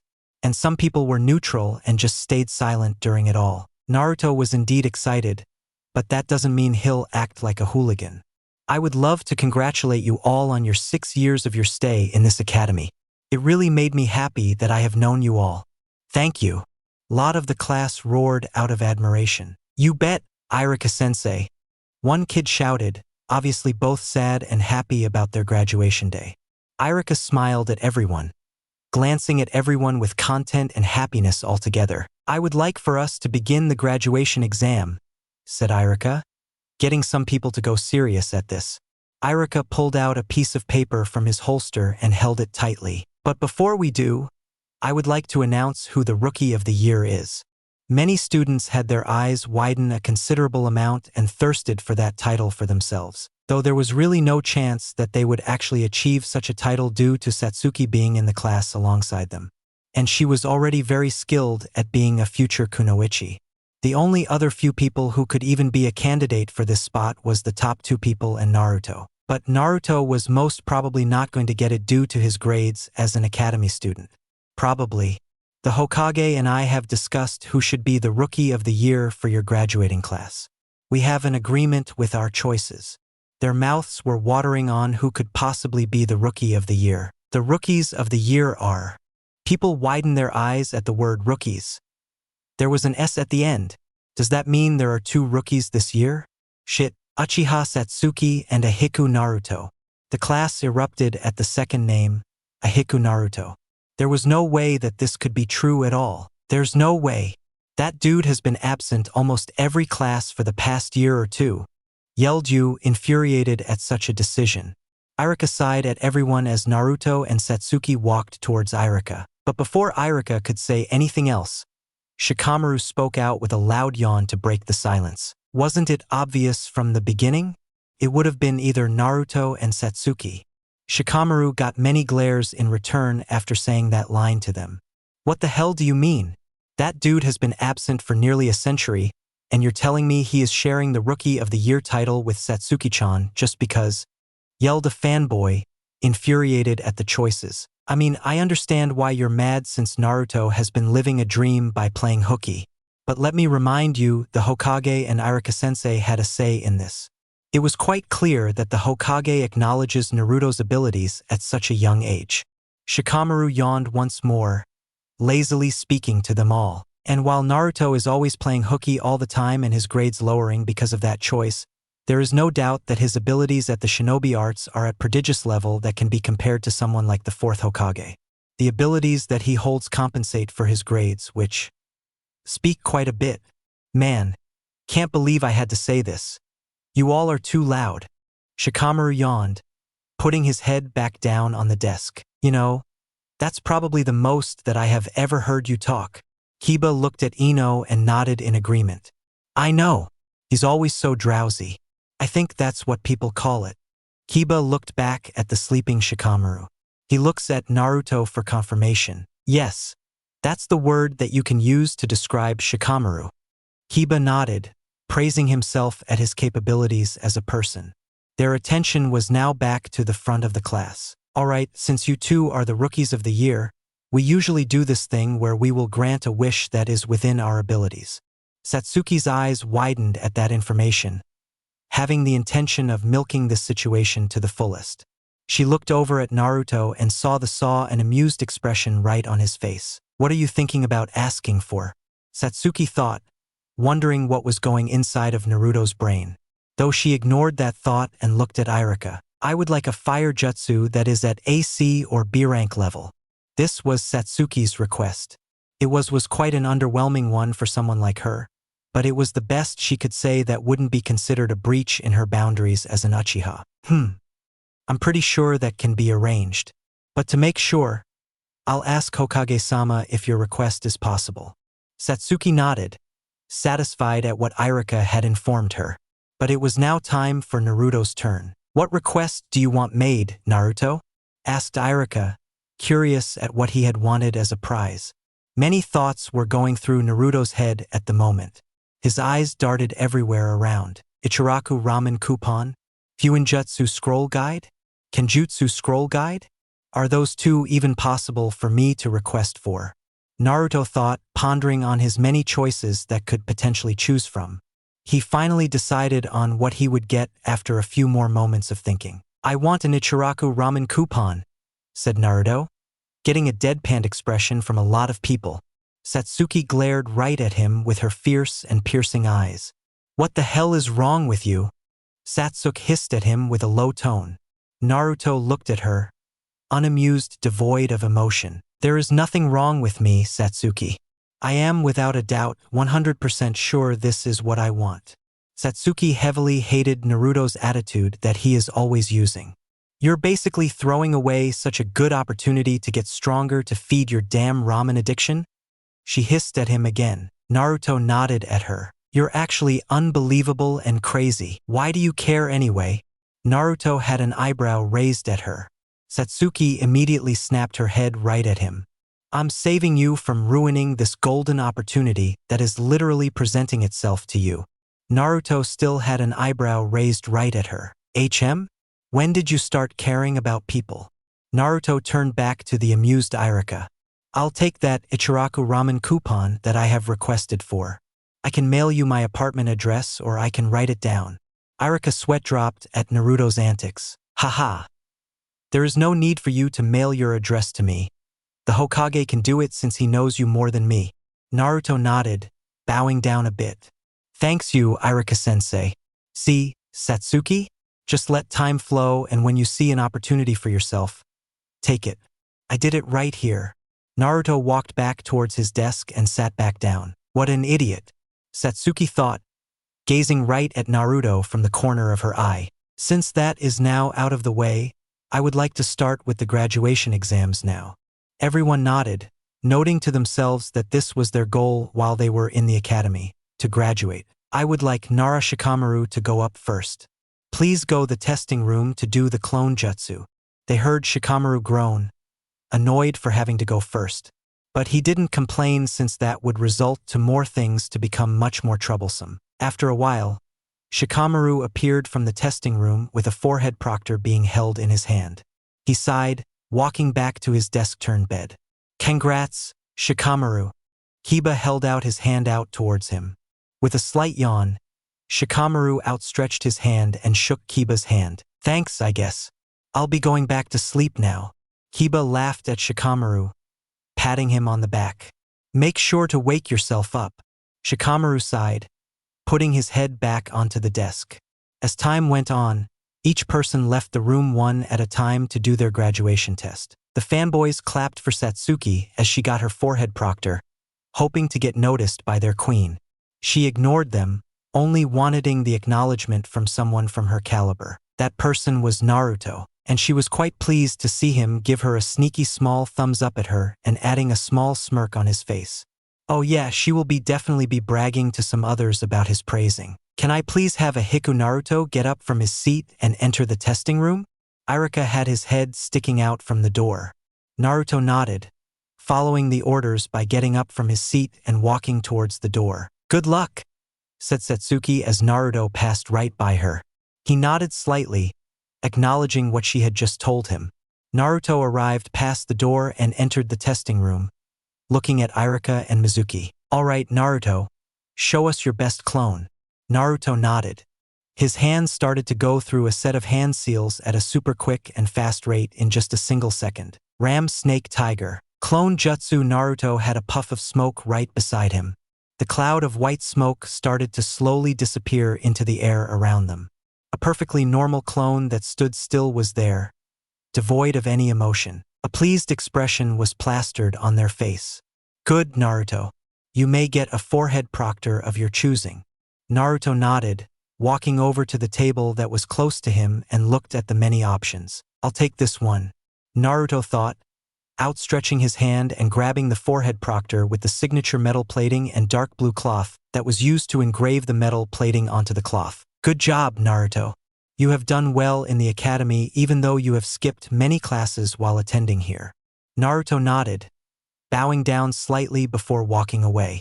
Naruto lightly sighed, knowing he did quite well in casting the genjutsu earlier ago. Wait. Genjutsu? Yes, Naruto had flashed his Sharingan for a moment to create a basic genjutsu that was quite hard to get out of since it was a genjutsu produced by the Sharingan. When Naruto had flashed his Sharingan for a split millisecond, Iruka and Mizuki had fell into his genjutsu where he had created it to where he made it seem like he had created a successful basic clone jutsu that was necessary to pass the graduation exam. But in reality, it would have just been a clone that was all blue and dead on the ground. He then released the genjutsu the exact moment the clone puffed away out of existence. He had thought of this plan before he entered the room. Naruto stepped outside the room with the forehead proctor right around his forehead. He walked towards his head, seeing a nod of approval from SASUKE herself. A ninja. Huh? You have called for me, Danzo-sama? Naruto was in front of Danzo, waiting for what he had been called for. It was just about an hour or two before midnight officially began. Naruto was kneeling down. Do you know of the man named Mizuki? Danzo's old and wise tone asked Naruto. He raised an eyebrow, nodding his head at Danzo to answer his question. Mizuki is an academy teacher, an assistant teacher for Iruka. Danzo nodded, already knowing this information at hand. Naruto, an acquaintance of mine has told me that they do not have use for Mizuki anymore. Danzo first began, creating suspense with this slight pause. They had told me that Mizuki was falling below the expectations and wants him dead, but the said person can't step into Konoha without any consequences. Naruto nodded, ready to kill Mizuki without any hesitation. So I would like for you to do the dirty work and kill or at least subdue him so Hiruzen can take it further. Naruto nodded once more, standing up to face Danzo. My acquaintance has told me that he was sent here to get the forbidden scroll that Hiruzen has locked up. Do whatever it takes to take Mizuki out. Dead or alive, just take him out. Yes, Danzo-sama, said Naruto. He disappeared. Chapter 18, The Forbidden Scroll. Naruto was in a normal attire as he walked through the empty streets of Konoha. He had to create a plan that would make it seem like he was forced into a situation where he had to fight Mizuki. Naruto had been told that Mizuki would be taking a route that would lead himself out of Konoha. The real question that was needed to be asked was, what is Mizuki's possible route? I'm sure he wouldn't take a route that has very important people living throughout the route. Naruto thought, continuing to walk in the empty streets of the village named Konoha. He had to create a plan that was efficient and held no flaws whatsoever. Naruto put 2 fingers right up to his chin, making it seem like he was trying to hold it. Thoughts and thoughts roamed through his head. Then which route is most optimal for his escape? Naruto thought, wondering what could be the best escape for him. He narrowed his eyes at the ground below. Did he even create an optimal plan for his escape? He had to. Konoha is much more difficult to escape from than just infiltrating in. Naruto thought, suddenly jumping on a building. His hair flowed through the night sky as he jumped from tree to tree. His eyes traveled as he tried predicting of a route that Mizuki could potentially take. Naruto furrowed his eyebrows right together. Maybe he could make a route to the quieter part of the village? Naruto thought, his eyes looking right behind him. He looked over there for a split second before turning his head back to the front. Nah, that would take too long for Mizuki. It would also risk him of showing his cover, since there are parts throughout the village. Naruto thought, jumping right on top of another building. Then that leaves for Mizuki to escape using the vast forests that is around Konoha. There is also a lot of forests inside of Konoha that he could use throughout the escape. Naruto thought, landing right on top of a building. Then which forest is closest to the Hokage residence? Naruto thought, quickly closing in on the Hokage residence at a quick and silent speed. Once he was close enough, Naruto stood on top of a stone pillar, looking right at the Hokage residence with his deep azure eyes. Now, did Mizuki already get the forbidden scroll? Or is he trying to get it now? Naruto thought, observing the area of the Hokage residence with his eyes. Naruto lightly raised an eyebrow. There was someone there. There was a slight shadow that was silently moving up the Hokage residence. The said shadow seemed to have disappeared right after due to the shadow entering the Hokage residence. Naruto narrowed his eyes. Seems like that was Mizuki. Naruto thought, looking to the side that Mizuki had came from. He noted that he had came out of a forest to the right of the Hokage residence. Naruto nodded at that bit of information. It's highly likely that Mizuki would try and actually go that route once more to try and secure the forbidden scroll. Naruto thought, silently jumping down to the ground. He knows that path much better and clearer since he actually used it instead of a path that he did not actually use. Naruto thought, making his way towards the forest that Mizuki had appeared right out from. Now to make this seem like a coincidental encounter. Naruto thought, entering the forest without much or any hesitation glooming throughout his entire head. Mizuki had finally done it. He had finally achieved the forbidden scroll that he needed. A large devilish smile was plastered right on his face due to his success with stealing the forbidden scroll. I got it. I got ITTT. Mizuki yelled in his mind, finally knowing that he had finished his mission to get the forbidden scroll that was residing in the Hokage residence. Now, I only need to give this to Orochimaru-sama. Mizuki thought, already tasting the victory that was rushing throughout his entire body. He was content at his achievement that he had managed to pull during midnight. Konoha has lost its touch. Orochimaru-sama was right. This place was a waste of trash. Mizuki thought as he rushed into the same forest that he had used to get to the Hokage residence. All I need to do is get myself out of Konoha. Ha ha ha ha ha. Mizuki was laughing inside his mind, excited for the reward that this Orochimaru person was going to give him for his successful mission achievement. But as he was running, he saw something in the distance of him. Mizuki slightly slowed down and squinted his eyes to get a better look at the thing from afar. He widened his eyes. Naruto. Mizuki thought, gulping down a lump that was forming down his throat. God, he felt something imaginary rise from his body. He was getting nervous at his presence. Naruto. Mizuki called out as he got near Naruto. His head that was formerly looking down on the ground snapped right up towards Mizuki. Mizuki-sensei? Naruto raised an eyebrow, getting closer to each other every second that they took a step. What are you doing here, Naruto? Asked Mizuki, nervous that he might get caught. Naruto shrugged right at him, looking around the area that the two were in. I guess I was taken by the road of life. I just somehow got here. Mizuki nervously laughed at that. God, what was he? Getting scared of an academy student. Naruto looked at him. What about you? What was your reason being here? There was a tone that Mizuki couldn't identify correctly. The tone was almost condescending. Mizuki inhaled and exhaled slightly. I guess. The road of life took me here also. Naruto nodded, seemingly seeing that as valid excuse. Naruto started to slowly walk right past him. Well, good luck on what life is unfolding for you. But do take care of that scroll. It seems like it holds a lot of secrets. Don't you think? Mizuki slightly widened his eyes at that. Did he know? No, he couldn't know. He was only an academy student, for God's sake. Yeah, will do, said Mizuki, slowly walking right past Naruto as well. But as soon as they crossed each other, Naruto stopped walking from behind. Oh, and it seems that you are quite nervous. Is there a reason for that? Naruto asked, getting Mizuki to stop right at his tracks abruptly. Mizuki was absolutely shitting his pants at this situation. I am not nervous, Naruto. I think you got it all wrong. Shit, he was nervous. This mission was killing him on the inside out. Mizuki could practically imagine Naruto raising an eyebrow right behind him. Oh, did Naruto mention that he was raising an eyebrow right now? That seems odd. From the moment we met, I noticed many things that might have indicated that you are currently nervous. Naruto was now fully turned a few feet away from behind. Mizuki looked behind him and saw Naruto's stoic face. And those W were? Mizuki asked, feeling like a whole lot of bricks were being piled right on top of his body.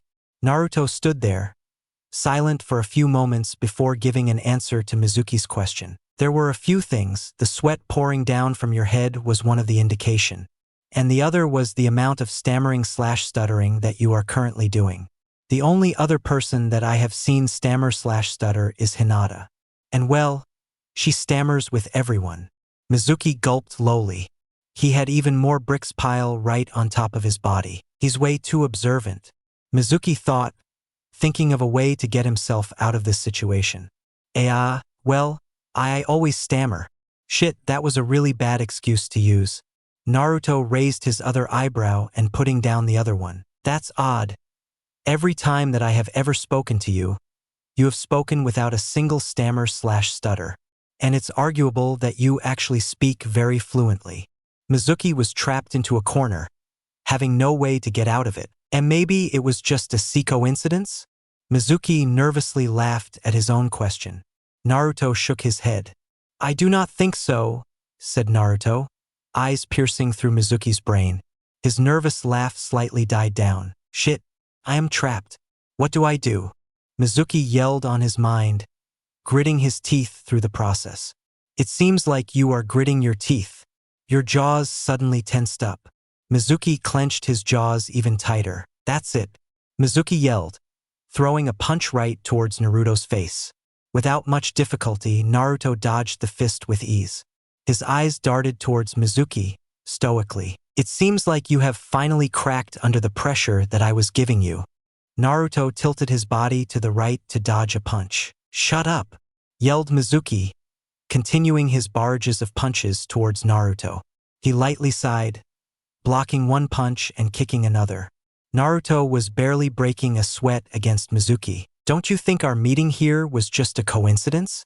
Naruto asked, ducking towards the ground to dodge a quick to the abdomen. Mizuki was getting tired at the continuous amounts of punches and kicks that he was throwing. The hell do you mean? Mizuki huffed, quickly getting tired due to the amount of stamina that he was currently wasting. But if you were to look at Naruto, you would see that he was barely wasting any. This encounter that we're having is not merely just a coincidence. I had planned this out. You were always a suspicious person the moment you became the assistant teacher for Irika. Naruto dodged a punch, then gave a sucker punch towards Mizuki's face. He was blown back, falling towards the ground that the two stood on. I was on top of a building and saw you sneak inside the Hokage residence.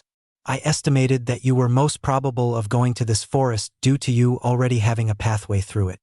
Mizuki widened his eyes at Naruto. He was figured out. You damn child. Mizuki stood back up, throwing the forbidden scroll to the side. He felt the extra weight that the scroll was giving him suddenly take off.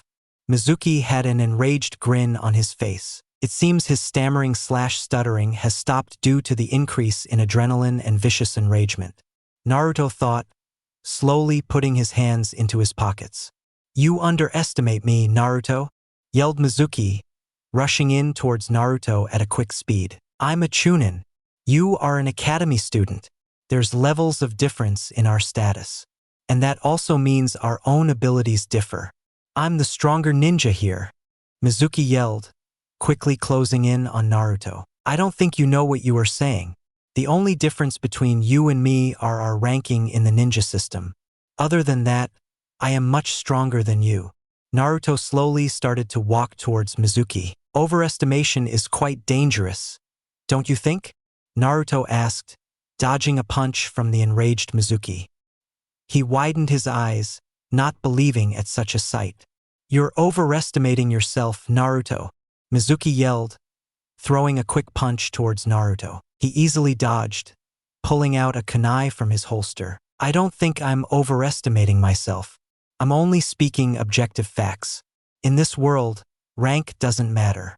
If someone like me can defeat a low-class Chunin like you, then it really doesn't. Naruto did one quick motion. In a split second, there was a tear that appeared on Mizuki's vest. If you were to look even closer, you would see that the tear reached all the way towards Mizuki's skin. The kunai had managed to pierce Mizuki's flesh. Blood came gushing right out of the wound. He widened his eyes, backing away from Naruto. He's dangerous, Mizuki thought, feeling the stinging from the small gash on his chest. He gritted his teeth, looking towards Naruto with such fiery rage.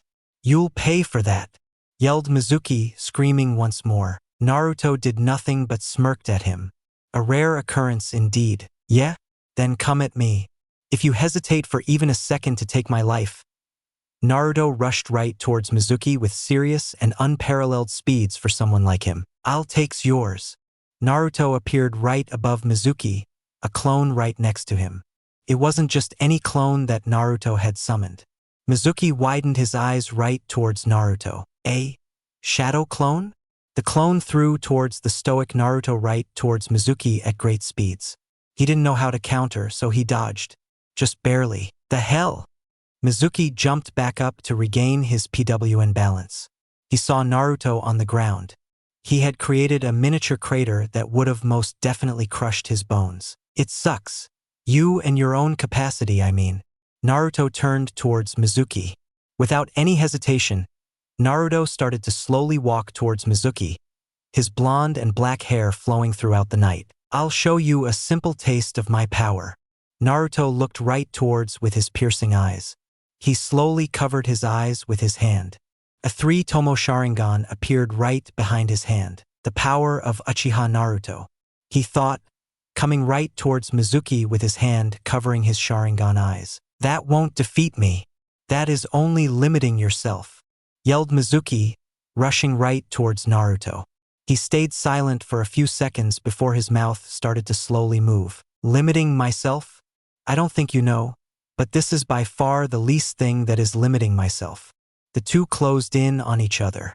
They were just meters apart. "Because this is the difference between you and me. I know your limits and capacity as a regular Chunin. But me? I am an enigma and you have no idea what my actual limits are." Naruto jumped over Mizuki, throwing a kunai. The said kunai pierced Mizuki's shoulder. "The moment you thought of trying to steal the forbidden scroll, you lost terribly. I am the worst match for you and a lot of others." Naruto threw another kunai towards Mizuki's leg, stopping him from trying to dodge. Naruto summoned a shadow clone right beside him while he was in the air. The shadow clone that he had summoned placed his hands right on the real Naruto's back. He threw Naruto right towards Mizuki at great speeds. The air around them shifted and distorted, backing away from Naruto's intensity and power. Checkmate. Naruto landing right on top of Mizuki's back. A small explosion appeared all around them all. The bit of the dirt that was on the ground became a substitute for clouds of smoke. Naruto's shadow clone dispersed itself. The clouds of dirt slowly started to subside and disappear, revealing a bloody Mizuki laying on the ground, groaning in pain as he slowly lost consciousness from the amount of pain and pressure he was currently getting. Naruto was standing on top of Mizuki. His Sharingan was deactivated, letting him slowly take his hand right off of his face. A slight sigh escaped Naruto's face as he looked up at the night sky. A barrage of Chunin and Jonin appeared all around him. "I win." Chapter 19, Grandson. Naruto sat the Hokage residence, right in front of Hiruzen. He had his eyes stuck on Hiruzen like a hawk and observed his every movement with such accuracy. "You know what you did, Naruto?" asked Hiruzen, walking back and forth in a very tired way. He had a facial expression that had much indifference in it. Naruto shook his head as a response. "No, Hokage-sama. I do not know what I did," said Naruto, looking right towards Hiruzen with his sharp and dangerous azure eyes. Hiruzen glanced back at Naruto with a sigh. "You managed to take down a Chunin-level traitor that was about to get away with the forbidden scroll." Naruto nodded, though a bit confused at what Hiruzen was saying. "Mizuki wasn't very strong for a Chunin," said Naruto, blurting out something that some may interpret as just plain and old classic arrogance being said by Naruto himself. You may say that, but he is still indeed a Chunin rank opponent." Naruto still had a look of confusion plastered on his face. "But I don't get it, he didn't seem all that strong to me. He is a Chunin level opponent, but he didn't show me any Chunin level capabilities." Hiruzen just chuckled at Naruto's words. "Or maybe you were too strong and overwhelmed him with your power. Have you ever thought of that?" Hiruzen tried entertaining a new thought inside of Naruto's head. That doesn't change the fact that he was way too underwhelming when fighting him. Maybe or maybe not. But I do applaud you for your work on defeating Mizuki with relative ease, if you could say. Naruto nodded, slightly and lightly bowing towards Hiruzen, the third Hokage. My pleasure, Hokage-sama, said Naruto, slowly turning around to walk to the door that was right behind him. Hiruzen watched as Naruto opened and closed the door as he went out of the room. Once Naruto had left, Hiruzen gave out a heavy sigh. God, I'm getting too old for this shit, Hiruzen thought, sitting down on the chair that was so used to sitting right down on. He looked up at the ceiling, contemplating about his current life. Mission accomplished, Danzo-sama. Naruto now kneeled in front of Danzo now that he was at the Root Umbu HQ. He was pleased with Naruto's work as a Root member. Good.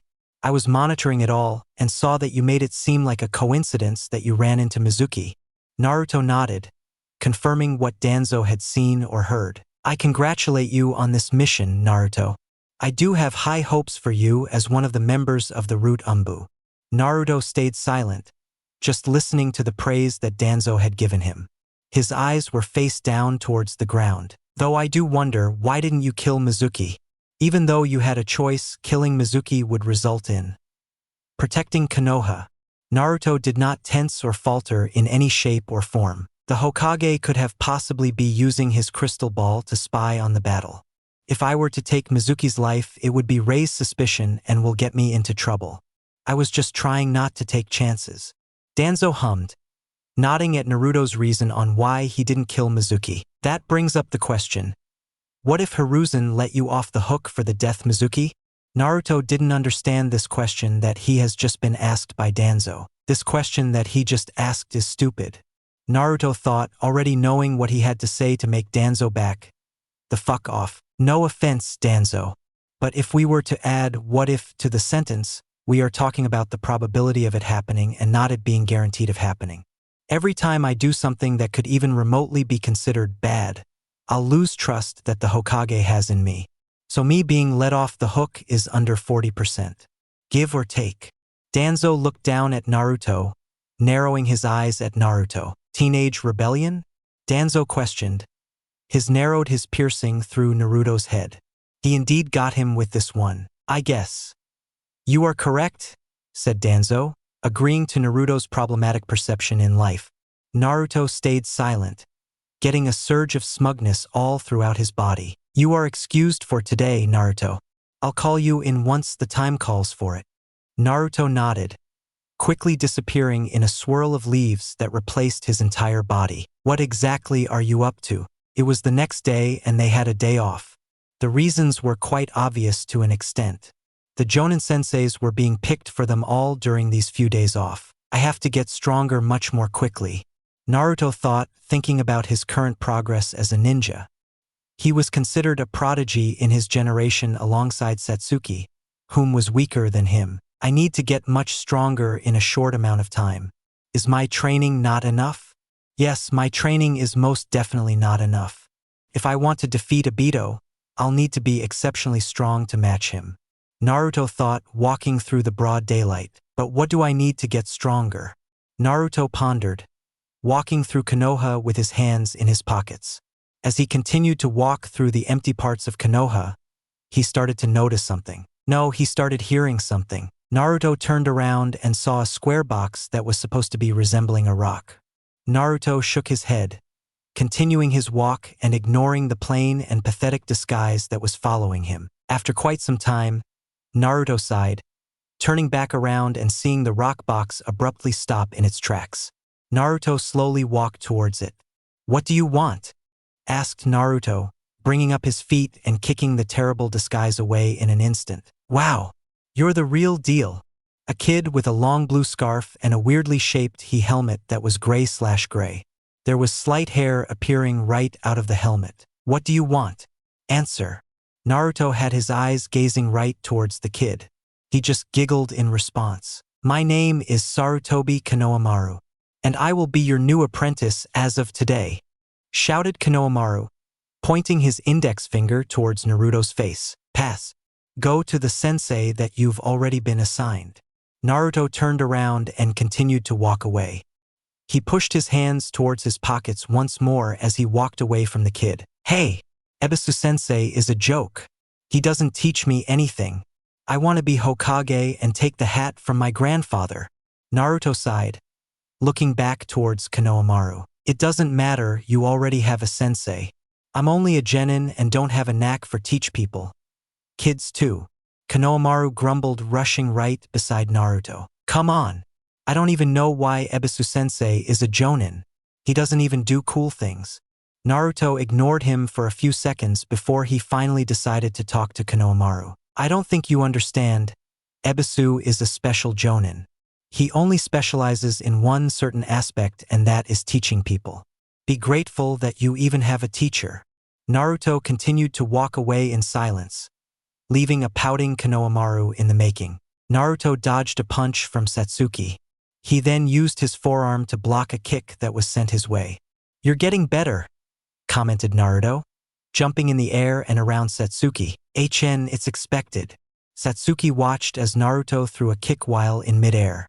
She reacted quickly, doing a kick of her own to block the kick that Naruto had sent towards her. Naruto landed on the ground. Without much hesitation, Naruto gained momentum and slid through Satsuki's legs. She abruptly stopped, gaining a whole load of red and pink all over her face. Pervert! Yelled Satsuki, angrily glaring at Naruto as she closed her thighs. Naruto got up and regained his balance, glancing at Satsuki with a raised eyebrow. You misunderstand. I didn't even look up at all. You're also wearing a pair of pants and not a skirt. Your claim of me being a pervert is not valid at all. Just drop it. I win. Naruto dropped down to the ground, looking up to the sky. Whatever. I'm out of your league anyway. Naruto shrugged, raising his eyebrow once more. I thought you said you didn't care about looks? Your chances of dating you lowered. Naruto looked up towards the sky. He heard a loud growl from Satsuki. The hell did you say? Satsuki yelled, making her way towards Naruto in a very angry manner. Oh, Naruto said something wrong. What did I do? Naruto asked, seemingly confused at what he could have possibly done to piss Satsuki off. You know what you said. There's no way I'm ever dating him in my lifetime. Satsuki grabbed Naruto's front part of his shirt and rocked him back and forth. Naruto's head was bobbing at a ridiculous rate. How will you rebuild the clan then? If you date no one, then there will be no clan being so-called rebuilt. Satsuki looked at Naruto. She couldn't believe how weird Naruto looks. No, not his good-looking face, his facial expression. It was just so blank. I'll find someone, idiot. Satsuki growled at him, angry at Naruto's emotionless antics. He shrugged his shoulders, pointing towards the side of them. Satsuki looked towards where Naruto was pointing at and saw something weird. Who uses a square box rock as a disguise? Naruto sighed, already knowing who the person is. Konohamaru. You can stop using the disguise now. As soon as that was heard, the terrible disguise was suddenly thrown away. What's up, sensei? Shouted Konohamaru, grinning from ear to ear as he walked towards the two. Satsuki looked towards Naruto, an eyebrow raised right at him. You have a student now? Loser. Naruto shook his at her, disappointed at her comment. He's not my student. He's begging me for him to be my student. Satsuki scoffed, looking down at Konohamaru. He looks like a bratty twerp. Hey, I'm not a twerp, yelled Konohamaru, glaring at Satsuki with fiery rage. Yeah, keep telling yourself that.